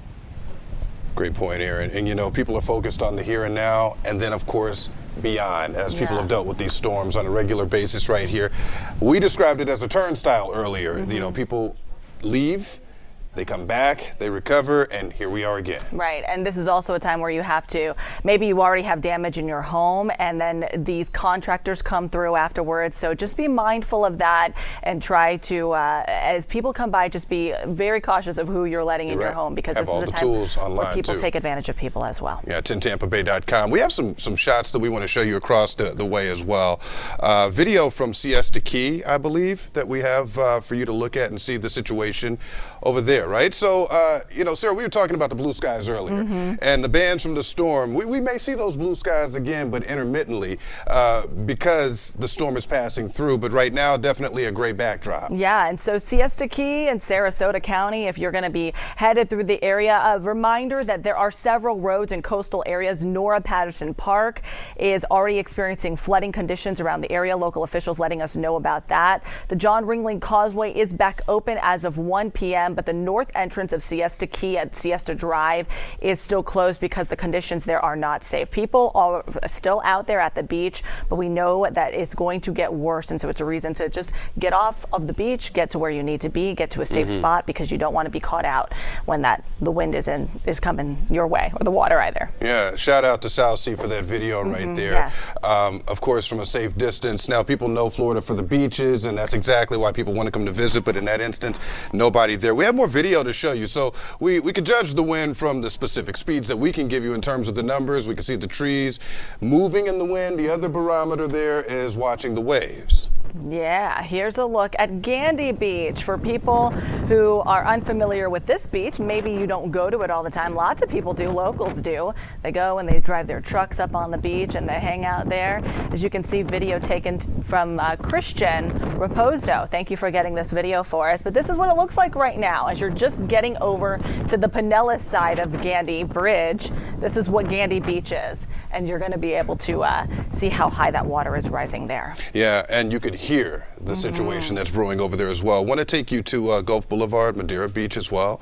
We have a shot there of, and then this is across the Bay Area right there, right? So not exactly the same scene, but you can see the rain, you know, starting to stack up, if you will, on that camera lens. Gulf Boulevard at Tom Stewart Causeway. We see traffic out there, and you know, we hope that people are getting to a safe space at this hour, because we have been sharing those warnings. It went more from a warning to imploring people, more of a directive, not pleading with them to do it, but saying this is what you need to do. And this is not an area that is a stranger to flooding. Madeira Beach, very popular for John's Pass, a popular spot through the area, both for tourists and for locals. So Gulf Boulevard looks good right now, but as the storm continues to get worse, you can see rain there coming up on the lens, cars getting by. Doesn't look too bad at this moment, but we're going to be keeping our eyes on this area to let you know, hey, is it safe to drive? When are roads going to be closing? For right now, it appears things through Madeira Beach are okay, although we are tracking the storm and expected things to get worse. Yeah, and we want to remind our friends at home, right? So we are putting our reporters out here so that they can monitor the situation. We stay on this shot right here. Our reporters monitoring the situation for you, but they're doing it at a safe distance. But Sarah, as you know, covering traffic, it does not take much water to move a vehicle, let alone a person who's out there on the road. Exactly. So a reason for you to just stay off the road. They're saying 6 inches of water is what your car can just hydroplane or even go off the road by something as small as 6 inches of water. Yeah, that's a perfect segue to this right here. I understand we have some video of a rescue that took place. If we could pull this up for you. This really emphasizes what officials have been talking about right here, Sarah. So this afternoon, Hillsborough County Sheriff's Office Marine Section responding to a distress call when someone on a jet ski hit a submerged wall near Sunken Island. So again, you can't see exactly what's out there. Oh yeah, so a submerged wall there near Sunken Island. So deputies were able to get the jet ski out of that wall there. They were able to get the person to safety. Thankfully, they were also able to film this for us so we could show you. And a reminder, I know you want to have fun. The skies look like it's cool out there. The water looks great, but it's dangerous and you could get yourself in a very tough situation, especially a reminder, maybe even for parents with teenagers who want to say, hey mom, my friend's going out on this jet ski, I want to go out there.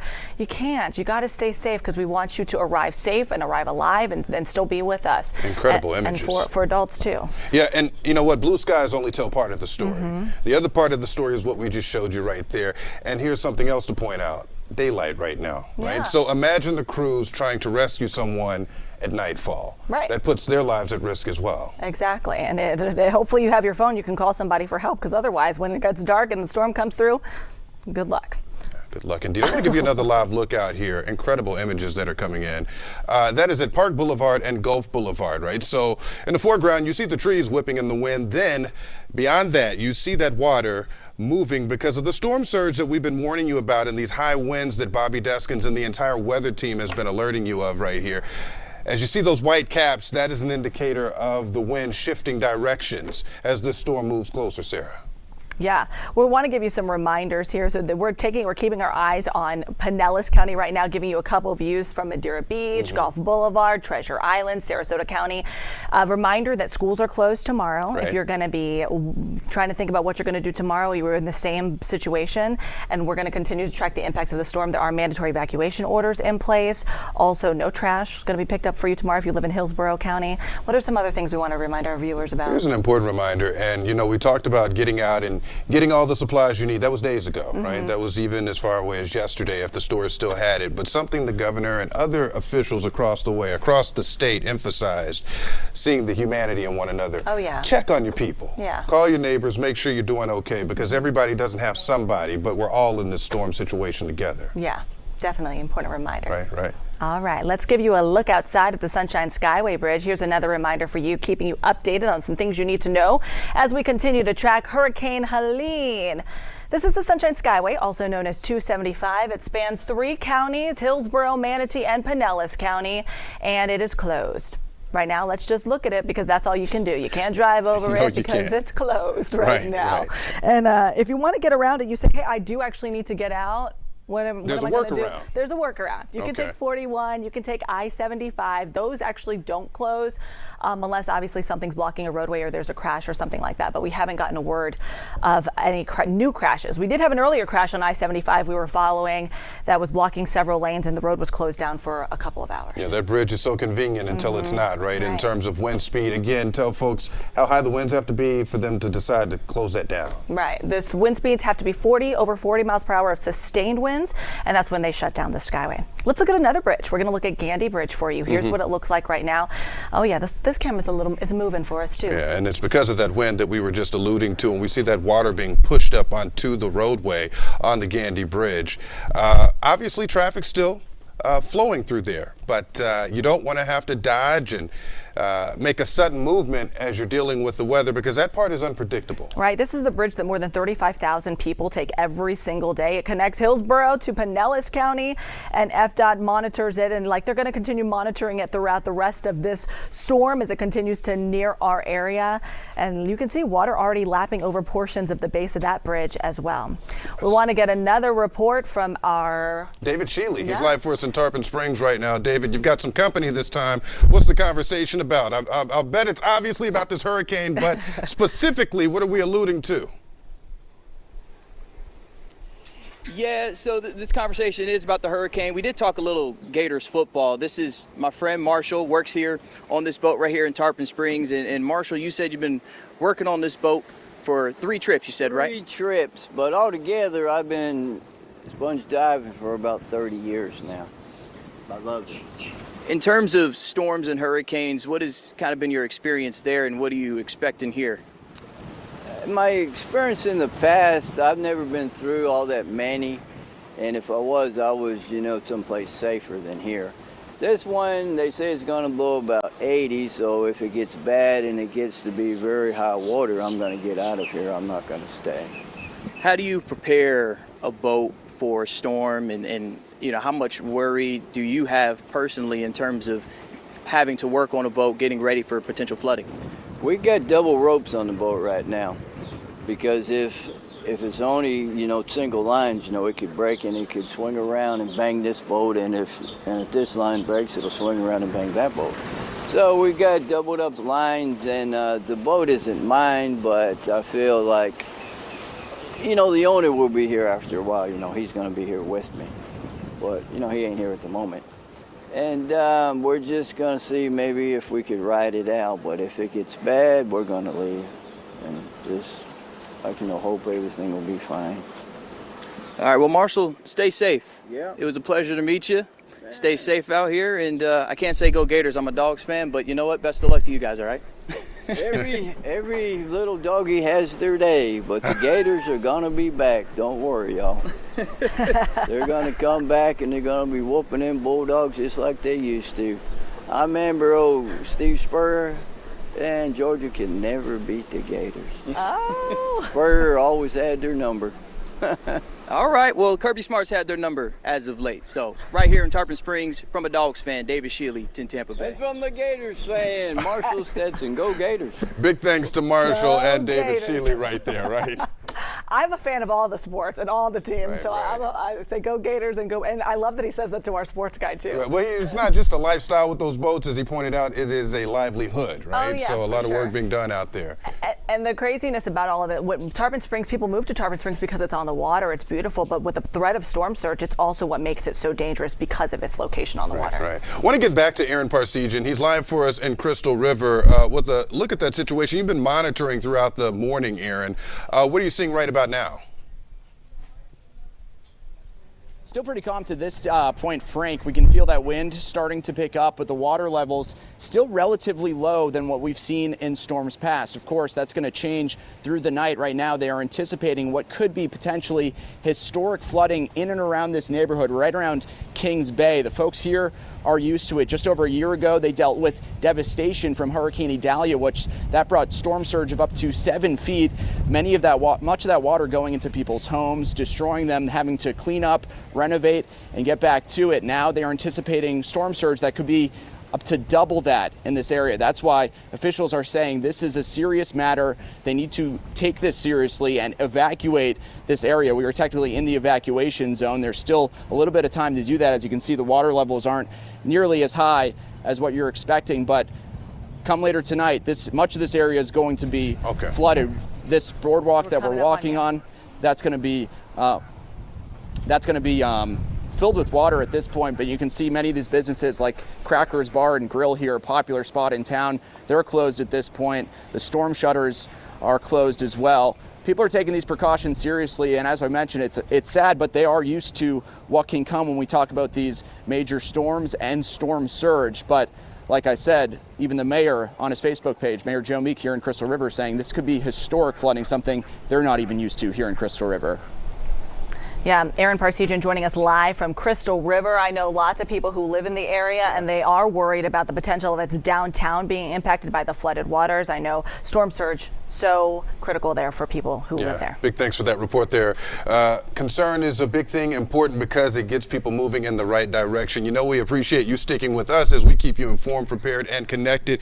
Your time now, 3 o'clock, straight up. I'm Frank Wiley here with Sarah Rosario. Yeah, good afternoon. We're so glad you're trusting us here at 10 Tampa Bay to bring you coverage as this hurricane inches closer to the Tampa Bay area, and we are keeping you informed and letting you know the impacts here as it continues to move near. We want to send it over to our chief meteorologist, Bobby Deskins, with a look at the storm's path and what you need to know. Hey, Bobby. Good afternoon, guys. 3 o'clock, Category 3 hurricane. Just a little while ago, they upgraded it. 120 mile per hour winds. That makes it Cat 3. That makes it a major hurricane. 120 is where the winds are now. The actual forecast at landfall, which is somewhere in this area here, looks like that's going to be right around 120 miles per hour. Now, again, that's a small area of window right in here around the northeast part of the eye where you have those highest winds. We will not see those here in the Tampa Bay area. However, we're going to get a good brush. We're going to get some good tropical storm force winds. Here's the latest forecast.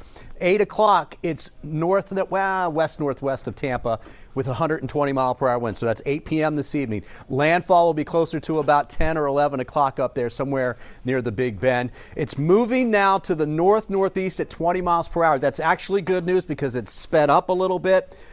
It's good news for us because the weather is right here, right? And it's going to take less time to get past us. It's not necessarily good news for these folks in southwest Georgia and the panhandle of Florida. They have a hurricane warning in effect. Because it's moving quicker, it will not dissipate as quickly as it moves over land. So that's going to put, that's why they have the watches there. I mean, the warnings for hurricanes. They expect winds in the 70s, even 80s in southwest Georgia after it makes landfall later tonight. A live look around. Let me get out of the way here. You can see we've got Clearwater Beach still looking pretty good. The bottom center, that's Bellwether Beach Resort, looking towards Paso Grill, and you can see the waves getting a little bit choppier. The airport, very quiet, right? They shut down at 2 a.m. this morning. They're opening or trying to open sometime early tomorrow morning. I-4 in Plant City, man, driving in today, it was sunny at the time, and there was nobody on the roads. Got to love that. That's good, though. We want people off the roads. Sit at home and watch this. Wind's picking up there at Armature Works in downtown Tampa right now, so that will completely increase through the next several hours. We're talking especially after 4:30, 5 o'clock, you're really going to notice the winds. You're going to start hearing it outside. Heaviest rainfall remains offshore. There is the eye wall, one eye wall now. We've had multiple eye walls, an inner and an outer, and that's kept this, well, I guess I can't say it kept it from strengthening because it has. It slowed that process just a little bit, but now we've got 120, and you can see that basically we've got that northeast eye wall right there where those highest winds are. All right, so rain for us, it's actually starting to get closer to the coast now. So certainly the beaches, Clearwater all the way down, starting to feel a little bit more like a hurricane, right? The winds are picking up, but the winds, you can follow that radar kind of out of the south-southeast still. It's about 5 o'clock or so that they start turning more on shore, and that's what's happening down here. And that's actually going to start happening around Sarasota, Longboat Key, all the way up to AMI here in just about an hour and a half to 2 hours, okay? It'll be a little bit past 5 o'clock, I think, for the Pinellas County beaches. Center is about 140 miles west-southwest of Clearwater Beach right now. That red line is the Hurricane Center forecast line. That's the center line. Again, I don't show you this days leading up to it because I want you to focus on it, but now we're tracking on radar. This way we can see if it's wobbling either way. They wobble. And if you sit at home and you watch this, you're going to see it wobble. But what you want to see is over a period of time where it went from A to B. And you'll notice that it wobbled from A to B, but it pretty much went along that line. That's what we're seeing right here. See that? You can kind of get that idea. Now, this rainfall will start to get in here over the next several hours. Obviously, because we're getting brushed with it, the highest rainfall totals will be right here along the coast west of I-75. But tomorrow, we will have these bands that are down here that are going to be streaming off in that northeast direction. And when that happens, as the storm is up here, you start putting a lot of rainfall down over some small, solid areas, and that could cause some flooding. We'll have to deal with that late tonight, especially after midnight. There's a closer picture right now. You can see that eye wall very well, and of course the rain that's coming now on shore. So if you're watching from Anna Maria Island, from Longboat Key, from Holmes Beach, rain just starting to get there. It will fill in. You get a break. Watch this. You see all that? That's a break, but then we've got more, and then eventually this starts to spread out a little bit, and that moves right up into Pinellas County. Eye wall looking pretty good, and it's not the cleanest eye wall, right, if you're looking straight down on it, although it is actually looking better. But what I see when I see this is this convection right here. That's that thunderstorm. You saw the lightning in that northeast eye wall. That indicates a solid hurricane. That actually indicates it could strengthen just a little bit if we can get that to wrap around a little bit more. We do have a tornado watch in effect. They have just issued another tornado watch up to our north, right, and this will get cut back from south to north. All a watch means is that the conditions are there. Think of it like a taco watch. You got a bunch of stuff to make tacos out there. We don't have any tacos yet. We didn't put them together. But if the atmosphere does, it'll be a tornado warning, and of course we'll let you know if that happens. We had one down in Highlands County, and I got some video from a buddy of mine that it was one up in Crystal River early this morning, late last night. So this is a very, atmosphere is full with vorticity, lots of spin in the atmosphere, and we typically get tornadoes in that northeast quadrant. Let's talk winds, gusting to 54 mile per hour winds right now at St. Petersburg, and that's out towards St. Pete Beach. Let's take you live. Well, this is just video from St. Pete Beach earlier. There you go. Somebody took that, and that's when the waves are picking up, right? You see off in the distance there, it's not super choppy, but it eventually will get there. And look how flat the beach has already got. Now that water will come all the way up to the dunes. I want to thank Joe for sending that in. You can see, look, yeah, nice and flat. You can ride a bike on it out there. But that water will be coming up as we go through 5, 6, 7, 8 o'clock tonight. I expect it to come up at least to those dunes. In fact, most of it's going to go over that. The dunes, guys, they're there. I don't know if you've ever been to the beach and heard somebody say, you know, you're not allowed to walk on the dunes. That vegetation that's there, the green stuff, that is to help hold the sand there. Right? We're not even supposed to be living on those parts of the island. That's supposed to be one big dune, and we live on the other side, on the inland side. But we live on there, and so we want to keep those dunes right there at the water's edge as solid as possible. Gusting to 53 in Sarasota. Tampa just had a wind gust at the airport there, 38 miles per hour, 46 in Clearwater. But look, again, this is all blowing out offshore. So this is not necessarily pushing a lot of water up yet the water's up. Right? Because we've had that bulge, that surge of water coming.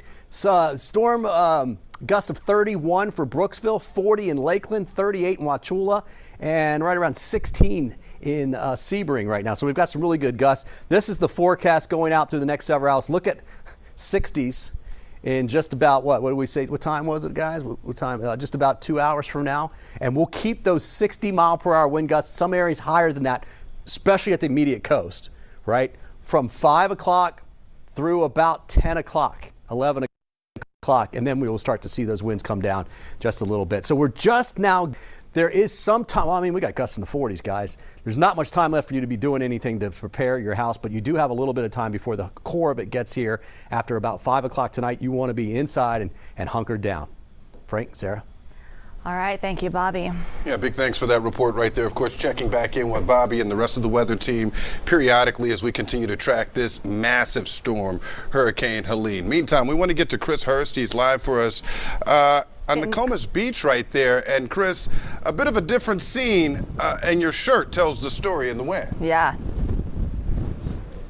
Well, yeah, I took off the jacket because it still is very warm out here, and we haven't had any rain. But the wind and really the storm surge are starting to show themselves in full force here in Nokomis Beach, here on the North Jetty. We still have probably a few dozen people out here in the park, and we have observed, just Tim, my photographer, and I, at least 2 people who have been blown off the jetty by the rising tide and the rising sea level, rather, into the water, injure themselves. One person said that they broke their ankle. Paramedics had to come out. It is incredibly dangerous to be out in the surf right now, whether you're in Sarasota County or you're in Pinellas, Pasco. Just because the dangerous surf might not have come to you yet, don't get out into the surf. There's no reason to, even if it looks inviting.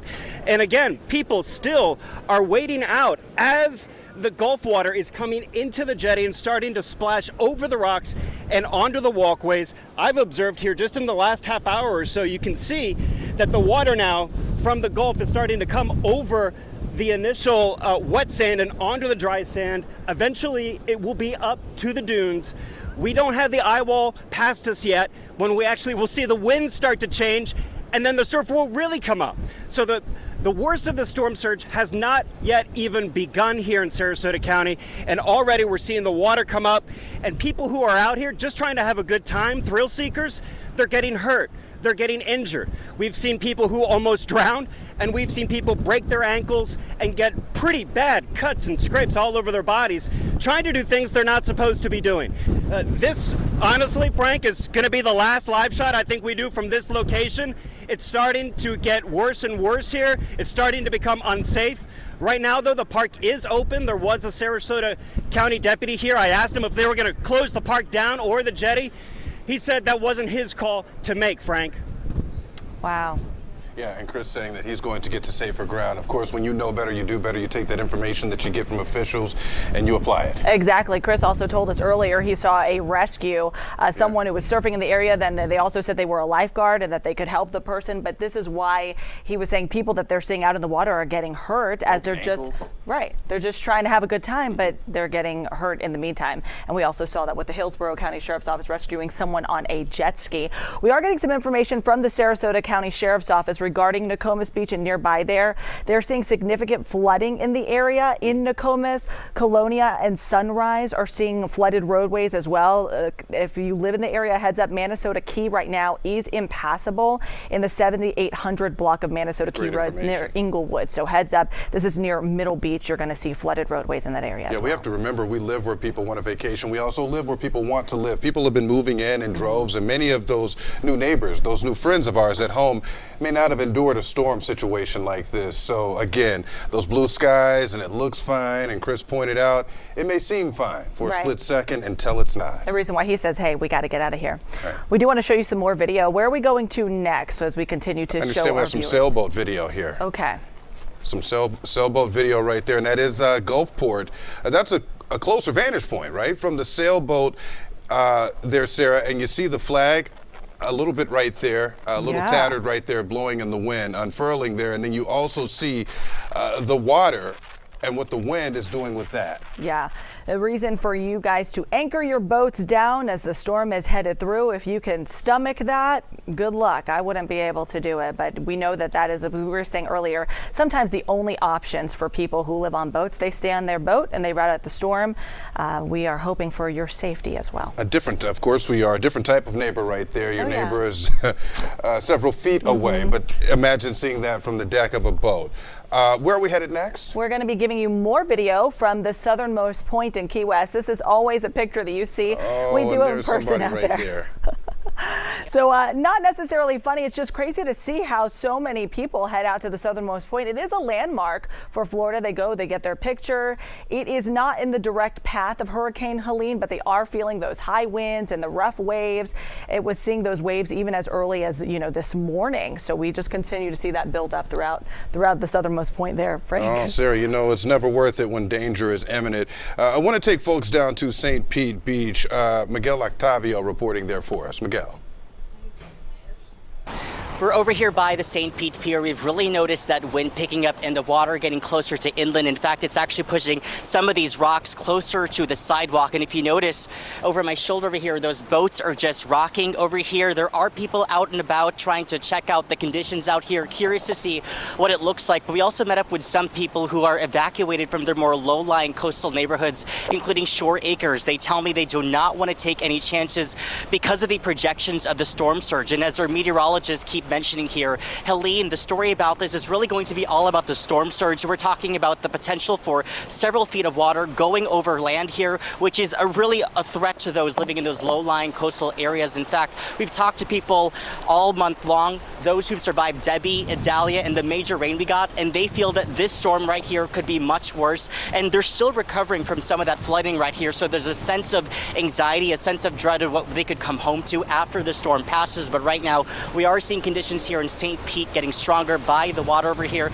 and this is still not the brunt of Helene. So first responders are just asking people to stay safe. For now, reporting in St. Pete, Miguel Octavio, 10 Tampa Bay. And of course, Miguel standing there at a safe distance. Yes, he needs to, too. And we see so many people out and about because they think, hey, the storm's not that bad where we are, but a reason to kind of heed the warnings because we do know it's going to get bad. We want to go now to our Hannah Deneen. She is joining us from Hernando County, where she has Sheriff Al Nienhuis. He's going to be joining her here in a couple of minutes. Hannah, what can you tell us about the concern for storm surge in that area?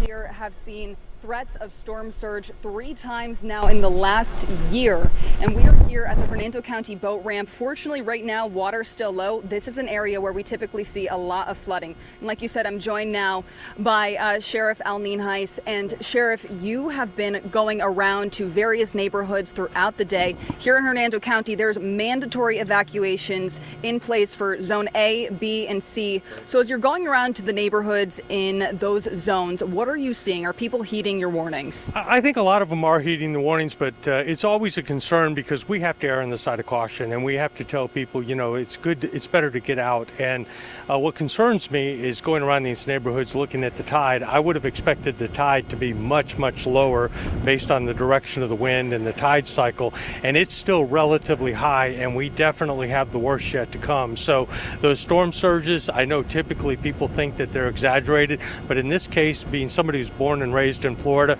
this one concerns me a little more than the last couple we've had. It's probably going to be maybe at least as bad as Irma. So those people that have thought that it might be a good idea to stay out here, they may want to seriously reconsider that and move inland to higher ground because we are probably going to have pretty significant flooding based on what I see so far. It's really concerning to us. Now, my deputies are out in force. We talked before we went on camera, but the only thing I can do before the storm is make people feel comfortable that if they do decide to leave, we're going to do our absolute best to keep their property safe from looters and the like. So.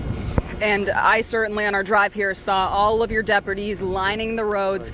But for the people who are considering staying, I know you will always do your best to get to anyone who is in trouble, but can you emphasize the risk that they might be taking by staying, knowing that your deputies in certain levels of storm surge might not be able to reach them? Absolutely. And if it does get over a few feet of water in the roadway, even some of our high water vehicles are not going to be able to traverse that water. It's going to be way too dangerous for the rescuers.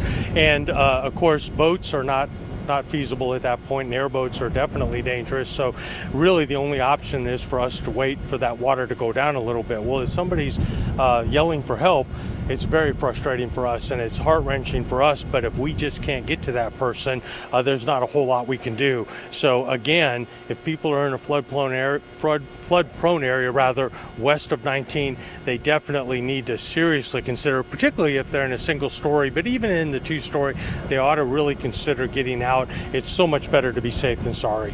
And it's not too late. It's just past 3 o'clock right now. The wind has picked up a little bit. Hopefully we won't have too much damage from the wind, but the longer people wait, the more likely there's going to be power lines down and trees down. So the sooner they can get to friends, family, hotel, shelter, whatever they're going to do, the sooner they do that, the better. Don't worry about your property. It's getting to the point now where unless you only have a couple last few minute things to do, it'll only take a couple minutes. It's probably getting too late to do anything significant to protect your property. Now's the time to just go ahead and get out and worry about it in a couple days. And our hotel where we are staying in Brooksville, just a handful of miles inland, it is full tonight. I'm told that the hotels next door are also full tonight, so positive sign for sure. Thank you so much, Sheriff. We're also joined by some county commissioners here, and you all speak with your constituents year-round. And I had said this earlier, this is the 3rd time we've seen a threat like this in just about the past year or so. When you're talking with people in these neighborhoods, as you're going around to these various neighborhoods today, what are you hearing from them? Well, the biggest concern is complacency, obviously, because of the 3rd time in a year. And there are people who have lived here for decades, and you always hear there's a big storm surge coming. If we were to use the fence behind you over there, we were only 6 inches down from high tide, and it's been 4 hours since then. 8 foot of storm surge would be over that fence behind you over there, and that's concerning. And if we get to 12 foot, likely to have water on US 19, which is several miles from here. So we really want people to get out. It's just not worth the risk. It's not worth the risk to themselves, and it's not worth the risk to our first responders who may have to try to come out here later on to get them.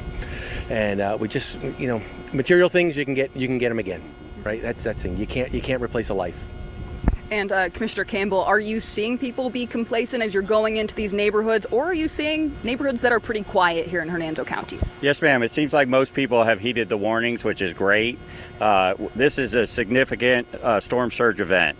8 to 12 feet of storm surge, not something we've seen. You mentioned that we've dealt with it in the past and over the last couple of years, but nothing like this. So this is a significant event, catastrophic, life-threatening. Please heed the warnings and get out if you're in the zones A, B, or C. Thank you all so much for joining us for this. And Hernando County Emergency Management, for those who live in this county, they will be holding a press conference at 5 o'clock streaming on their Facebook page where you can get a lot of the latest information. For now, live in Hernando County, Hannah Deneen, 10 Tampa Bay. Yeah, thank you, Hannah. Thank you, Hannah. I was going to say I'm from Hernando, and so being from the area, I know that how concerning this is. I know that local officials were saying that they were going to be shutting down a portion of Hernando Beach when the storm surge gets bad enough and people are no longer able to access that. They'll be blocking the roads there to Hernando Beach, to Arapica, and places like Pine Island, Weeki Wachee as well. Yeah, Hannah with an important message right there, and then she had a chorus to back her up. But on a serious note, you could hear them stressing it in their tone, because look, if they're out there trying to rescue people, they're putting their own lives at risk. Indeed. They know what the job is, but they also know it may sound trite, it may sound cliche, but better safe than sorry. Right. All right, I want to turn now to our Aduria Chumba, who is at the St. Pete Pier for a look at the situation down there. Aduria. I'm 10 Tampa Bay's Aduria Chumba right here on Bayshore Drive over by the St. Pete Pier. And we are seeing as the water levels are continuing to rise and breach the seawall occasionally. Just take a look at some of the debris that we're seeing here. This here is seagrass. It's been pulled in from the ocean here. And this area decorated by these gravel rocks. But as you can see, the water has just pushed them all off onto the sidewalk here. You can see how much work is going to be done to clean this area up. Again, we're just watching slowly as the water comes over that seawall. Police have blocked off the entrance to the pier, and obviously some roads are starting to be closed right now. Again, now is a time, if you're in that low-level lying area, Zone A, this is the time that you're going to need to find shelter, find a safe place, because as the day progresses, authorities say it is going to get worse. We're going to be expecting anything from 5 to 8 feet of storm surge. And if you're in any of these low-lying areas, you could find yourself in a pickle. Again, so take advantage of those shelters that are open here in Pinellas County. There's about 6 of them. Or you can go find a friend who lives maybe a couple miles away from the coastal area. Again, the emphasis is on getting away from this area that is predicted to be the area of concern, where there's going to be a lot of high water here. Again, high winds are beginning to pick up, expecting down trees and down power lines. We're already getting reports of power outages. Law enforcement, of course, closing up some of those roads, as I said.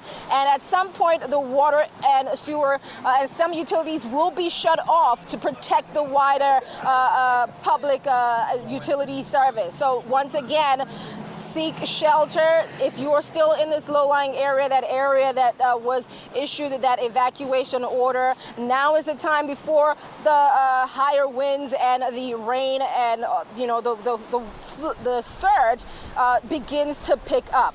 For now, live in St. Petersburg, Aduria Chumba, 10 Tampa Bay. Big thanks to Aduria for that. We know she's got her waders on as well. She mentioned power outages. We expect that. That is why we have thousands of linemen scattered across the state to try and mitigate that. Yeah, Governor Ron DeSantis telling us that they have so many crews on standby who have been stationed in Central Florida, and once the power outages become an issue, they're already coming out trying to help people get their power restored as the storm continues to move through. I want to turn to Eric Glasser, who is along Bayshore Boulevard for us. He's been monitoring that situation for a better part of the day as we watch that water rise and some of it push onto roads that we don't recognize right now. Eric. Well, on any given day, you can see flooding along Bayshore Boulevard. It is one of those places where it does typically flood during a rainstorm, but it is not raining at the moment. We're talking strictly about Hurricane Helene, and the effects that it's having on Bayshore Boulevard are clear. That is as a result of the storm surge that we have been talking about. Several feet of water now along Bayshore Boulevard. We're at the corner of Bayshore and Swan Avenue, very close to Tampa General Hospital. And you can see the water now starting to crash over the balustrade, that handrail that runs along the length of the sidewalk here in South Tampa.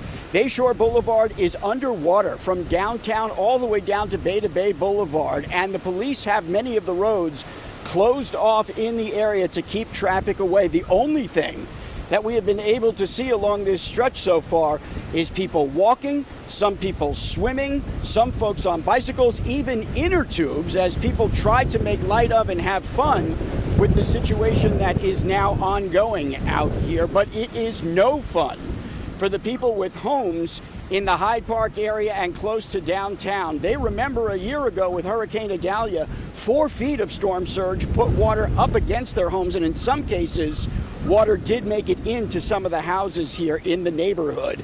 And so they are clearly concerned about the possibility of a 5 to 8 foot storm surge being just that much worse. The good news, if there is any, is that at this moment, the tide is going out as we expect the surge to be moving in, but clearly the surge right now is winning the battle, still inundating the roadway and the neighborhood with at least a couple of feet of water. That's typically a high and dry 10-foot median in the center of Bayshore Boulevard. It is completely covered.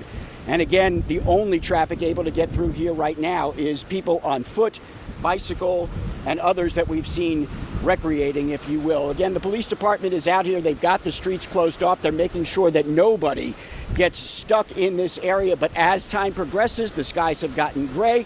The wind has definitely picked up, and it's pushing more water into the bay. It's believed that this situation out here could possibly get worse before it gets better. In Tampa, Eric Glasser, 10 Tampa Bay. Big thanks to Eric for that report there. Yeah. Sarah, you and I cringe every single time he says that people are walking through that water, they are inner tubing through that water, they are swimming through that water. They're messing with some troubled waters that you don't know what's in the water. You don't know. Bacteria. Yeah, no, and if you have any type of cut or anything on your foot, that's something you definitely don't want to be messing with. And Bayshore Boulevard, so prone to flooding. Just driving by there the other day, you see all these houses that are up for sale, and it made me think, why, are they up for sale because they're tired of being flooded, or they're just moving to someplace else? But that's neither here nor there. The impact of the flooding is always something that they see in the midst of the city of Tampa working on this water project to try to reduce flooding in the area. It's no match against storms like these. Yeah, I think it's safe to say folks are familiar with it, but I don't know that you ever get used to, trauma like this when you're dealing with a storm. I want to get back to some more video that we've grabbed right there from around the Bay Area. This is a live look. We're going to pull this up for you on Gulf Boulevard there, Sarah. So the road's not necessarily dealing with it from this particular vantage point, Gulf Boulevard at Pinellas Bayway. Yeah, this is not far from the Don Cesar. For my friends who are familiar with that area in Paso Grill Beach, you may know that this is also an area that has been undergoing a beach renourishment project. All that put on hold as the storm goes through the area. So we'll be also monitoring our beaches and how they look afterwards when the storm moves through. But right now, it doesn't appear that there's any flooding here at the Gulf Boulevard and Pinellas Bayway, and it appears that things are just not too many cars on the roadway either. So maybe people are heeding the warnings here. Yeah, hopefully they've gotten to where they need to be, right? So you never know with those types of situations. I want to take you back outside to Sanibel Island for a live look. Now, we've shown you that area before because this is an area that typically has to negotiate with the storm damage when it comes to situations like this. You see that tree in the center of your screen? That's the wind heavy at work. Yeah, we saw this area really get hit hard a couple years ago with Hurricane Ian. The bridge over to Sanibel totally destroyed. It just recently back up and running. So this is something we're going to be keeping our eyes on and watching the track of this storm and making sure that people here in this area stay safe. I know that many people still just now getting back on their feet after that storm several years ago. Now, Sarah, I know you're from Hernando County, right? Okay, yeah. so those are your stomping grounds. I say that to say this. You've seen plenty of hurricanes, but Bobby Deskins tells us all the time, it only takes one. It does. It only takes one, and that was their one, that Hurricane Ian passing through the area there near Fort Myers and Sanibel Island. So again, I know a lot of people are watching it, the warning, watching the storm as it continues to move through, really paying close attention to the weather as we are here. And more recent history, we're talking about Hurricane Idalia.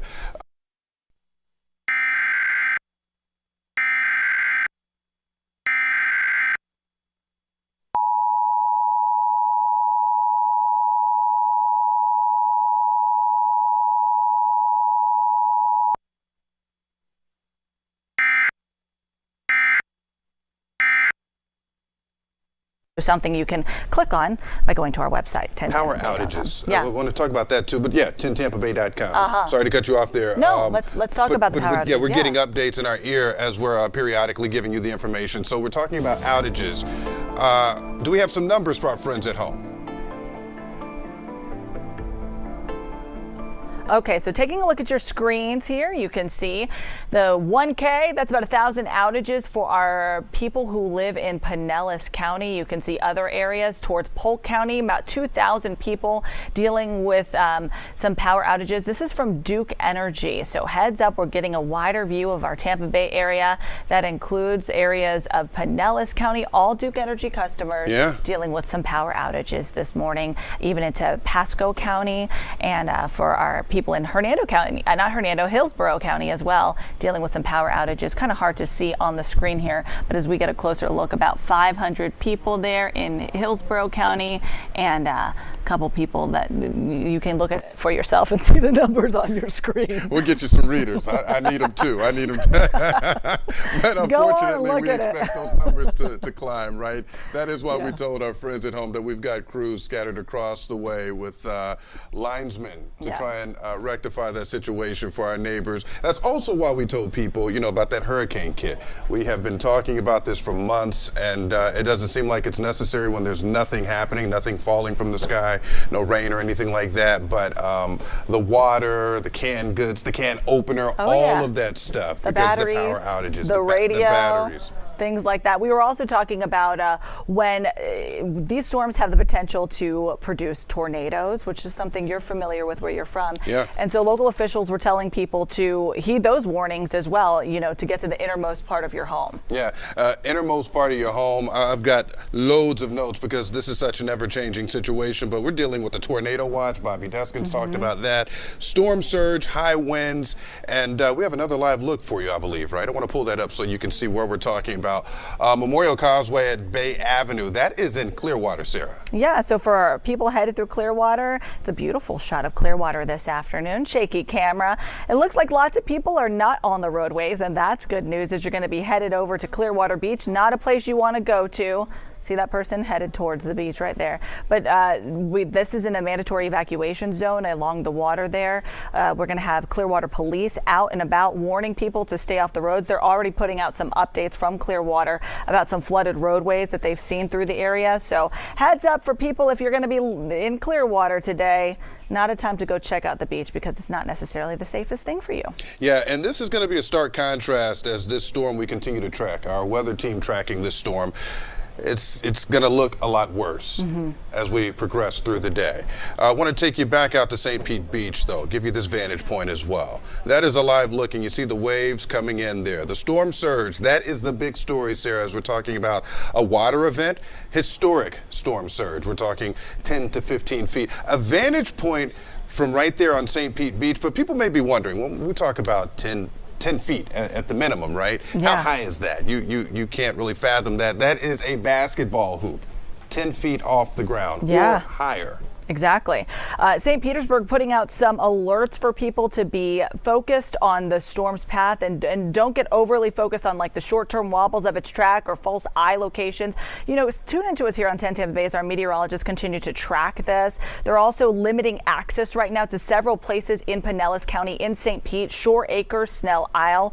Only residents who live in these areas right now are going to be able to enter because of the vulnerability of the water and the roads and already starting to see flooded streets through those areas, through those neighborhoods. Yeah, great resources, and you know we've got your back here. You know we appreciate you sticking with us. Time now 3:34 now. As we keep you informed, prepared, and connected, we have an entire weather team here. We have reporters scattered across the viewing area to make sure that you get the information you need. Thank you so much for joining us. I'm Frank Wiley. And I'm Sarah Rosario. We've been here all day long giving you wall-to-wall coverage is what we call it here in the news world, where we're continuing to keep you updated on the impacts of Hurricane Helene and the potential to impact your neighborhood as well, which is what we know you care about, and we care about where you live as well. We're going to give you live looks at what we're seeing all across the Tampa Bay area. That's what we've been doing so far, so let's do that again. Here's another live look. Gulf to Bay Boulevard at Lake Drive. Hello, for my friends who live in Pinellas County. It's looking good.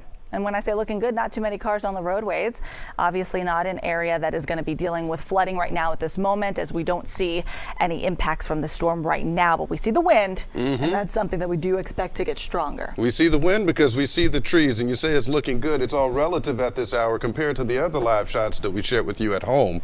It didn't look like that. Gray skies, a lot of water on the roadway. But the governor talking about this earlier this morning, all the trees, the canopy. We love that. We love the shade that it provides and all the other things that the trees do for us, but oversaturated ground. And a word that we've heard this morning a lot, inundated with all the water coming in. Then you see the wind. You saw what it was doing to the trees.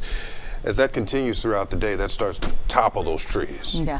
And as you're trying to say, where can I go? There's a lot of places across Tampa Bay area that are closed. Things like your local public store may be closed. Several fire stations evacuated already because those were in the evacuation zone A. Anyone who lives in evacuation zone, mandatory.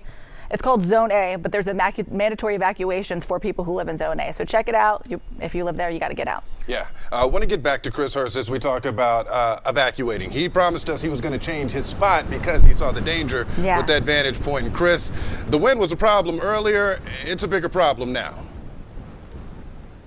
Yeah, the sustained wind gusts really feel like they're at gale force at this point, Frank. We are here still at Nokomis Park, where the North Jetty now is covered with water. The beach is covered with water, and I'm going to turn you around here. This is the parking lot at the park, and we still have people now who are out here trying to take pictures.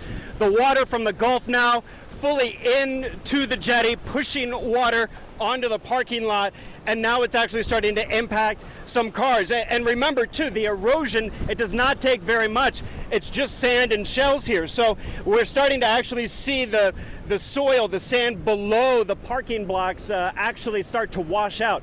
So we're having dangerous conditions. This looks eerily familiar to what we saw during Debbie when the similar thing happened here, although a lot of that was also precipitated by the rain. But you look over at the South Jetty where the waves are just crashing over. It normally does not look anything like this. It's not this foamy. There aren't white caps in the waterway, in the inlet for the jetty. Now, we know in Sarasota County there are also roads that are washed out, that also washed out during Debbie. That would be North Cedar Key Road, also Casey Key Road, Minnesota Beach Road washed out and closed at this point. And I'm just going to step out and Tim's going to show you what it looks like. I mean, people now trying to figure out if their car is submerged here. They were out. They were the thrill seekers. They were the ones who wanted to come and see what this all looked like. And a lot of them are paying the price for that curiosity here in Sarasota County. We are sort of the bellwether, the sentinel for how bad conditions could get later on as this storm comes up from the south and pushes north. So conditions along the coastline in Sarasota County rapidly deteriorating here in the 3 o'clock hour. That's going to continue on overnight and after the sun goes down. And so if you are north of here, get ready, get prepared, because the storm surge, the very intense sustained winds will be on your doorstep soon. Now, back to you in the studio as we try to get to, I think, another safer location here for the next time we talk to you. Yeah, Chris, are you able to tell us, are officials out there saying, hey guys, you got to get off this beach, like it's time now, things are getting bad? Look, it's Sarasota County, and so many people have been dealing with this for so many years, and there is definitely a nature enthusiast outdoor sentimentality when we're talking about, Sarasota, Manatee counties. With that being said, no, I had one sheriff's deputy out here, and he was like, I don't have the power to tell anybody to get off of the park, to get off of the jetty. So right now, we haven't seen any emergency crews out here telling people they need to leave. As of right now, the park is still open. People are still just milling around in this parking lot as the water now is starting to creep over into the parking lot. With this road, this sidewalk that goes out to the jetty, it's washed out again. Happened 6 weeks ago with Debbie. So please heed the warnings. Stay inside, especially coastal areas and in Sarasota County. That is quite the contrast right there. Yeah. You've got a stern warning, and then you've got other people running to the situation. Yeah, people are always going to be people. Chris, great job out there. Thank you for all you're doing, giving us updates from Sarasota. I want to give you a live look at Bellwether Beach right now to show you what we're looking at. So you do see the white caps right there, the storm surge, the wind whipping the trees right there, and those boats. Hopefully they're secured. And as we looked at that car in that live shot for Chris, just hoping that they can move that vehicle and we don't find it underwater later. Oh yeah, you always see that during storms. You see the cars that were washed out to sea. You see all type boats that are highly damaged.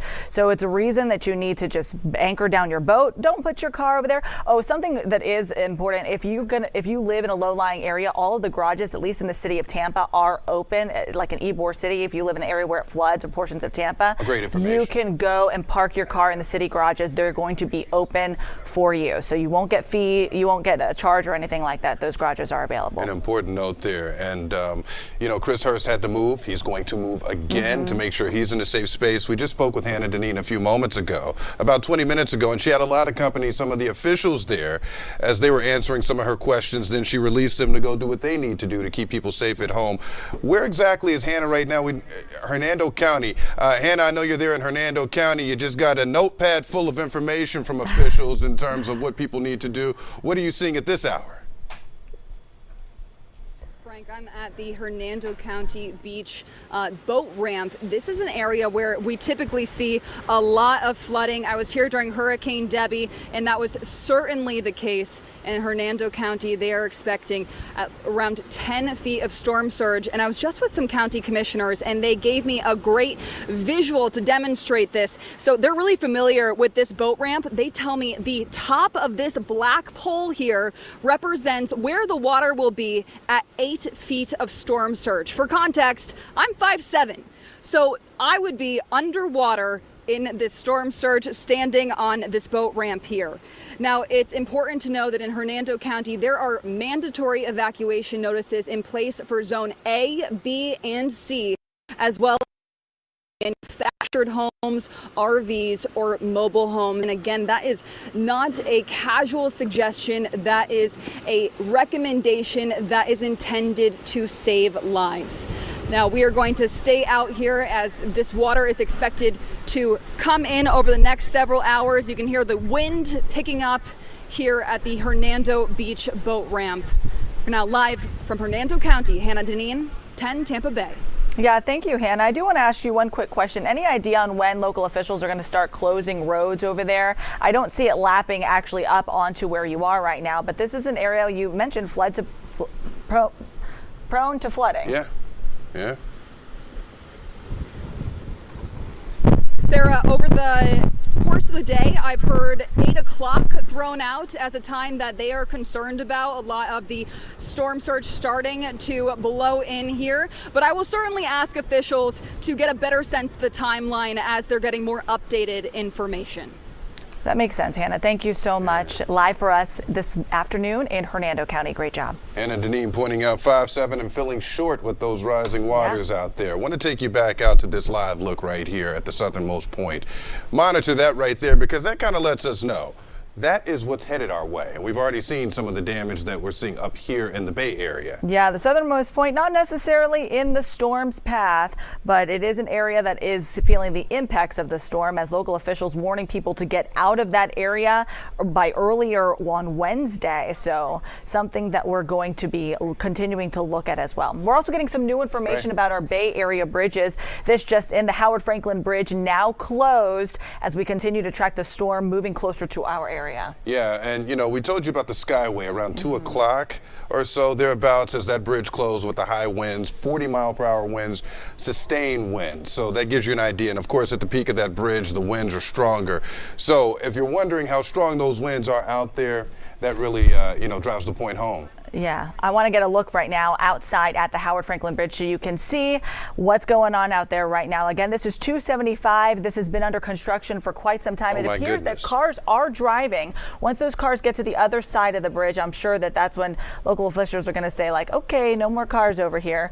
FDOT putting out some information about the Howard Franklin Bridge ahead of this storm. The barges that, they used to do the construction project, though they all put them in one area. They call it Barge Island, and they're housing all of those cranes and all of the construction projects. So they have a designated space where they've chained all these barges and those cranes together because that becomes a huge hazard you see during storms. Those ginormous, all the construction equipment. They have 24 cranes, 72 barges. It covers nearly 10 acres, all of that tied down ahead of the storm as we expect now the bridge to be closed. Yeah, and if the water wasn't driving the point home for you, just look at the camera shot. Yeah. That's the wind. That's the situation. So imagine trying to keep your hands at 10 and 2 driving through something like that with the water and the wind to contend with. Yeah. I want to get back to Eric Glasser. Yeah, he's joining us live from the city of Tampa in South Tampa, Bayshore Boulevard, where he's been. And now he's at Ben T. Davis. Hey, hi, Eric. Good to see you at Ben T. Davis Beach. The people behind you are having a good time. Well, we're trying to move around to give people an idea of the different weather conditions around parts of town. So yes, we moved from Bayshore Boulevard, which you saw was already flooded, even despite the fact that we haven't had rain. And now we're at Ben T. Davis Beach along the Courtney Campbell Causeway. And take a look, you can see how high the surf is. It's no wonder that they've closed off the Howard Franklin Bridge, right? You can see the wind coming across the bay, and without buildings and trees and other things to block the wind, you really get a sense of how it is starting to pick up now. Just look at the surf, whitecaps, right, in the bay, high seas, 3 to 5 foot waves coming crashing. There is no beach at Ben T. Davis Beach right now. It is all inundated with that water coming in from the storm surge. The kids are having a good time with it, leaning up into the wind and across from it. You can see behind them what you were talking about, that Barge Island, all the cranes from the other bridge to our south, the one that you guys were talking about, the Howard Franklin. Those cranes are from the construction project, as you said. and they don't want them banging into anything and doing any damage before that bridge gets open as it nears its completion. So that's why they have all of those cranes in that safe area. But again, you can see the conditions out here right now. Waves crashing up against the area where people would normally be driving. Wind very, very strong up in the trees. You can sort of get a feel for just how strong the wind has picked up now. And since the Howard Franklin has closed down, it may just be a matter of time now before the Courtney Campbell does as well. I can tell you that as you look down the beach, what there is of it, with the water crashing up against very close to the roadway at this point, there may come a time where it does go ahead and overtake it. And that would, of course, make it impossible for people to be able to drive safely. So it may just be a matter of time at this point. But this is just a really good idea, and it gives you an indication of just what the weather conditions are, how they are continuing to deteriorate. A few hours ago, people said, oh, it's kind of deceptive. We had a blue sky. There's no blue sky now. It's all gray. It's starting to bubble up. And you can definitely sense the amount of wind that we're having. Sometimes it's difficult to be able to see it as we're just standing here, but when you look at that water and when you can see those waves, you really get an idea for just how much the wind has picked up. I'm going to cross my fingers and say that right now we haven't seen that much rain. We don't need it. If we're going to be getting a storm surge, there's going to be plenty of flooding. So the longer the rain can hold off, the better. We haven't really seen too many of the bands move right through here in Tampa, but they're on the way. So do what you need to do. Get back inside if you can, but these are the conditions that are rolling into our area. Live at Ben T. Davis Beach, Eric Glasser, 10 Tampa Bay. Yeah. Thank you, Eric. Yeah, we're crossing our fingers as well. Yes, we are. Right it there is with so them. cute to see those kids out there, but then you're thinking, oh gosh, y'all got to get out of there. You cannot be. I mean, it's nice when people are having a great time, but you think of the dangers that they put themselves in. Yeah, that wind can knock you off your feet too. Oh, so yeah. if you're in an elevated space, and you know what, we adjust our microphones so that we can make sure we get that clear sound for you. So as loud as that was, just know it is that windy out there. Yeah. Our engineers doing their part to make sure that that sound comes through clearly. But I want to take you back out live for this shot right here along the Howard Franklin. Sarah. Oh my goodness. If you didn't know any better, you wouldn't know that that's a roadway. No, I mean, this is an area so many people drive the Howard Franklin Bridge, and it is now closed because of the impact from Hurricane Helene moving through our area, water lapping over the bridge. I-275, this option from Tampa to Hillsborough, from Hillsborough County to Pinellas County, no longer an option for our drivers. Hope nobody gets stalled I do out see right there. people driving on that though right now, even though they're telling us that it is. Oh, it says it. Okay, so there's a trooper on the left saying with the lights flashing, warning people. Yeah, you don't want to get stalled out right there, and you never know the long-term damage to your vehicle. You could lose a lot of functionality with your vehicle trying to drive through something like that. If you don't know now and you did it, you may know next week or tomorrow, right? And we're keeping you updated on all the road closures that we're getting as they come into our newsroom. So the Howard Franklin Bridge shut down, the Sunshine Skyway Bridge is shut down as well. We're also giving you updates on power outages as those come in as well. We do. TECO just reporting more than 10,000 power outages from TECO. Yeah, 10,600 customers without power. That is, of course, why we urge folks at home to tell a friend to get that free 10 Tampa Bay app so you can stay up to date with the latest bits of information. And where are we headed right now? So now the St. Pete Pier. We want to give you a look out at the St. Pete Pier, where we're getting some new information that the St. Pete Pier is now closed. A very popular spot for people in Pinellas County just loving to get the view of our area. Today is not the day to get the view, my friend. No, you not need to today. just pick on another day. You have lots of them here in Florida to get a good view, and today's not the one. Yeah, we made it plain for you right there on the bottom left corner. St. Pete Pier closed. All right, I want to turn to our friend in the weather department, Colleen Campbell, standing by with an update on this storm situation. Hurricane Helene, rapidly intensifying storm. You guys have been saying that for hours now. What are we looking like? Hey, Frank and Sarah. Yeah, so the latest update, and I'm going to have you guys switch me over to one. I know I said I was on 2 earlier, those of you in the control room. But Hurricane Helene, the latest update was upgraded to a Category 3 storm. That Category 3 storm is coming very close, brushing against our coast right now. If you guys could switch me over to Max 1, that would be great. If not, I can just go off of this graphic. There we go. Thank you. All right. So here's the latest. Hurricane Helene, you see how it went from that Category 1 status that it formed at, and now it's at that Category 3. Notice the pressure now at 959 millibars. Somebody did write in last night and say, what do you talk about when lowering pressure? Well, we look for lowering pressure when we have a storm that is intensifying and getting stronger. We don't want that pressure number to drop. When it starts to rise up a little bit, that's when we have storms that are weakening, but that is not the case here with Helene. So right now, just going off our measuring tool here on our in-house model, it's about 135 miles off the coast to the southwest, the eye of the storm. Of course, this is a big storm. We've been talking about how large it is, and those outer rain bands extend way beyond the peninsula, way beyond the panhandle, outside of the state. We saw that yesterday, right? Even the cloud tops. As we move in a little bit closer here, as a couple of you have noticed, most of the rain is along the coast, just brushing into our counties, but that doesn't mean we're done with the rain. We still are expecting those rainy bands to continue into Friday morning at least. But again, our main concern has been the storm surge. That's what we keep telling you about. So right now, winds are really picking up the speed here. A couple of different wind readings. We have 38 to 40 mile per hour winds, but even stronger in some spots. Look at this, Sarasota, 53 mile per hour winds, St. Pete, 54. And I wouldn't be surprised if we have winds that are brushing against 60 right now. And of course, those gusts will be even stronger than that. As we look at this radius here, we've been talking about this as well, this yellow circle taking up the entire peninsula. What that is telling you is we have tropical storm force winds that are being felt across the state entirely. This yellow circle here, that's where the winds are having that impact across the state, even as the storm continues its trek up northward. Now, the closer that you get to the eye, obviously the winds are going to be stronger. That orange circle getting to 58 mile per hour winds, and then of course that red, you're talking hurricane force winds. But look at this, as we move into about 8 o'clock tonight, this is why we keep warning about the storm surge and how the flooding that you're seeing right now, it's just the start of this. It's kind of the tip of the iceberg, if you will, because we have some winds that are changing direction. So far, winds have been coming in from the southeast, and we've also had lower tide stages. But as we move into later on tonight, look at this, the winds are pushing in from the southwest. That's when you get that onshore water, and that's when it becomes a problem for storm surge. So again, we're looking at the window for storm surge to really intensify as we move into tonight, 8, 9, 10 o'clock, and then eventually the storm is going to continue up to the north, but impacts will still be felt in the term of rain and that surge. It will take a while for that water to recede.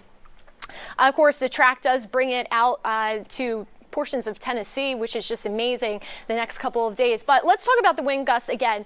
So look at this. This is over the next couple hours. This is just another way to look at it. And this is just for Tampa. You see the winds jumping up to the mid 60s and then eventually the upper 70s, still coming in from the southeast on this particular model. But you notice around, here we go, 9, 10 o'clock, the winds are starting to change direction, and areas further south of Tampa Bay will start to feel those winds from the southwest. And of course, we will catch up to that too. But again, we're looking at the timeline around 8, 9 o'clock. Here's the latest with the storm surge numbers, which have not changed. We are still expecting 15 to 20 feet storm surge possible near that landfall. Notice that the cone did get a little bit skinnier here, but you don't want to just focus on the cone because the impacts, especially with a storm this large, can be felt outside of that cone. The cone is just giving you an idea where the center of the storm is going to lie. So as we look at the rest of the storm surge here, again, Citrus County under that 10 to 15 foot storm surge threat. Also 8 to 12 feet in Pasco and Hernando, and then in Tampa Bay 5 to 8, 4 to 7 in Manatee and Sarasota. And although those numbers are lower, that doesn't mean that you take this any lighter, right? Because these are still areas that are very vulnerable and bruised from Debbie. So we have to keep that in mind. Very saturated ground out there. Forecasted rainfall. This is going into Saturday. Again, we still will have those outer rainy bands working through our region as we move into Friday and even Saturday. It's not going to be a beautiful day all of a sudden. I know earlier a lot of you were just basking in the sunshine and living in the moment and loving it and saying, where is the storm? But we're just getting brushed by it right now. As I just showed, it's still 140 miles, 135 miles off the coast. Out to the west, southwest. As we look at the track here, again, we have those hurricane warnings highlighted in that hot pink color. The blue would be those tropical storm warnings, extending a good portion up the southeast here of the states. But of course, we're concerned with that landfall, which we are expecting later on tonight near the Big Bend area. So what's the big three? I'm going to wrap up with this. Landfall as a category 3. Could be a high-end category 3 if it continues to intensify. Right now, it looks like it is a lower category 3 storm.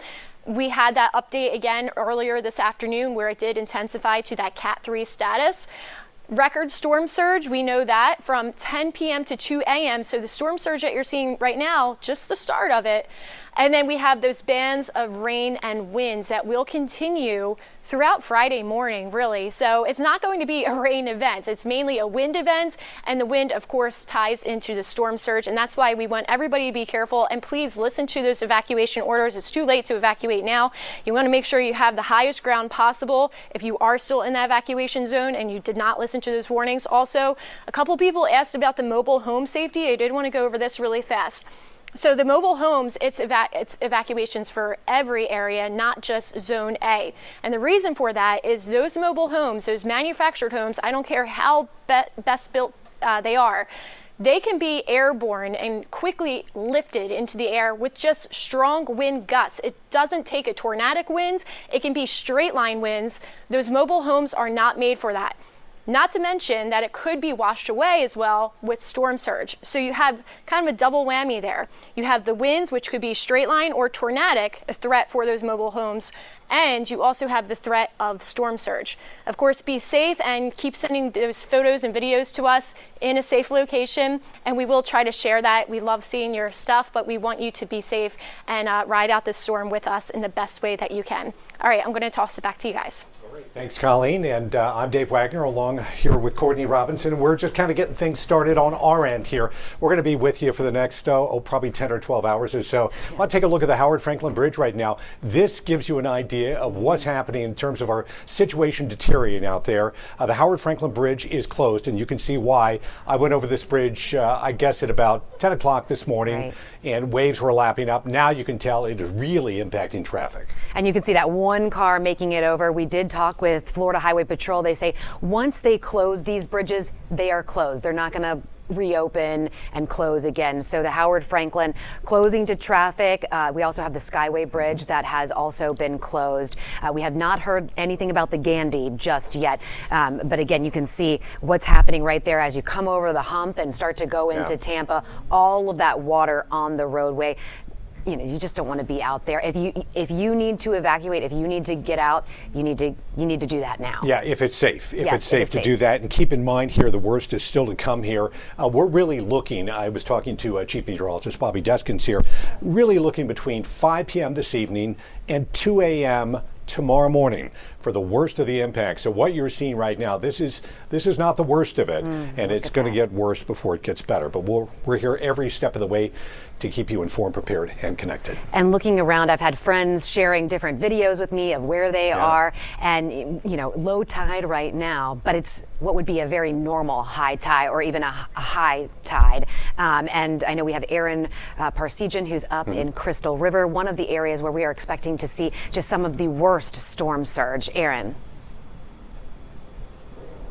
Yeah, Courtney, we're right off US 19, the main stretch of road here in Crystal River downtown. This is St. John's Tavern, a popular spot that we've visited quite a bit. You can see the precautions they are taking with the potential for historic storm surge in this area. You can see they are all boarded up. Even some of these boards now have Bible verses written on them. They're taking this seriously because this is an area that's dealt with flooding in the past and storm surge in the past. Just over a month ago, we were here for Hurricane Debbie.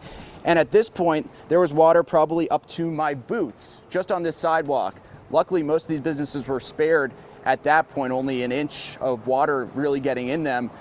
But that was not the case more than a year ago during Hurricane Idalia when the storm surge was around 7 feet, and that sent several inches into some of these businesses. Now we're talking about even more, forecasted potential for potentially double that in this area, and that's going to be the problems and the concerns coming as we get later into the night.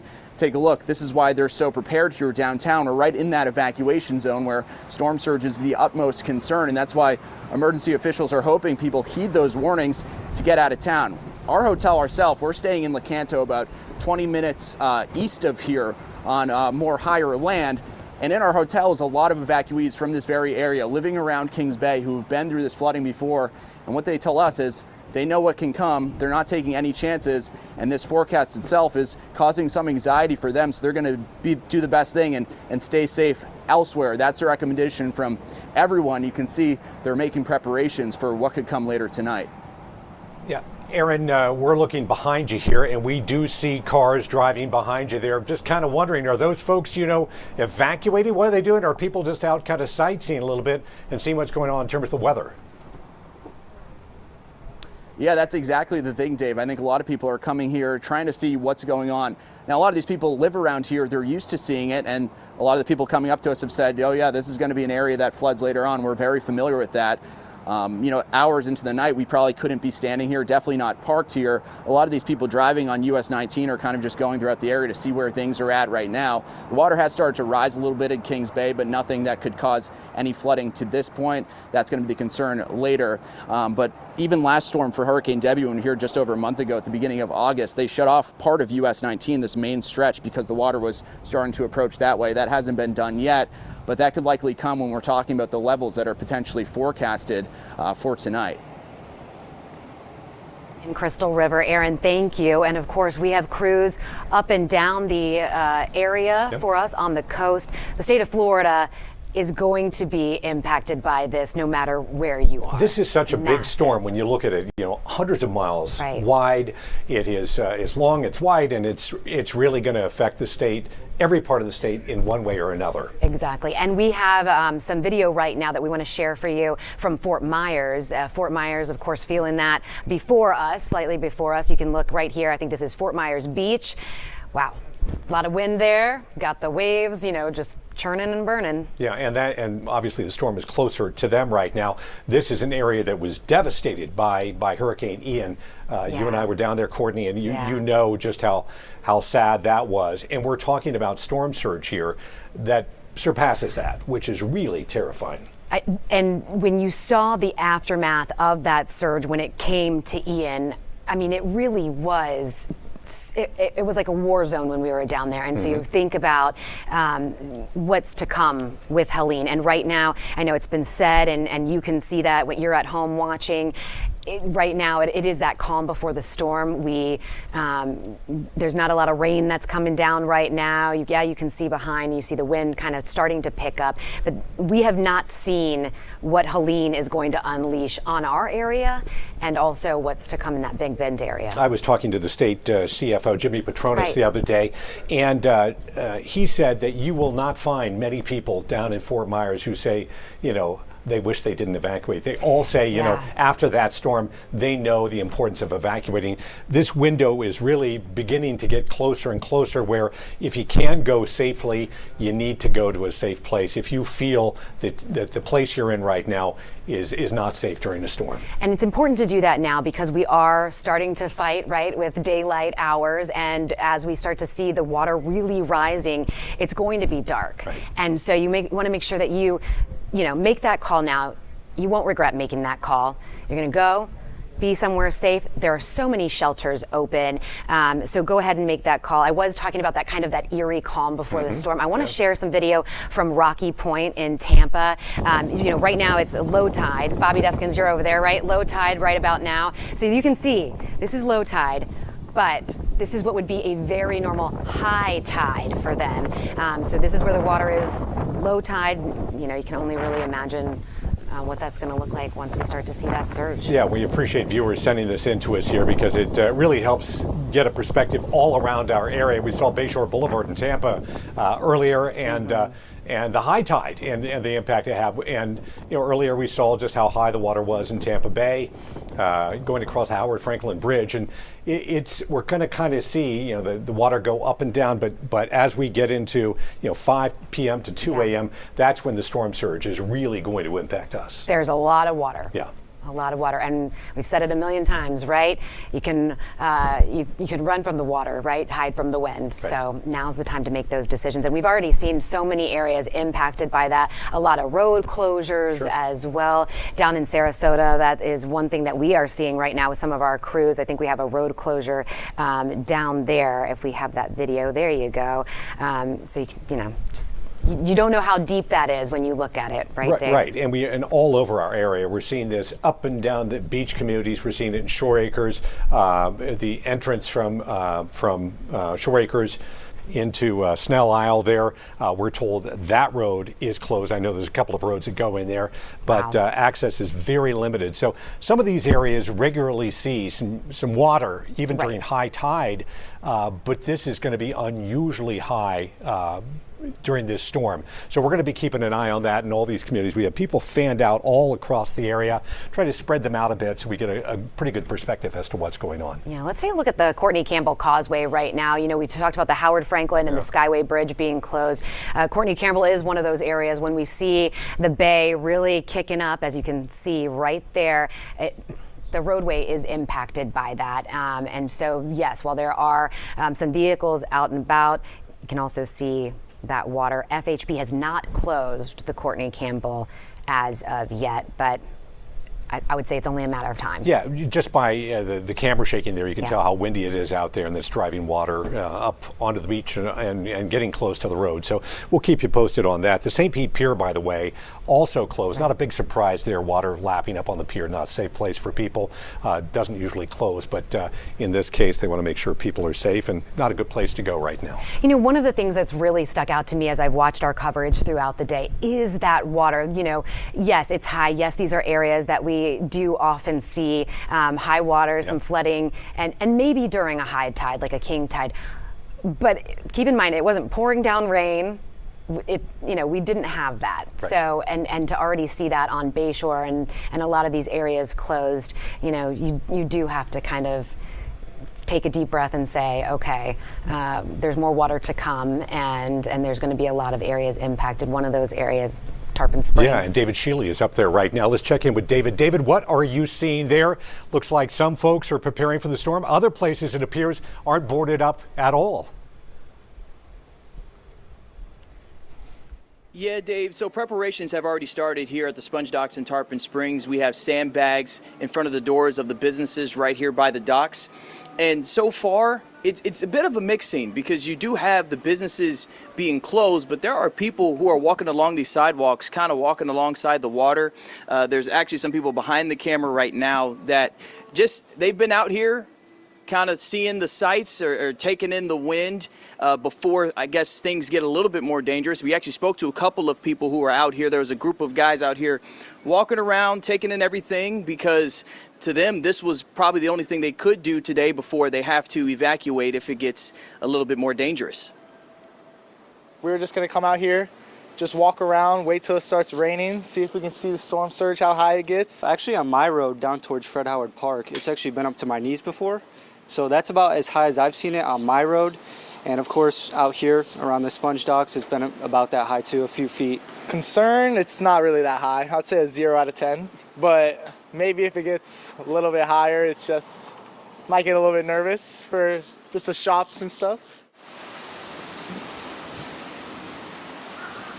So as you heard there, concern isn't too high from some of the people, but preparations, again, are already underway in Tarpon Springs with sandbags in front of the businesses. All the businesses right here that we've seen right by the docks are closed. There are some businesses open along US 19. I did speak to one store owner earlier today, and all he was doing was making sure everything in the shop was okay so that he could then close early this afternoon and leave. So now I do believe his shop is now closed, and he said his biggest concern really is power outage, because that could have an effect on his business and everything that he has there.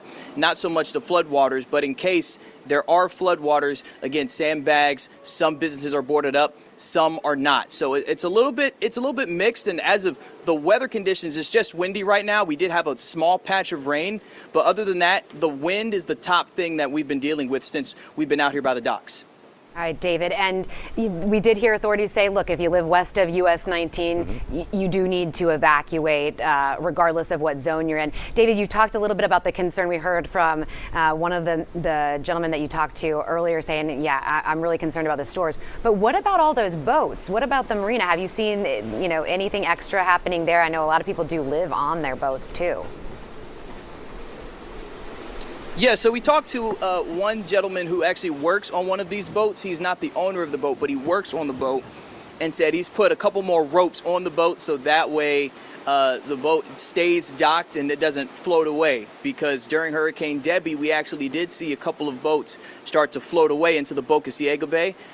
These boats here, they have tied them down with a little bit more extra rope to make sure that does not happen. In terms of preparations inside the boat, there's some sandbags inside some of the boats. Some of them are actually in the boats just in case they need to stay and do some more preparation. But as of right now, their concern level is about a 5 out of 10, and they think that it shouldn't be too bad, but they are prepared if it does get worse. All right, David, thank you. David Shealy live for us in Tarpon Springs. David, thank you so much. And I think we've seen that it's a healthy level of concern, but then kind of that apathy of, I think it's okay. And I think we've been lulled into that with the weather we've seen Sure, today. and we're all curiosity seekers. Right, I mean, we all are sort of interested in what's going on. This is a bit of a novelty here, but it reaches a point at some point where it's just dangerous. So the window is kind of closing on that. So make sure if you need to get out and can get out safely, you do that. Want to take you to St. Pete Beach right now, where they've had some flooding there. This is Dolphin Village right around here. That's if you know that there's a Publix there, number of restaurants, and it's a popular shopping spot. And I believe we're looking right there at that parking lot for the beach. As you're looking, you're sort of looking kind of southwest there on Gulf Boulevard. And hearing from a lot of sheriffs, right? I can see people out, like you talked about, curiosity seekers, maybe a walk on the beach there, but the window is closing, right? The window is closing. And looking at St. Pete Beach now, it'll be interesting to see what that looks like just a few hours from now. I know we've talked about Shore Acres, Snell Isle. Those are areas where we do see that water, and they have already closed the entrances for those neighborhoods. Yeah, Miguel Octavio standing by there. Let's check in with him right now.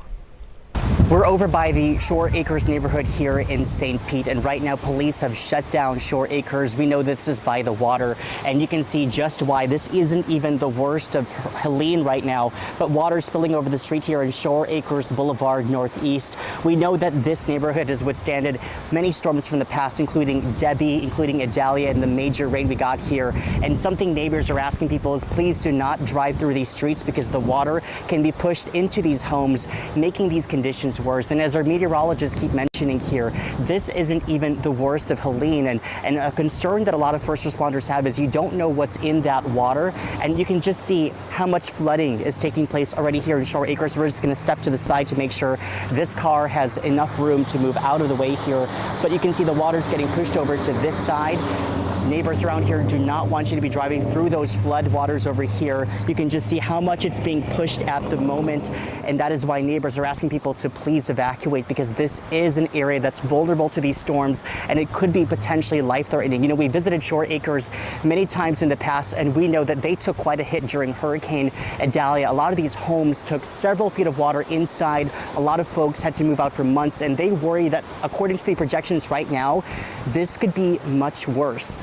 I spoke with the neighborhood association president of Shore Acres a few days ago, and he was concerned that not a lot of people living in this neighborhood was taking these evacuation orders seriously. And he's hoping that by now, people are taking them seriously. They're in a safe space. We actually spoke with one woman who took those evacuation orders seriously. She's at a hotel closer inland.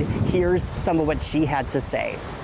I was around for Idalia, and that caught a lot of people in St. Pete by surprise because we just thought it would be a little water in the street, and then it came into houses overnight. So this looks like it's setting up to be the same scenario where people didn't evacuate, and then we're going to get a high tide overnight, and that's a problem. Now, as we speak here, if you're just tuning in, Shore Acres in St. Pete, it is shut off to people right now. Police have blocked out the roads. They say it's not safe, along with these low-lying coastal areas. They really are concerned about the storm surge that could be coming here. We already see flooding throughout here in Shore Acres Boulevard Northeast, and they are concerned these conditions are only going to get worse. So they're hoping that people are at a safe place right now away from these coastal areas. We'll keep you posted on the conditions right here in St. Pete. For now, reporting in Shore Acres, Miguel Octavio, 10 Tampa Bay. You know, I know the city of St. Pete has tried very hard at times to try to mitigate the problems with flooding in Shore Acres, but I have friends who've been flooded there 3, 4, 5 times, and sometimes that happens in a year period. So they're constantly battling these floodwaters, even in high tide. Right, and if you think about Shore Acres, this is now the at least the third major storm, right, that they've had, that we've been through our area, and just, man, you just feel for all these people, and it's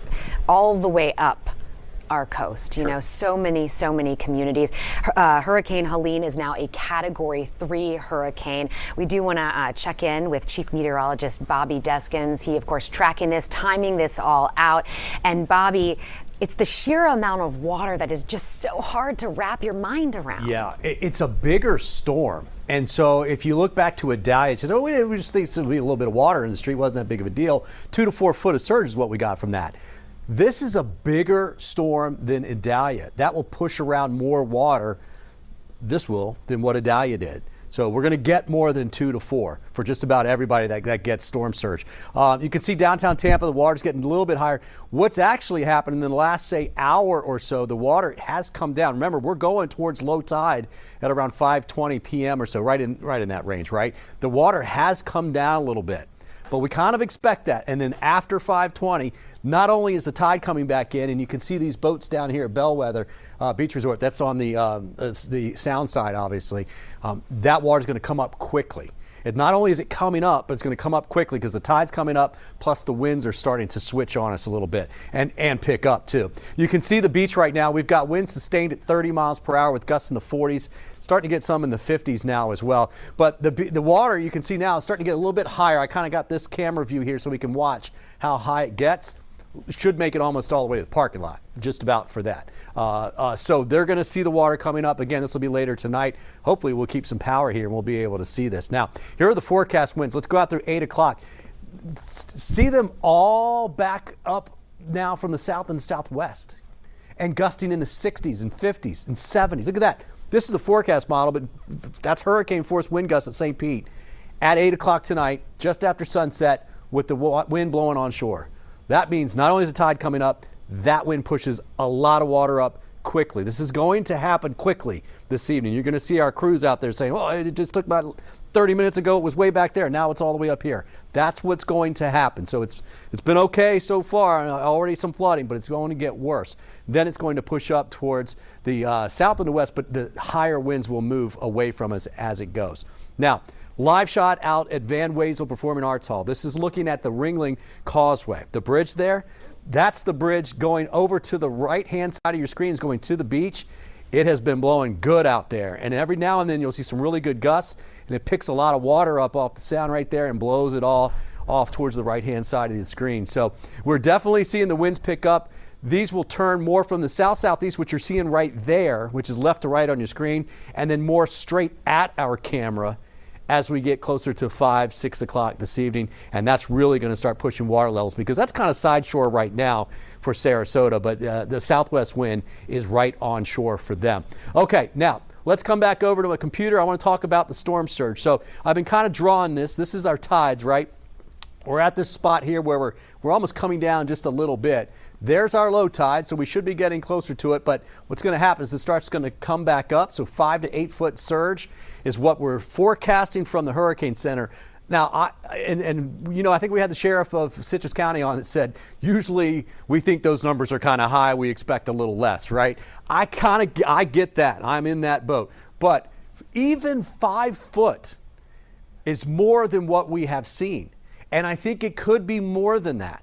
So that's why this is really important. What's the big deal about this is we haven't seen this in years, in decades, right? If that comes to, and that's not a lot for, numbers wise, but that's a lot for our area. So here are the numbers from the Hurricane Center, right? 5 to 8 for the Tampa Bay area, including Pinellas, 8 to 12 up into Pasco, and then 10 to 15 for Citrus County. Now, look at the storm surge forecast. These are the forecast numbers and the records. So Cedar Key, that's up north, right? Thinking about 11 foot. Now these numbers here are on the top end. So let's go to Clearwater. The highest one that we saw back in that storm of 93, the no-name storm, 4 feet. The top end is 8 feet. So even if we got to just 5 feet at Clearwater Beach, we haven't seen that since 1993. That's why this is a big deal. Okay, let me get out of the way here so you can read this a little bit better. Port Manatee, right? That's down on the southern side of the bay in Manatee County. The last time we had a high water was actually last year, 4 feet, less than that, right? A little more than 3.5. The bottom level we could see is about 4, which would be more than that, right? Which is more than the record. And we could go up to almost 7.5 feet. Downtown St. Pete, this is just, the actual sensor there is just south of downtown by the airport there. 3.97 back in 85. That was in August of 85. That was Hurricane Helene. That stayed offshore. It did a little loop-de-loop just off our coast and then went back towards the west-northwest. That gave us almost 4 feet. The forecast for St. Pete is 5 to 8. So again, that 8.2 is the very top end of the forecast, but just seeing 5 foot would still set a record there. Old Port, this is up in the bay, up in downtown Tampa area. The last time we saw the highest water was last year. It was 4 feet. We could double that. I don't think we quite double that, but I certainly think almost every one of these records goes. And tonight, we will set new records. That's why this is pretty serious. Now, this will come up very quickly, but it will take time to come down. Idalia, 2 to 4 foot, came up, went down. This will not be the case. It will come up quickly. It will slowly come down through the overnight hours. So let me show you this right here. This is data that we get from the National Hurricane Center, and you see all these colors here. These are from the model that says the areas that they think could, it's called potential storm surge, could flood, okay? And so I want to go here. I'm going to take some time here, guys, in the booth, if you don't mind. Look at the reds and the oranges, because those are generally the lowest areas. Most of what you see in red here, I would expect easily to be flooded tonight. Okay, and then a lot of the orange will have water. The yellows, the blues, that's tougher, but that's literally the Hurricane Center running a model saying like, yeah, we could get water almost up to Progress Village there, just west of 75. Okay, look at West Shore. That's West Shore and Gandy right there, right? That is likely to flood. Obviously, the south end of McDill, that's real low, we expect that. This is Bayshore. Look at Bayshore at TGH. It's right in this area, right in here. Bayshore coming around. That is likely to flood. The west side, you get up here, this is, what's the beach there over there? It's always got dirty water. It's always got the warning for that. Yeah, where Eric Glasser was earlier. That's it, Ben T. Davis. There's the airport, right? Part of that could actually see some flooding. That's Howard Franklin Bridge. Obviously, the bridge is high enough, but the side of the bridge is not. Now, let's get over here to Shore Acres. Feather Sound is right up here behind the banner, but you get it's the same thing. There is 275. 4th Street is that yellow line right there. So does it get all the way to 4th Street? I don't think so, but there is the potential. But certainly that old northeast area, it's a little bit further. That's down in here. Most of that's elevated, especially around 4th Street. That's not an issue. But when you get up in that Shore Acres area and northward towards Gandy, that's going to flood. Now, South St. Pete, right there along the water where you expect it, we'll see the water, but inland just a little bit. Now, let's get out to the beaches. Look at this, Tierra Verde, right? Most of that area is likely to flood. Boca Ciega, get up to Reddington Shores. Now, on the beaches, a lot of the beaches are lower on the back side, on the intercoastal side, all right? Those areas have a better chance of getting water versus the beach front and Gulf Boulevard. If we get water on Gulf Boulevard for most of our cameras, or for most of our locations, if water goes up to Gulf Boulevard, which some of them do, you're going to get a lot of water. All right? In fact, we've got a live camera. Is that what you're just saying now? There's Gulfport. Okay, so this is Gulfport, right? That is a rain band coming through, right? So the winds are picking up. They're supposed to, but even when the rain bands come through, you get even higher winds. They'll actually come down a little bit. But just looking at this and knowing where that camera is, that is still a south-southeast wind. And that wind's going to change a little bit. And when it changes, we'll get more water. It's starting to pile up there over in the road. This is from the old casino. Right on top of the old casino, looking off towards the east-northeast right there. And that, well, the sailboats that you see, the 2 of them up against the wall right there, they've been there. There is a new one in the mix over there that wasn't supposed to be there. And so we've already started to see some of the damage with that. And this just will continue to get windier. And I think it really gets going here, obviously, in the next hour, but then through about 9:30, 10:30 tonight. Then it will start to come down just a little bit. All right, now back over to our map here. Let's get up to Indian Rocks Beach. See, the front of the beach is actually not terrible. The backside is. Bel Air Bluffs, that's not an issue. It's very high, but there are some spots right there. Most area aren't there. Here's Feather Sound now. You can see that, okay? There's basically where you're heading out off due west, coming off the Howard Franklin Bridge. This area right here, the Bayside Bridge is right here. You've got St. Pete Clearwater Airport right there. Obviously, they're going to have some issues, potentially even on the runway. They're going to have to watch that. And then you get back out to Clearwater Beach, and you know, initially we were thinking Clearwater is going to be fine, but there will be some water, especially around the back side of the island. So if you live there with the docks in the back, oh, it's going to be very close. A lot of the houses themselves are built up a little bit, but the overall elevation, say in between the houses and things like that, could get some water. Now, Oldsmar. We are used to getting water. Ari Olds Park is there because that's where we're going to get a lot of water. But this is the Oldsmar area right in here. That will certainly flood. It has the potential to get up the Tampa Road in Oldsmar. I don't think that happens, but it'll be close. I do think it happens when you get east of Racetrack. That's Racetrack Road right there. East of there, you're basically looking at the creek, which really just allows a lot of water up. That will likely get shut down at some point, probably after sunset, 7:30, 8:30, that time frame. I think by that time the water level's up. So this is Tampa Road, or it's called Hillsborough Avenue, all the way down to Rocky Point. Most of those areas are going to get water. Now look, as I mentioned, if you live in one of these right here and you've got the house on the water with the dock, doesn't necessarily mean your house is going to get water, and it depends on how it's built up. Because I know a lot of those houses are fairly built up, but some aren't, and that's going to be a little bit more of an issue. Now, let's get up towards, well, Honeymoon, don't worry about that, Dunedin. Dunedin's going to be interesting because certainly the marina there is going to have water, but if you've ever been there, you kind of go uphill as you're walking from the Intracoastal back into downtown Dunedin. That area right up until you get up to Old US 19, I think is going to have some water. It's going to be very, very close to seeing that. Now, Tarpon Springs, just saw a live report out there right now. They're like, well, Tarpon Springs is actually used to seeing water. But again, guys, this is not something that I've ever seen. I've been here 16 years, I've never seen this, right? You have to go back decades before you see some of the levels that we could see tonight. Newport Richey, there's US 19. See that? That red area, very good chance that we get flooding in that area. Hey, Bobby. Yeah. As you're talking about, you know, the timing of when we're going to get this, when is it going to go away? Yeah, after midnight. After midnight. Slowly coming down. Yeah. So I'm thinking that peak is going to be closer to about 9 through about 10, 11 o'clock p.m. tonight, and then slowly coming down. It's all about the wind driving it, but the tide's coming up. Guys, the tide's at high tide 2:15, 2:19 in the morning. So the wind will be coming down, and it'll try and let the water back out. The tide's coming back out. Some of it will come back down, but it's not going to be a whole lot. So that's why it's a slower release of that water back out. Okay, Jasmine Estates, look at how all red it is just west of US 19. Hudson, mainly west of there too. The no-name storm back in 93, right? It was a squall line of thunderstorms that came in here. That pushed water all the way up to US 19. This has the potential to do that. Right? That was not forecast in 1993. It just happened, and you can't imagine how crazy that was. You also can't imagine how much else has been built here since then. All right, so there's a lot of property, a lot of real estate here that's going to have to watch for the water. Let's move up past Hernando Beach. This is Homosassa. Obviously, Homosassa, you know the drill, right? You're going to get some water. Sugar Mill Woods, though, you're east of 19. This turns into 98, but I think most of Sugar Mill Woods, a big neighborhood, is going to be fine, but that western side out by 19 is going to have some water. Then you get into Crystal River. This is 98, again, US 1998.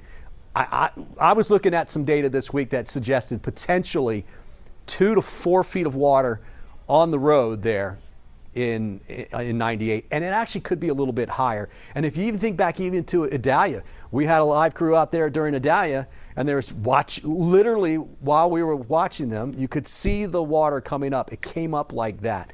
That's going to happen there. They are closer to the higher winds. There'll be higher winds blowing in out of the southwest here than what we will see down in the Tampa Bay, the immediate metro area. And so they get not only more surge because of that, but it's super flat out here. It's hard to even take sailboats in and out of there, right? So that is another factor that they'll have to deal with. Now, look, the biggest surge is going to be up here in the Big Bend area. I think Perry is like right in this area here. I think that's where the center might actually go. Notice if you've got interest back up here, notice how we don't have much surge here. And that's simply because you've got the counterclockwise flow, right? It's pushing wind in here on the east side of the eye, and then on the back side of the eye, it's actually blowing water out. So that's, again, this is just a model. This is from the Hurricane Center. This is their thought about what could happen. I don't think we get as much as what I showed you there. That's why I kind of focused on those red areas and red right up to the orange, because those are the lowest areas. Tornadoes, we've been watching for those. We've got one over on the east coast, at least a threat for it. But you see these cells right in here? We're going to be watching those very, very closely, because those could produce a couple of tornadoes. Now, rainfall estimates just starting to get started on that, but 3 to 6 inches right here along the immediate coast, along and west of I-75, although you get down in towards Lakewood Ranch, Myakka area, we will see a little bit more rain, probably about 3 to 6 inches for those folks as well. Guys? Chief Meteorologist Bobby Deskins walking us through what we're going to see and the timing of all of this. It is going to be a long night into the early morning hours, and then, of course, what is to come when we look at cleanup. You are joining us here on 10 Tampa Bay. I'm Courtney Robinson, along with Dave Wagner, and we have evacuated our studios on Gandy Boulevard, evacuation zone. So we are here at our backup studio close to the Hard Rock here in Tampa. Yeah. Safe place for all of us. A little bit higher ground for us. Let's go to a place right now. As you head north, we know the storm is going to impact those areas a little more seriously. Let's check in with Hannah Denise. She is in Hernando County right now. Hannah, what are you seeing there, and what has changed since you've been there? Well, Dave, I am in a Hernando Beach neighborhood where they are all too familiar with the impacts of flooding and storm surge. At nearly every low-lying house, we've seen a version of this, where they have sandbags and tarps lining every point where water might get into their home so that they're able to protect their homes the best they can. Now, this is a neighborhood that was underwater during Hurricane Idalia. The low-lying homes were underwater during Idalia. We actually spoke with one family who just took off in a U-Haul. They packed up all of their belongings into a U-Haul after they said they lost everything during Hurricane Idalia. This time around, not taking any chances, packing up as much as they could and moving to higher ground. And over here, our neighbor and our new friend Casey. Now, Casey, you have been working for the last 24 hours to prepare for this storm as well. Tell me about what this house normally looks like and what you've done over the last couple hours to get ready. So normally we would have our bench out here. We have plants out here on the back. We have potted plants everywhere. On our back porch, it's got a hot tub. So we've taken the motor and the motherboard out of the hot tub. We've taken all the plants in, all the benches in. Basically anything outside that can become airborne is gone, and anything can get flooded or damaged when it gets wet, we've tried to move to higher ground. Same thing inside. Put the couches up, put all the stuff that was in the closets up on either beds or upstairs, and just got everything from downstairs upstairs that we need to. A lot of work, and work that it sounds like you're not unfamiliar with. You were home during Hurricane Idalia as well. What did you see during that storm? So the funny thing with Idalia, you always think the water's going to come from the canal side. It actually, in this part of the neighborhood here, it came across the street. So the water comes up, you kind of watch it come up the driveway into the garage. You think, okay, stop. It doesn't stop. It keeps coming, and then eventually the back overflows, and then it meets in the middle. And we had about 8 inches in the house for her, and about 12 inches in the garage. And I have to ask, this is the third time in about the last year now that you've probably had to do this song and dance of moving all of your stuff, getting ready for storm surge. How are you feeling as you're bracing for yet another big storm to hit your home? Well, after the last flood, what I did is try to make the house a little more flood proof. So we didn't put carpet or tile down. We did an epoxy floor, it's attractive. So we tried to make everything as waterproof as possible. So if it comes in this time, as long as it doesn't go over 8 inches or 12 inches, we should be pretty good about just have to dry it out, not a lot of damages. We basically got rid of a lot of stuff, make sure we don't store stuff downstairs so that we don't have to spend days getting ready, hopefully just a day or a couple hours to get ready next time. Smart and unfortunate to have to learn those lessons, but it sounds like you've taken that knowledge from storms past and now preparing better for the future. Yeah. Thank you so much, Casey, and stay safe throughout the storm. For now, live in Hernando Beach, Hannah Deneen, 10 Tampa Bay. All right, Hannah, everybody approaches these storms differently. Hopefully if all of you are in a safe place right now or feel safe in wherever you are, because we're reaching that point as we approach 5 o'clock today where it is potentially dangerous to move during the height of the storm. That's right. You want to make sure that if that's going to a shelter just for tonight, and you can come back and take stock tomorrow, but put yourself and your family in a safe place this evening. And we've heard that from all of the sheriff's offices, all the law enforcement in our area. There's already power outages. We've seen some trees down. We've already seen that high water. And one of the areas where we've seen that, of course, is Shore Acres. Let's touch base with Miguel Octavio, who is live there for us. Miguel, you've been out there all day. You've covered so many storms where we've seen this water. How's it looking right now? Well, Courtney, right now we're in St. Pete. There are several streets that are flooded and closed to the public. And of course, here in Shore Acres, you are not allowed to go into this coastal low-lying neighborhood at the moment. We're here in Shore Acres Boulevard Northeast, one of the entrances to the neighborhood. And as you can see here, floodwaters just everywhere at the moment. And we know this isn't even the brunt of Helene, but right now it's unsafe to get through these waters. In fact, police are blocking parts of Shore Acres. They say not to come down here. We know this was a concern for a lot of neighbors who live around Shore Acres. They took the several days they had to prepare very seriously, putting sandbags out there, communicating with one another. And just to give you some context, some of these neighbors have already gone through a lot with some of the flooding and storms we've seen throughout the last year. At Dahlia, for instance, we were out here. We saw just how much water got into their homes. And leading up to the storm, I can tell you a lot of neighbors were feeling nervous. This storm Helene could be much worse than they've seen here in Adalia, and this is exactly why. Neighbors are asking people here not to come down here, not to drive down these roads, because when you do so, you're actually pushing the water into these homes. And we know that this water level, it's expected to get higher out here, and neighbors just want to make sure they can keep their homes secure. A lot of times people ask why continue to stay in these neighborhoods. We're the ones I've talked to so far, they say that these neighborhoods, they're special to them. They look after each other, and they just want to make sure they can stay safe as much as they can. I talked to the neighborhood association president a few days ago. He was concerned that much of these neighbors were perhaps not taking these evacuations and preparations seriously. That attitude has seemed to change. We met with some neighbors who've actually evacuated, gone to hotels closer inland, and this is why they're concerned about this, and this is now the reality, and they're just concerned that water is just continuing to go up. These conditions have gotten much stronger. We're feeling some of that rain, that wind, really pushing this water here. And as our meteorologists keep mentioning, the story of Helene here is really about the storm surge. And we know this is expected to get worse. So the neighborhood association president and those who've lived around here for years are just hoping that neighbors are taking this seriously and, of course, staying away from these floodwaters, because driving through this and going through this, one, it's unsafe, and one, it can make those conditions worse for those neighbors who've lived here for years. Courtney and Dave. All right, Miguel, and we know that we've talked about the flood mitigation efforts that the city has taken in Shore Acres. They have those in place, but I mean, at this point, are they really helping? Right now, it's too hard to tell, but we know that earlier this afternoon, we were told that if you lived in those evacuation zones A, low-lying coastal areas, police were really asking people to evacuate, go somewhere else that's safe, because as first responders keep telling us, in preparation for the storm, there will come a point where it's almost impossible to get to you if you need to evacuate. So some of the concern is from neighbors, including senior citizens, who may be trapped down here, and that's something the neighborhood association president really stressed out here. He really wanted to make sure that while neighbors still had time, that they evacuated, took all those preparations that they could. We know that some of these homes, they have sandbags, they have tarps out here, doing their best to mitigate the damage from the potential storm surge, which we are expecting to see get worse here. But at this point, this is why they tell you to take those preparations while you can, because we are expecting those conditions out here, especially in those low-lying coastal areas, to get much worse.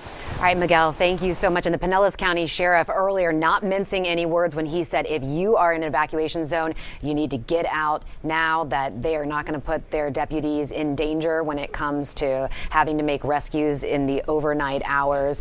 And I mean, it seems that people who have been through this and have had to, move all their stuff, redo their homes, and do all these things over and over in just the past year, they're gone. They've put those things